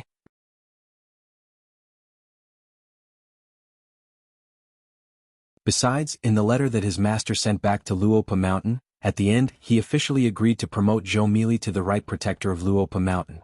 After letting Pei Qian read the letter 17 or 18 times, he went to the second floor to practice for the first time. He puffed out his chest and stepped on the bamboo stairs step by step. He also shouted loudly for Old Man Chui to quickly open the door and punch him. At that time, Chen Lingjun, who was watching from the first floor, thought that Pei Qian might have been beaten silly or gone mad. At this time in Julian's courtyard, Wei Pai was playing chess with Zheng Dafeng. Chen Rushu gently nibbled on melon seeds. Chen Lingjun had bet that Wei Pai would win, so he placed a handful of snow coins next to the Wei Pai brothers' chess jars. However, Julien kept nagging over there, saying that Wei Pai was now an immortal in the pure jade realm. His chess skills had skyrocketed, so Chen Lingjun should have a higher chance of winning. In the end, Chen Lingjun looked at the situation and placed a snow coin next to Wei Pai's chess jar. Pei Qian and Zhou Mili, who was carrying the mountain walking stick, ran in circles around the stone table. Wei Pai put his elbow on the table and poked his forehead with his finger. Now that he had boarded the pirate ship, it would be difficult to get off. In any case, his reputation as the righteous god of Beiwei was completely ruined. Zheng Dafeng said angrily, losers, if you keep making noise like this, I will lose the game and brother Lingjun will lose money. You have to pay for it. Pei Qian ran without stopping. Why should I pay for it? Don't you look like a fool? Pei Qian continued to hum her folk song. Zhou Mili followed behind Pei Qian and asked curiously, where is this song from? I've never heard of it before. Pei Qian stopped and crossed her arms. It's a song from my hometown. Unfortunately, it was written so well that it didn't spread. Zhou felt that Pei Qian's words didn't make sense. She held the mountain walking stick with both hands and frowned, lost in thought. After Zhu Lian received Cui Dongshan's letter, he still had to wait for Liu Baixiang to come to Luopa Mountain. After attending Wei Ba's night party together, he would go with Liu Zhongruan of Pearl Hairpin Island to look for the Water Temple's dragon boat. Unlike Qin Pingan's instructions in the letter, after Zhu Lian received Cui Dongshan's reply, there was no need to worry about the Great Li's cavalry and spies. Cui Dongshan would deal with them properly. He was supposed to take the fallen Princess Royal to her hometown anyway. However, Zhu Lian still told Liu Zhongruan that this matter was full of danger. It would be better not to act, otherwise it could be a big disaster. In any case, Zhu Lian's words were just to scare people. In the end, after weighing the pros and cons, Liu Zhongruan gritted his teeth and decided not to touch the Water Temple's dragon boat. Zhu Lian then ignored Liu Zhongruan and the others.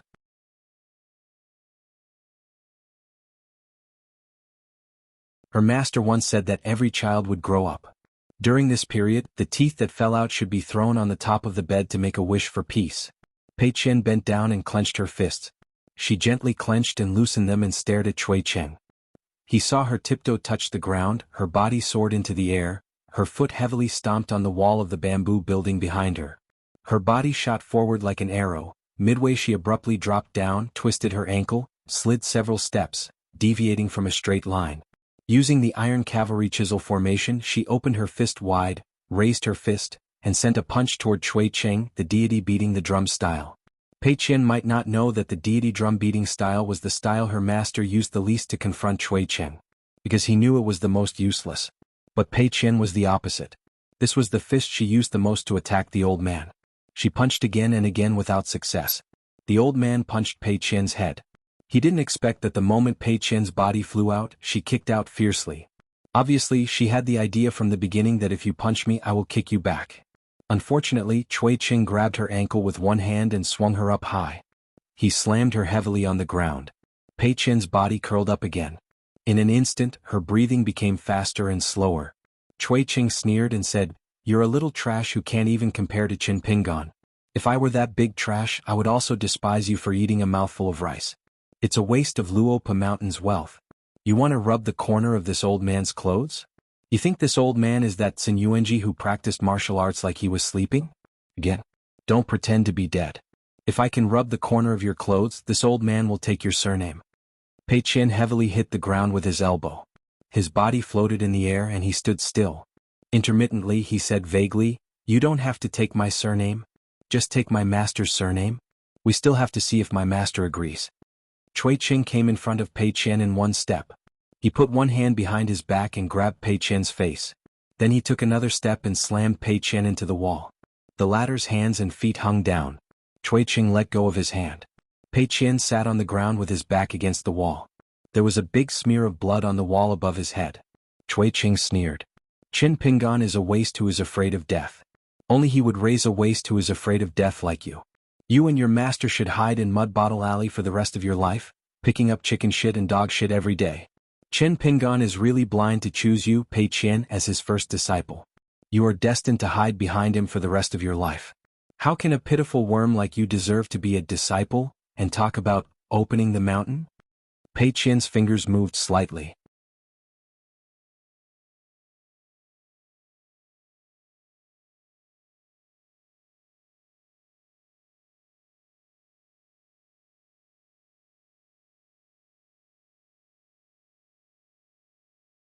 The old Confucian scholar asked, 24?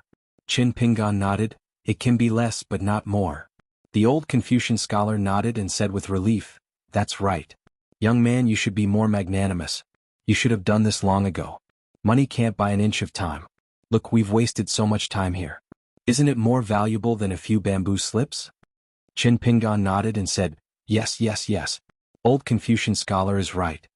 Other than the bamboo slip in his hand, the old Confucian scholar began to stand up and pick the other bamboo slips he liked. He deliberately dawdled. Qin Pingan suddenly coughed. The old Confucian scholar pretended to be deaf. Qin Pingan could only smile bitterly. "Old Confucian scholar, with the bamboo slip in your hand, there are almost 30 slips. Since you're a scholar, can you be more trustworthy?" The old Confucian scholar suddenly understood and put the last bamboo slip into his sleeve. The old Confucian scholar stood a little far from Chen Pingan. After a few polite words he left. When he reached the page boy, the old Confucian scholar hurriedly urged, "Go, go, go, go quickly." The old man and the young man ran as fast as the soles of their feet were oiled. Chen Pingan was now more or less sure that he had really met a master.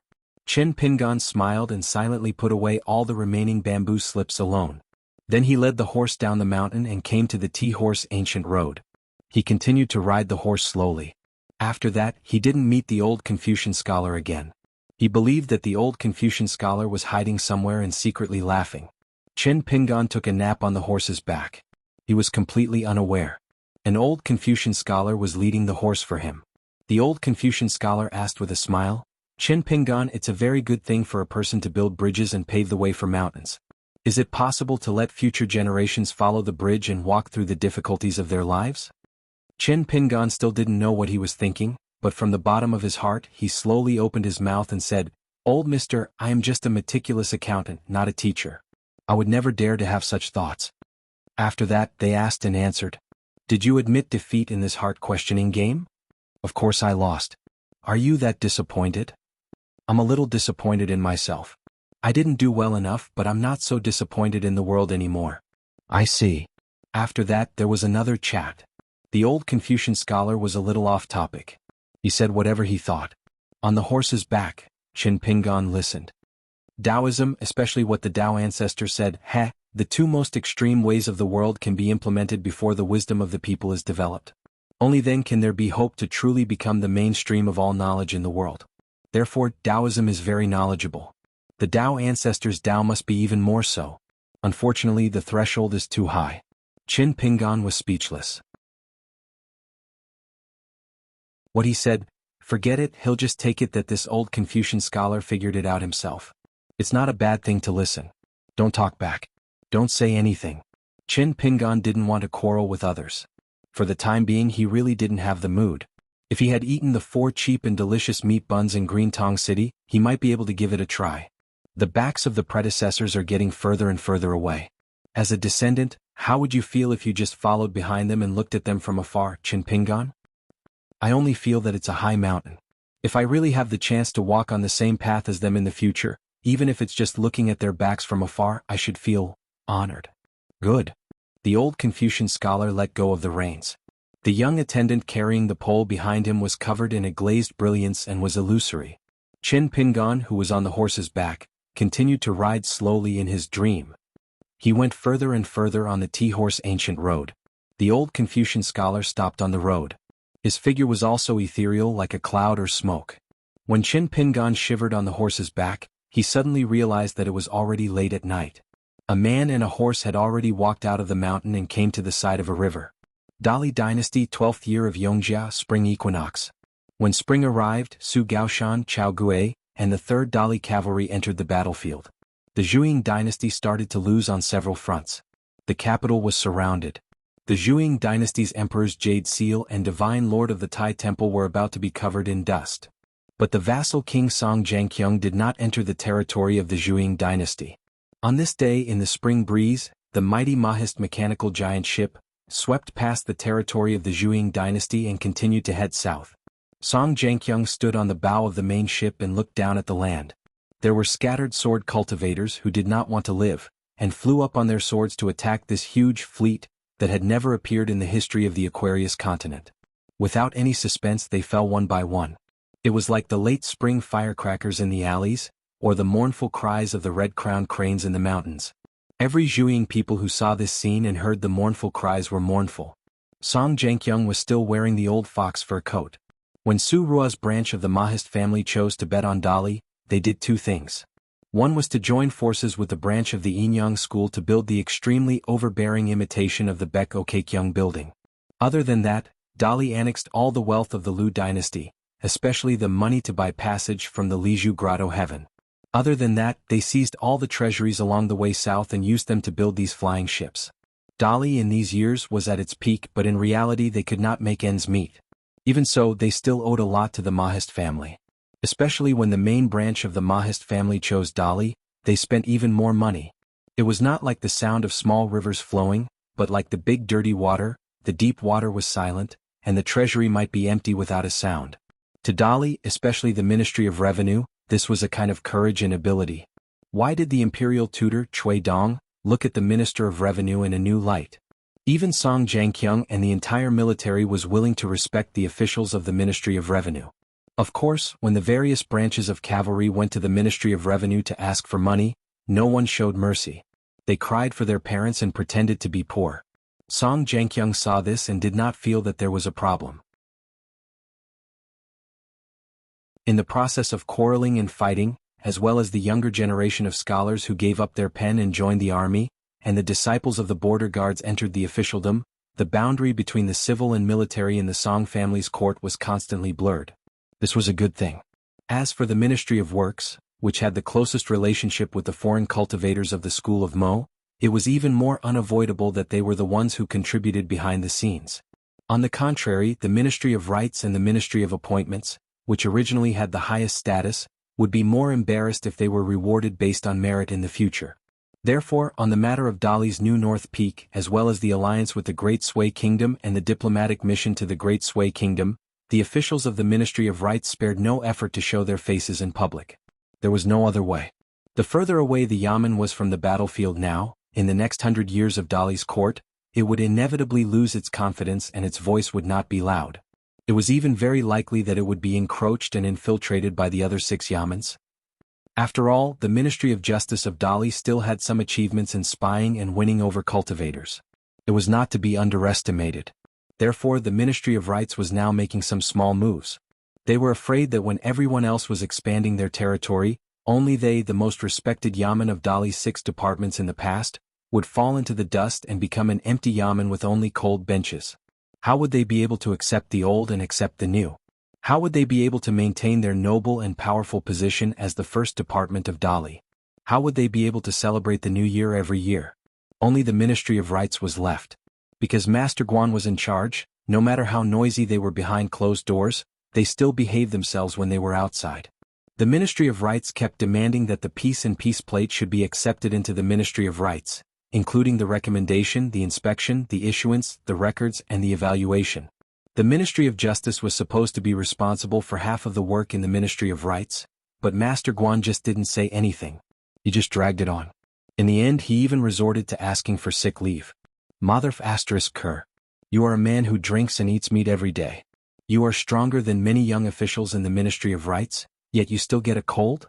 The older the old fox got, the more shameless he became. The Minister of Rights, who was 1 generation younger than Master Guan, even though he was half a disciple of Master Guan, was so angry that he complained to the Imperial Guard room, saying that Master Guan was taking advantage of his seniority. Dali's official circle was busy and lively. In fact, there were a lot of jokes in all the government offices. In the first month of this year, Ichi Alley and Xiao Street were busy visiting each other. Song Changjing did not care too much about the official affairs of the warm spring river. Under the general trend, it was human nature. As long as they did not go too far and did not cross the line too much, he would not care. In fact, he, a warrior on the battlefield, did not need to worry about these messy affairs. Song Jianqiang had to admit that Xiu Hu was the reason why Dali's iron cavalry could march to the south so smoothly. There was a faint rainbow light on the ground. There was a young sword cultivator hiding in the mountains. He seemed to be aiming at Song Jianqiang, who was a barbarian from Dali. The sword light was like a white line, drawing an arc, aiming at Song Jianqiang. The spirit of the flying sword was full of grief and anger. Song Jianqiang waved his hand to tell the cultivators who were Earth Immortal Realm cultivators not to stop him. A weak flying sword of a level 6 sword cultivator couldn't even scratch an itch for a level 10 cultivator. Song Jianqiang casually made a fist and hit the flying sword back to the ground. It fell to the ground beside the young sword cultivator. The sword cultivator's face was pale, but he still tried to stand up straight. He looked at the man who was beyond his imagination. The flying boat flew across the sky. The young sword cultivator didn't have the strength to attack anymore, so he sat down on the ground. After that, the school of Mo's flying boat flew over the southern peak of the Zhuang dynasty. The thousands of sword cultivators who were prepared to die faced the enemy together with the venerated southern peak god. The flying swords of the dozens of sword boats in the ferry fell to the ground like rain. In the sky and on the ground, the 2 groups of flying swords collided like rain. The sword boats and flying swords of the school of Mo and the sword cultivators' flying swords were destroyed together. Occasionally the flying swords escaped the net, but they were destroyed by the nascent soul and earth immortal cultivators of Dali's territory and the recruited nascent soul and earth immortal cultivators who took out their magic weapons. Above the southern peak, there was a dazzling five-colored glaze, like the legendary paradise of the heavenly court. The golden avatar of the mountain deity wielded a giant sword of sword chi that was condensed from a secret technique unique to the imperial family. It slashed towards the ferry that Song Changjing was on. In the end, it was shattered by Song Changjing's punch. He then shattered the golden avatar of the Nanyue righteous deity with a punch. In the end, Song Changjing stood on the roof of the Nanyue holy temple. The Nanyue righteous deity, who had temporarily lost his golden avatar, was about to use the accumulation of incense for 1,000 years to reconstruct his golden avatar and fight this person again. Song Jianqiang said, "That's enough. Dali has no intention of killing all of you. Sword cultivators below the Earth Immortal level, go down the mountain and let bygones be bygones. Earth Immortal cultivators, those who are willing to surrender can follow me to the south. Those who are unwilling to surrender can stay on the southern peak mountain. I can guarantee that even if there are people who want to settle accounts later, they will not kill indiscriminately. Everyone will have a chance to spend money to avoid disaster. Moreover, I will ensure that you Earth Immortal sword cultivators have a foothold. As for your worldly possessions, they will most likely be used as Dali's military expenses." The southern peak mountain was silent. Song Changjing sped forward, collapsing more than half of the main hall of southern peak with a loud rumble. He smashed an Earth Immortal sword cultivator, who was trying to join forces with the rest of the great sword cultivators, pledging to fight the barbarians of Greatly to death. With just a single punch, he destroyed the cultivator's body and gold core, leaving behind only his Een deity and prime nascent soul, which had weakened greatly. If a cultivator looked up from the foot of the mountain, he would be able to see that the majestic southern peak mountain and an immortal mansion near the peak had been reduced to ruins. Dust rose into the air and swirled around the peak like a large cloud of yellow mist. Song Jianqiang returned to the temple on the peak of the mountain and nodded at the southern peak god who was standing in the square, indicating that the southern peak temple was tactful. Song Jianqiang appreciated the southern peak temple's gesture. Song Jianqiang rose from the ground and returned to the ferry. The god of the Zhuang dynasty had a complicated look in his eyes. In the end, he bowed to the invincible king of Dali. Many young sword cultivators only realized at this moment that the mountain formation had not been activated from the beginning to the end. This god was afraid of death, afraid that his great Tao would be cut off, and also afraid that the entire southern peak mountain and more than 1,000 sword cultivators would die tragically under his stubborn resistance. The reason for this ambush was naturally because the sword cultivators were willing to sacrifice themselves for their country. There were also many selfish plans. For example, the southern peak god agreed to the sword cultivators to climb the mountain in the hope that he could give an explanation to both the old and the new lord. This way he would not lose the title of Southern Peak God in the future and be reviled by countless people. Instead, because of today's battle, he would be able to win some praise from the people and save some trouble for Dali. He would try his best to get rid of the 5 mountain gods and at least keep the throne of Dali as the top mountain god in the future. In the chaotic world of the Aquarius continent, the Zhuang dynasty had lost its momentum. He had to find a way out for himself. Song Jianqiang returned to the bow of the boat and placed his hand on the railing that was slowly flowing with spirit chi. The name of Dali would soon be changed. Book Lake, Pondwater City, Fan Clan Residence. A guest came to visit and handed in a yellow name card, saying that he wanted to see General Guaniran. The gatekeeper did not dare to neglect. Currently there were 4 Dali people stationed in the 4 cities. Among them, Pondwater City's Guaniran had gradually risen in status in the past year, vaguely becoming the leader. The other 3 people often needed to come to Pondwater City to discuss matters, but Guaniran never needed to leave Pondwater City. These traces were enough to explain everything. Even the rumor that Guaniran was actually Su Gaoshan's son-in-law had spread out.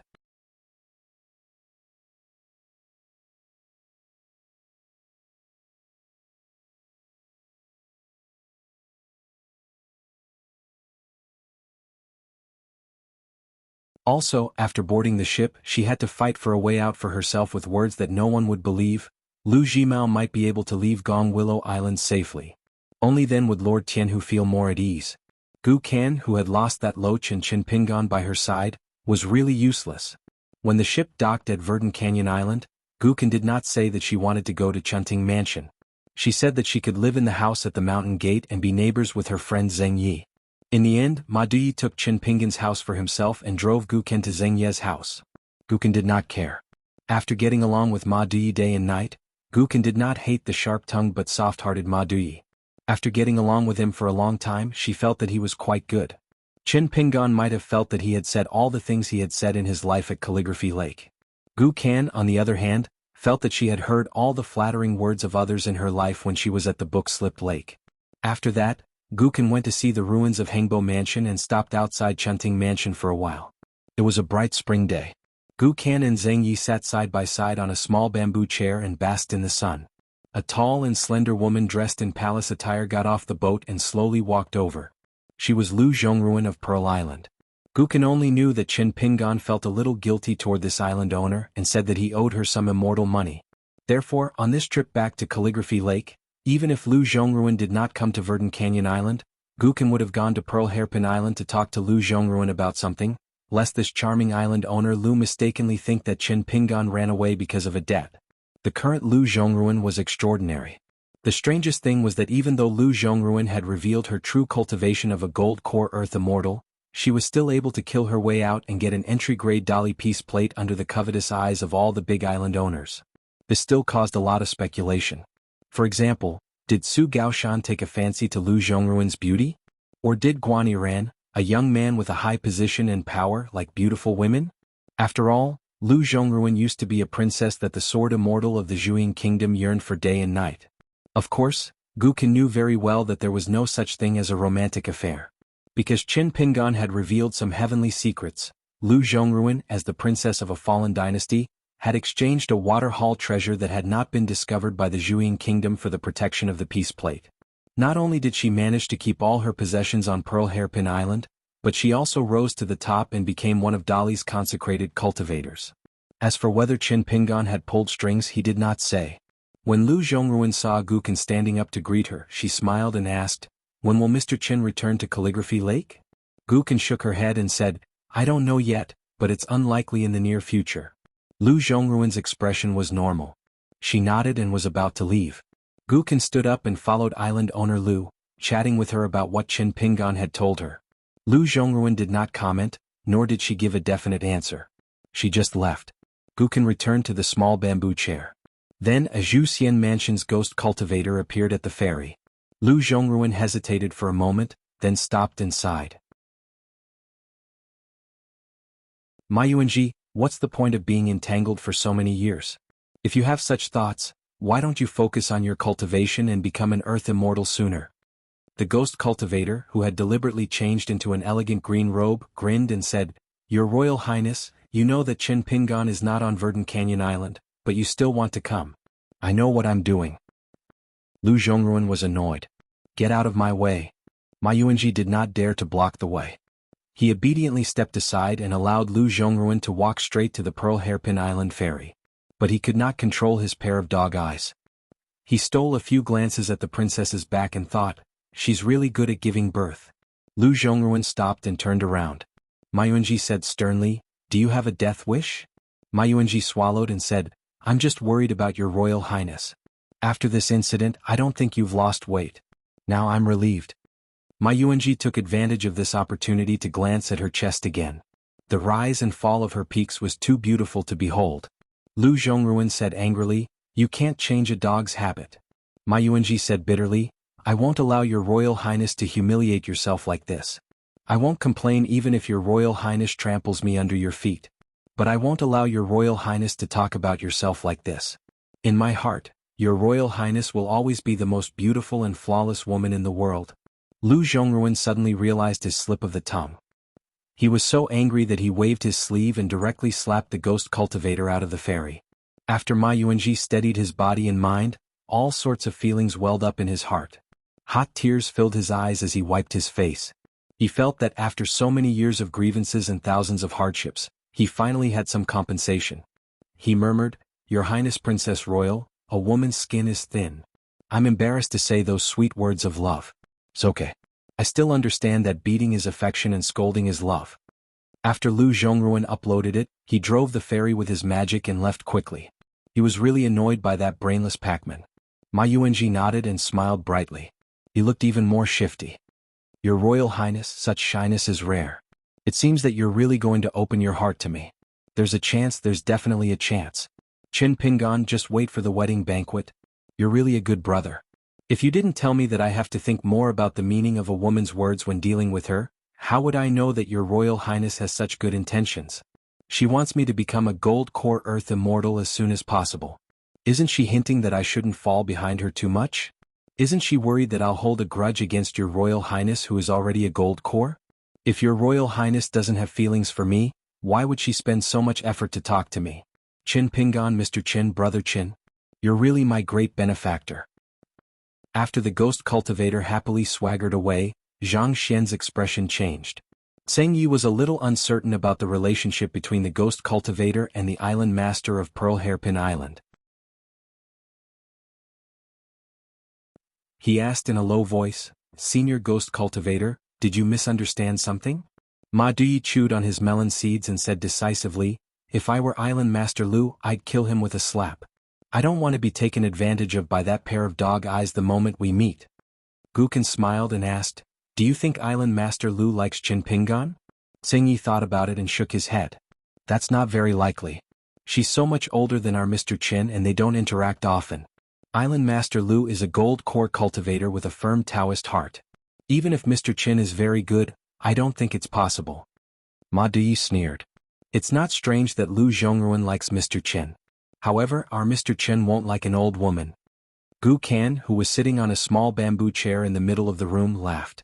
Ma Duyi threw a handful of melon seeds. Gu Kan dodged and all of them hit Zheng Yi's head. That was not all. Zheng Yi had to bend down to pick them up. After all, he had been with Mr. Qin for so long.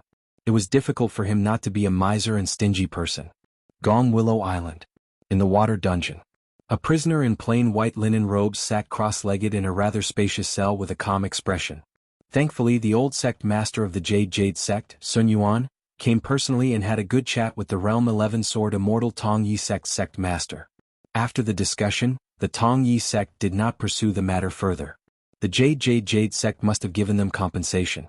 The old cultivator's name was Zhou Fenglu, and he was also the person in charge of selecting the location of the Jade sect's lower sect. As for whether he was a pitiful pawn, the key was to see the final choice of the lord of the lower sect. Was it him, who had worked hard and made great contributions, or the bastard Jiang Shangzhen, who already had the blessed land of Cloud Cave in his hands?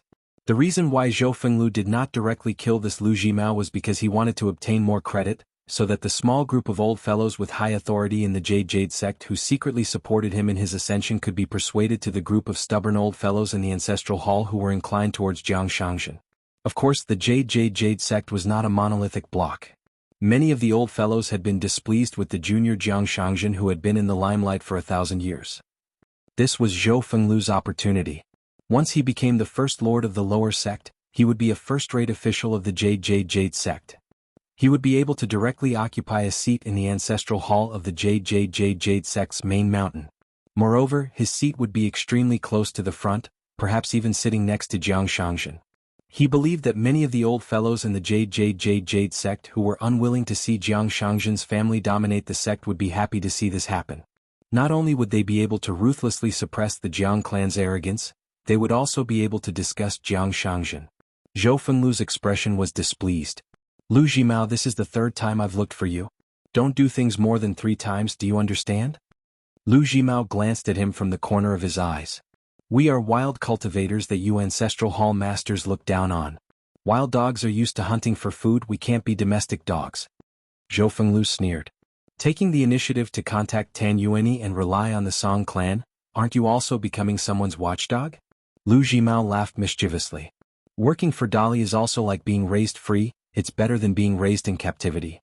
Besides, what I hate the most in this life is your arrogant ancestral hall masters. Zhou Fenglu's expression was gloomy. Lu Jimao, do you really think I don't dare to kill you? A nascent soul Earth immortal is impressive in a corner like your Aquarius continent, but in our Tongyi continent, it's really nothing. The death of upper 5 realms cultivators is not a small number. Every 100 years, if a few nascent soul realm cultivators don't die, the Tongyi continent would feel embarrassed to greet the great cultivators of other continents. Can your Aquarius continent do it? Lu Jimao laughed. Are you trying to scare me? Zhou Fenglu shook his head. I'm really not trying to scare you, a person's patience is limited. The corners of Lu Jimao's mouth twitched. Don't you know that wild dogs like us have been scared out of our wits over and over again throughout our lifetime of cultivation? After so many shocks, we'll either be scared out of our wits or end up like me. Even if a ghost knocks on my door in the middle of the night, I'll still have to ask if you're here to do business with me. What, you're already the sect master of a sect under the Jade Tablet sect? You can decide my life and death with a single word. Taking a step back, even if you're the sect master, shouldn't you consider more carefully how to make the best use of a nascent soul realm wild cultivator? What if one day I suddenly become enlightened, and agree to be your consecrator? Wouldn't you suffer a huge loss? You're imprisoning me, an array formation. How many immortal coins can you spend? Can't you even calculate this debt? How can you still be the sect master? Lu Jimao's acupuncture points were all bound by the water prison, especially the crucial acupuncture points that nurtured his natal item. They were all blocked by the water veins of Gonglu Island. Beyond. Do you really think that you bunch of outsiders can do whatever you want in the Aquarius continent? Just based on your patience, I feel that your sect master's throne will not be stable. You might even be worse than me, the ruler of the underworld of Calligraphy Lake. Before the chair is even warm, you have to quickly stand up and obediently give up your seat. Keep the goodies within the family. I really don't believe that the Jade sect is willing to give such a big piece of fat meat to half an outsider. Lu Jimao actually started to lecture this old cultivator who had astonishing battle strength and treasures in his hands. It's not that I want to criticize you Jade Tablet Immortal Masters, but you guys, if you only talk about your tenacity, you might not be able to compare to us wild cultivators. Aren't you relying on those top-tier Dao techniques and sect inheritances to walk on the unobstructed path? Give those Dao techniques to us. Even if we start from the Earth Immortal realm, both sides will spend the same amount of time. Wild cultivators can guarantee that we will beat the shit out of you. You don't believe me? Then why don't you try? Since you've already betrayed Tongyi sect, what's the point of those broken ancestral hall rules? Why don't you impart the Tongyi sect's immortal techniques to the upper 5 realms to me? But do you dare? Lu Jimao, who was in the prison, laughed without restraint. He laughed and talked wittily. Showing the spirit of a hero. Of course there were some ruffians and scoundrels. Zhou Fenglu shook his head. Lu Jimao, I hope that the next time we meet, when you become the sect master of a lower sect, you can still speak so boldly.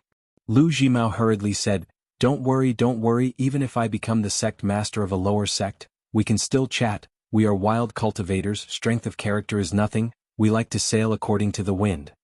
Zhou Fenglu remained silent and left the water prison. This nascent soul realm wild cultivator of Calligraphy Lake was really dog meat. He couldn't be killed or eaten. Zhou Fenglu made up his mind that as long as he became the sect master of a lower sect, he would kill Lu Jimao on the same day and not talk nonsense with this wild cultivator. After Zhou Fenglu returned to his mansion, the real master of Gonglu Island, Lu Laoqing, walked to the bottom of the water prison. Along the way, the cultivators of Jade Gui sect pretended not to see him. They neither greeted nor stopped him. There were 3 basic water veins in Calligraphy Lake. The water fate was strong, the other water veins were many but thin, scattered and messy. They were divided by the remaining thousands of island forces. One of them was monopolized by Gonglu Island, and the water prison formation was based on it. This was also the key to easily suppress Lu Jimao. Qingxia Island also stole more than half of the water veins. The Hengbo prefecture was the formation I, but unfortunately it had been destroyed. The water fate was scattered, and it benefited the group of Earth Immortal cultivators of the vassal islands, such as Lord Tianhu and Yu Hui. The 3 big islands of Qingzhong, Tianlao, and Grain Millet shared the last basic water vein of Calligraphy Lake. After Lu Laoqing reached the bottom of the water prison, he immediately isolated a small world. Lu Jimao raised his head and frowned.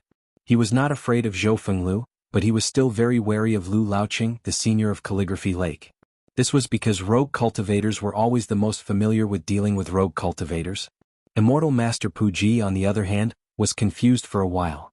Lu Laoqing took out a scroll, shook it gently and opened it gently. From the scroll, a man with a face full of smiles walked out. He walked to the side of the prison, hands behind his back, bent over and squinted at Lu Jimao and asked, I heard that you and Qin Pingan are enemies and friends, but it's unclear. Let's not talk about him, but according to Lu Laoqing, you both recognize each other as half of your confidant? This time it was Lu Jimao's turn to be confused. He did not answer the question. You're Jiang Shangzhen of Jade Gui sect? The man smiled and said, you answer my question first, then I'll see if I should answer yours. First come, first served, we still have to follow the rules. Lu Jimao glanced at Lu Laoqing. On Zhou Fenglu's side, Lu Jimao had roughly known Zhou Fenglu's bottom line after the previous 2 exchanges, so he could delay it again and again.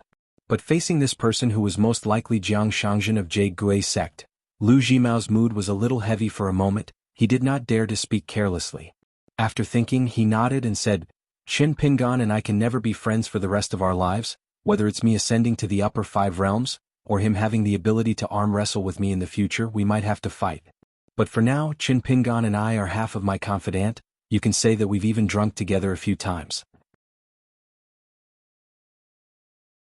The man clapped his hands and laughed loudly.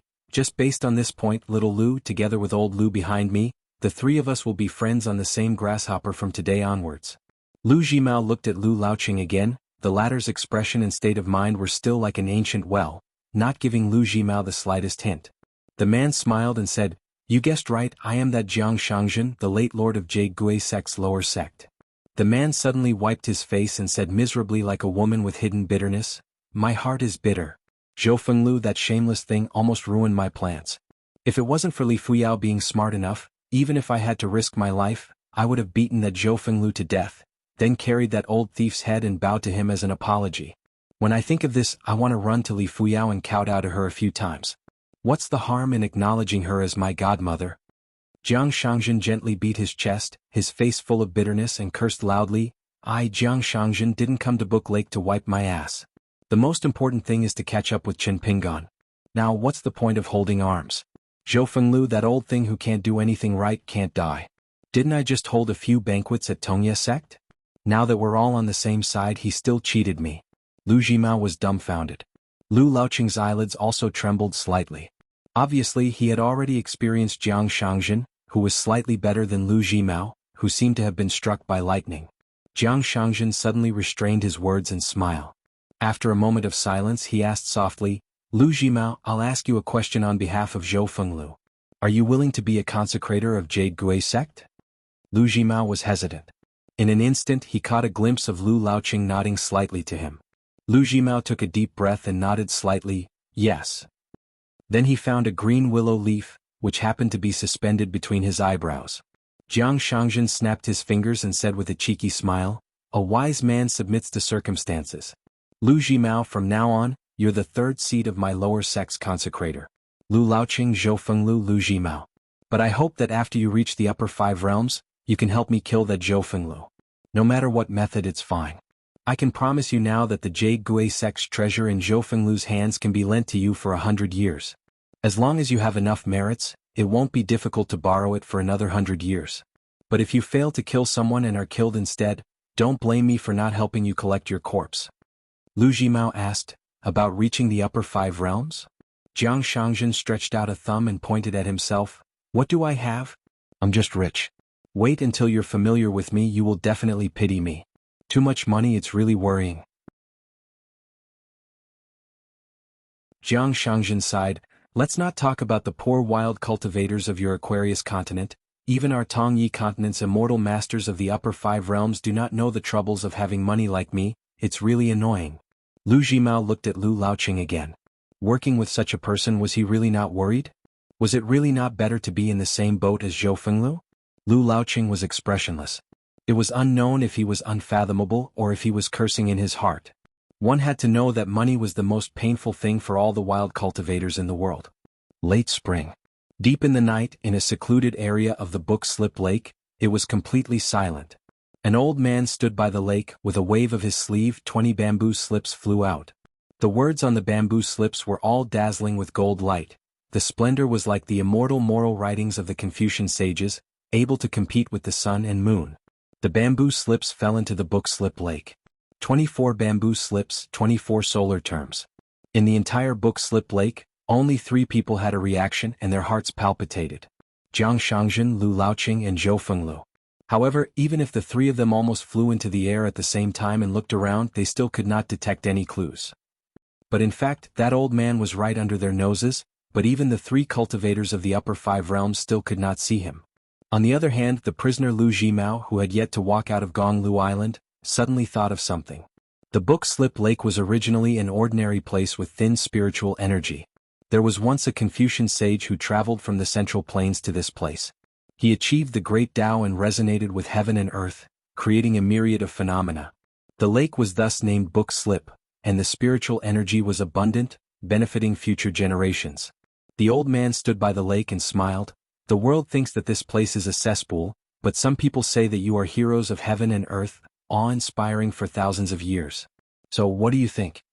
The lake rippled, and an ancient aura of righteousness emerged. The old man smiled. I'm an old man, not asking you to be grateful to that young man. He doesn't need it. Scholars do things like this, not business. So, I just want you to sacrifice yourselves for righteousness. In the future, when you die again, don't let down this world that can still be saved. The old man smiled again. Of course, that young man also said that he is not a scholar for the time being, but just an accountant. So, we can discuss what we should do next. At an immortal ferry in the middle of the Aquarius continent. At the beginning of summer this year, a young man in a green robe stopped his horse. At the age of 17, he went to the Book Slip Lake and spent New Year's Eve alone in a house at the mountain gate of the Verdant Gorge Island. After that, on New Year's Eve of the next year, he sat around a stove with Tseng Yi and Ma Duyi in an inn in the Stone Hair country. Another year he went to meet Tseng Yi and Ma Duyi on the back of a horse. Amidst the bumpy ride, he leisurely spent New Year's Eve alone. Another year he went to the mountains south of the Book Slip Lake. On the way back he finally had a full table of New Year's Eve dinner with Gu Ken, Tseng Yi and Ma Duyi. This year, at this moment after leading the horse onto the ferry together, Qin Pingan touched the jade hairpin in his hair bun. It turned out that unknowingly he had already reached the age of 20, which the Confucians called the age of 20. Then, on the 5th day of the 5th month, Qin Pingan originally planned to ask for a table of sumptuous dishes from the immortal fairy, but he changed his mind at the last minute. He still took out some dry food and wine, stood by the window and looked at the sea of clouds as a celebration for his birthday. He even took care of the ceremony as well. After all, there was only one person in the family, and there were no elders or ancestral temples. There was no need to pay attention to so many complicated formalities. However, after swallowing the last mouthful of dry food and wine, Qin Pingan had just burped. He had already put away his sword and saber, but he suddenly felt that the sword immortal on his back suddenly sank. It was as if an object that weighed a few kilograms had suddenly become thousands of kilograms. Qin Pingan staggered backward and fell to the ground with his sword. However, in the blink of an eye, the sword immortal in the scabbard was still lifeless and did not move at all. Qin Pingan tried to sit up, but there was nothing strange. Qin Pingan was a little puzzled. He was afraid that there was some kind of scheme or mystery. He sat by the table and pulled out the sword immortal. He looked at it for a long time, but there was nothing strange. Qin Pingan thought that the sword immortal was up to no good. After all, in the past 6 months, it had often been naughty and mischievous. For example, there was one time when it imitated the sword immortal and rode the sword to the sea of clouds to enjoy the sunset. It actually ran away on its own, causing Qin Pingan to fall straight into the sea of clouds. If it were not for the 1st and 15th day of the lunar calendar, he would have suffered a lot. However, how could he reason with a half-immortal weapon? After that, Qin Pingan did not dare to go to the sea of clouds to enjoy the scenery.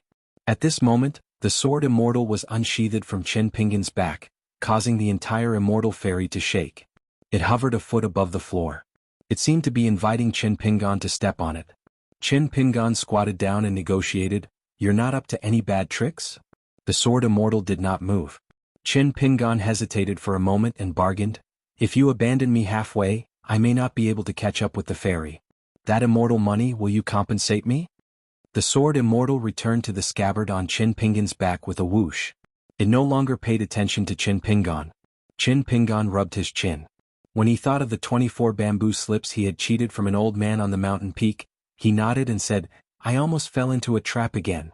I didn't stay in Jianghu for nothing."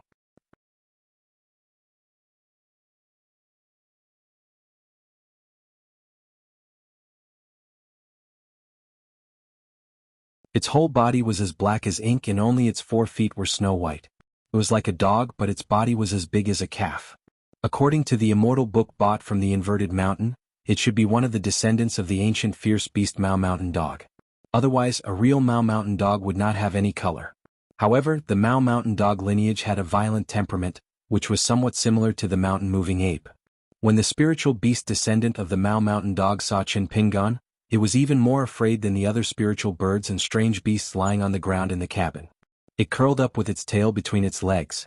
Chin Pingan let go of the odd job worker's shoulder. The odd job worker rubbed his shoulder and said with a flattering smile, "This young master, it's most likely that your horse and the beast next door have bad tempers and had a conflict. This is a common occurrence on the ferry. I'll separate them now and move a nest for young master's beloved horse. There definitely won't be any more incidents." Chin Pingan glanced at the fence between Chu Huang and the descendant of the Mau Mountain Dog. There was nothing there. There should have been some low-grade talisman stuck between the fence of the cage. Once the spiritual birds and strange beasts crossed the line, the restriction would be triggered immediately so that the people on the ferry could mediate. However, most of the spiritual birds and beasts that could be brought onto the ferry by cultivators were intelligent and wouldn't cause trouble for their masters. Otherwise, they would have to pay to avoid disasters. This was also a violation of the great Tao of cultivators. Once they got into a problem that couldn't be solved with money, it would be even more disastrous. However, in the eyes of the owner of the descendant of the Mau Mountain Dog, it was probably just a roadside trash that could lead a horse onto the ferry. So what if they provoked it? Chin Pingan extended his hand and stroked Chu Huang's head. It gently stepped on the ground, but it didn't seem too panicked. In the mountains to the south of the Book Slip Lake, Chu Huang had followed Chin Pingan and seen the world. Chin Pingan withdrew his hand and said with a smile, "Are you guys trying to ruin my great Tao?" The handyman on the ferry was stunned for a moment. He guessed that the owner of the horse would most likely denounce them, but he never thought that it would be so upfront. Could it be that they wanted to extort him? That's great. The young handyman was overjoyed and couldn't wait to fight with them. Anyway, no matter what his background was and no matter why he could make those beasts keep quiet out of fear, as long as he provoked the cultivators of Qingfeng City, he wouldn't have a good time. The group of immortals from Qingfeng City had always been the distinguished guests of this ferry and they were very familiar with each other.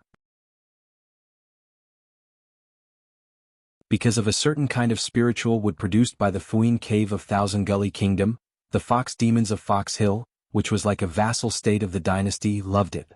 Therefore, this kind of spiritual wood that could moisturize fox skin was almost all bought by the immortals of Qingfeng City. Then they sold it to the Su family and made double the profit. As for why the Su family of Qingfeng City didn't make this trip in person, the people on the ferry were curious and asked about it. The cultivators of Qingfeng City laughed and said that the Su family didn't care about this little profit that others made from them. If they had the time, the disciples of the Su family who were good at making money would have earned more immortal money. The Su family of Qingfeng City owned a fox hill and was used to being the god of wealth who only needed to count money at home. A group of immortals in snow-white fox fur slowly walked into the bottom cabin, which was a little eye-catching. The fox fur of Qingfeng City could not only keep warm in winter and dispel the cold in summer, but also dispel the heat in summer. It was just one thick and one thin, but in summer wearing a fox fur, no matter how thin it was, would still look awkward. However, it was a kind of protective talisman for cultivators to walk under the mountain. The reputation of Qingfeng City was still not small in the northern region of the Aquarius continent. Especially now, the head of the Su family of Qingfeng City, it was said that he had a great opportunity. His Taoist companion had helped him obtain a precious treasure, the Black Pearl armor from the Black Pearl Grotto Heaven. The family also had a Dali peace token. The rise of the Su family of Qingfeng City was unstoppable. Without saying a word, Chin Pingan still loosened his fist posture. He was a sickly person, but in a few steps he came to the front of the group of cultivators and knocked them down with a punch. Among them there was a girl with a round face, who rolled her eyes and fainted on the spot. In the end, only a handsome young man in the middle was left. His forehead was oozing sweat and his lips were moving slightly. He probably did not know whether to say something tough or soft. Chin Pingan stood in front of him with his hands in his sleeves and asked him some inside stories of Qingfeng City. After all, whether it was the Su family of Qingfeng City or the mountain-moving ape of Xinjiang Mountain, they both had old scores in Chin Pingan's heart. Even if Chin Pingan walked through the Book Slip Lake again, he would not turn over the old scores with them. When the young cultivator saw that the people close to him and his retinue had already fallen to the ground, he no longer cared about face or strength of character. He spilled the beans from a bamboo tube, spilling everything he knew without holding back.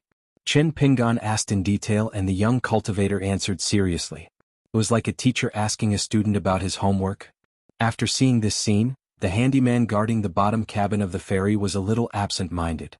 What's going on? Isn't it said that the immortal cultivators from Qingfeng City are all resourceful? Chen Pingan turned his head and looked at the handyman who was calculating in his mind. At the same time, he casually slapped the young cultivator behind him on the forehead. With a plop, the young cultivator fell straight back. This was called sharing difficulties. Chen Pingan looked at the panic-stricken handyman and asked, "Can you get immortal money by helping with this kind of business?" The young handyman shook his head and said in a trembling voice, No, I didn't even get a single piece of snow. I just wanted to curry favor and get familiar with these immortal masters. Maybe in the future they will casually give me some advice and I will have a way to make money."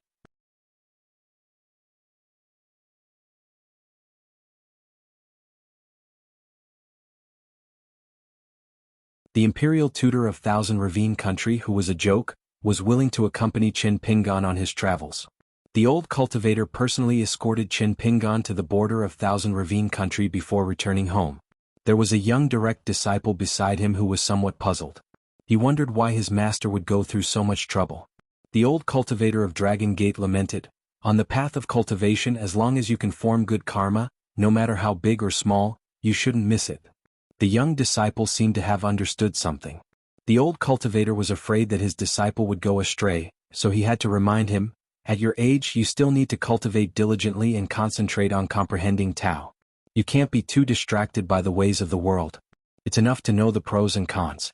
When the day comes when you are as rotten as your master and can't walk the mountain path anymore, then you can do these things. As for your so-called master, in addition to teaching you Tao, you also need to do these things that may not be to your liking. It's good for your disciple's future path of cultivation to be wider." The old cultivator rubbed his disciple's head and sighed, "Last time when you went down the mountain alone to experience the world, you did those ridiculous things with the noble disciples of Thousand Ravine Country. Actually, I was there the whole time and saw it. If you weren't just putting on a show and thought that it would be easier to get closer to them, I would have been disappointed in you. People who cultivate Tao should know what the real foundation is. There's no need to care about those worldly affairs. What's the point? You must remember that everything outside of cultivation is false." The young disciple was horrified.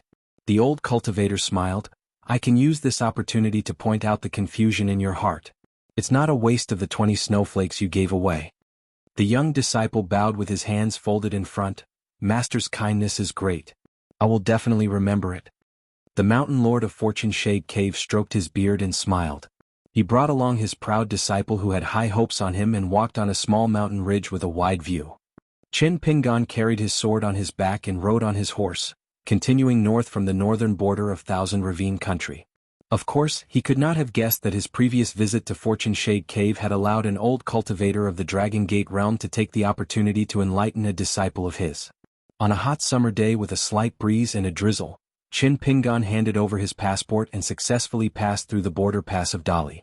This time he chose a new path to return to Longquan County. He did not take the route between Red Candle Town and Chiduan Mountain. Along the way it was raining heavily and the humid heat was abnormally heavy. Chen Pingan almost mistook it for a summer day when Book Slips Lake was like a steamer. However, it was hot during the summer and cool after autumn. Crickets chirped endlessly at night. During this time, under an ancient pine on a mountain peak, the sun was setting in the west. He saw a bare-chested, heroic scholar holding a feather fan. He was surrounded by beautiful maidservants and the sounds of birds chirping could be heard. Further away there were two old men breathing steadily. They were clearly cultivators. Chen Pingan led his horse past without looking sideways. After leaving the mountain peak, Chen Pingan felt rather sad.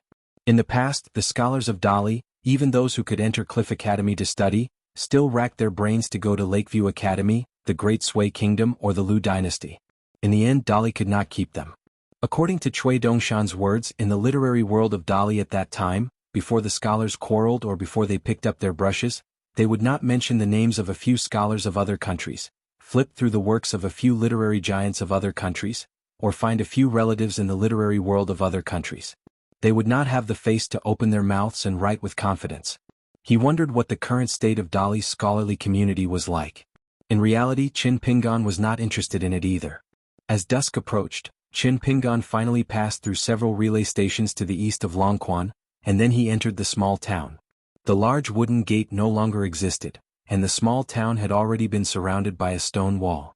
There were no guards or soldiers at the entrance, allowing people to enter and exit. Qin Pingan passed through the gate and discovered that Jing Dafeng's thatched cottage was still standing alone by the side of the road. Compared to the nearby neatly planned forest of shops, it seemed rather conspicuous. Probably because the price had not been negotiated, Jing Dafeng was not willing to move. A normal small town naturally would not dare to compete with the Longquan prefecture in the north and the town's county government like this. What did Jing Dafeng not dare to do? Qin Pingan was originally supposed to arrive at the small town after a week or so, but later on he hurried slightly faster, so he arrived quite a bit earlier. When he first entered the pass, he sent a letter to Luapa Mountain through the border relay station, telling them the approximate date of his return home. Qin Pingan did not first go to his ancestral home in Mud Bottle Alley. He led his horse across the stone bridge and went to his parents' grave. As before, he took out cotton bags filled with soil from various places and added soil to the grave. Not long after the Qingming festival, there were still some slightly faded red hanging papers on the grave, pressed down by flat stones. It seemed that girl Pei Qian had not forgotten his instructions. Along the way there were many unfamiliar faces, but it was not strange. Most of the local people in the small town had moved to the new county city of Longquan in the north of the mountains in the west. Almost everyone lived in brand new and bright big families. There was a pair of big stone lions standing at the door of every house to guard the door. At the very least, there were drum-hugging stones that cost a lot of money. It was not the least bit inferior to the Fulu Street and Peach Leaf Alley of the past. Those who stayed in the small town were mostly old people who were unwilling to move. They were still guarding the small alleys that were getting quieter and quieter. There were also many new neighbors who had bought houses but could not see each other all year round. Even if they did meet, they could not understand each other's language. In this way, Qin Pingan returned to the small town and walked to Mud Bottle Alley, which had not changed at all. It was just that this alley was now empty. The few remaining families had all moved to the new county city and sold their ancestral homes to outsiders. They received a large sum of money that they could not imagine even in their dreams. Even if they bought a big house in the county city, it was still enough for them to live comfortably for several lifetimes. Gu Kan's family's ancestral home was not sold, but his mother also settled down in the county city and bought one of the largest mansions in the county city. The courtyard was deep and there was a small bridge overflowing water. It was rich and imposing. Qin Pingan took out a bunch of keys from the Fengsuan object and opened the courtyard door. He let Chu Huang loose the reins in the small courtyard and let it stay by itself. Qin Pingan opened the door. It was still the same. It was small and did not add anything big. He moved an old bench and sat by the table for a while. Qin Pingan stood up and walked out of the courtyard. He looked at the door gods and the spring festival couplets again. Then he stepped into the courtyard and looked at the word spring. Dusk was heavy. Qin Pingan sat by the table and lit a lantern. He wanted to sit for a while longer before going to Luapa Mountain to give them a surprise. However, after sitting for a while, Qin Pingan still did not get up. He just wanted to sit for a while longer. All the joys and sorrows of life started from here. No matter how many thousands of li he traveled, no matter how many years he traveled, he would only be truly at ease when he landed here. After his parents had passed away, Lu Xianyang would often lie on the bed here and talk nonsense about how he longed for the future. The little snotty bug would also often complain about how unreasonable the adults were. If one's parents were here, one would not travel far. If one's parents were no longer here, one would have even more reason to travel. In Red Candle Town, which was not very close to Longquan County, Pei Qian sat on a high roof with the azure-clothed child and the pink-dressed girl. They looked into the distance with eager eyes. The three of them were betting on who would see that figure first. On Luapa Mountain, the barefoot old man was resting with his eyes closed on the second floor. Zhu Lian began to admire the talisman characters on the bamboo buildings again and again. The female ghost, Shi Ro, was bored to death. She sat on a bamboo chair under the eaves. After arriving at Luapa Mountain, her hands and feet were tied everywhere. She felt uncomfortable all over. At the peak of Cloud Padding Mountain, the righteous god of Dali's northern peak, Wei Pai, and the old dragon of Huangting country stood side by side. One had a leisurely smile while the other had a solemn expression. They looked down at the small town in the distance. In a small alley, a speck of light could be vaguely seen. It shone brightly. You're tuning in to the Sword Dance in the Vast Sky YouTube channel. Don't forget to subscribe and join us on this journey to catch the most captivating stories.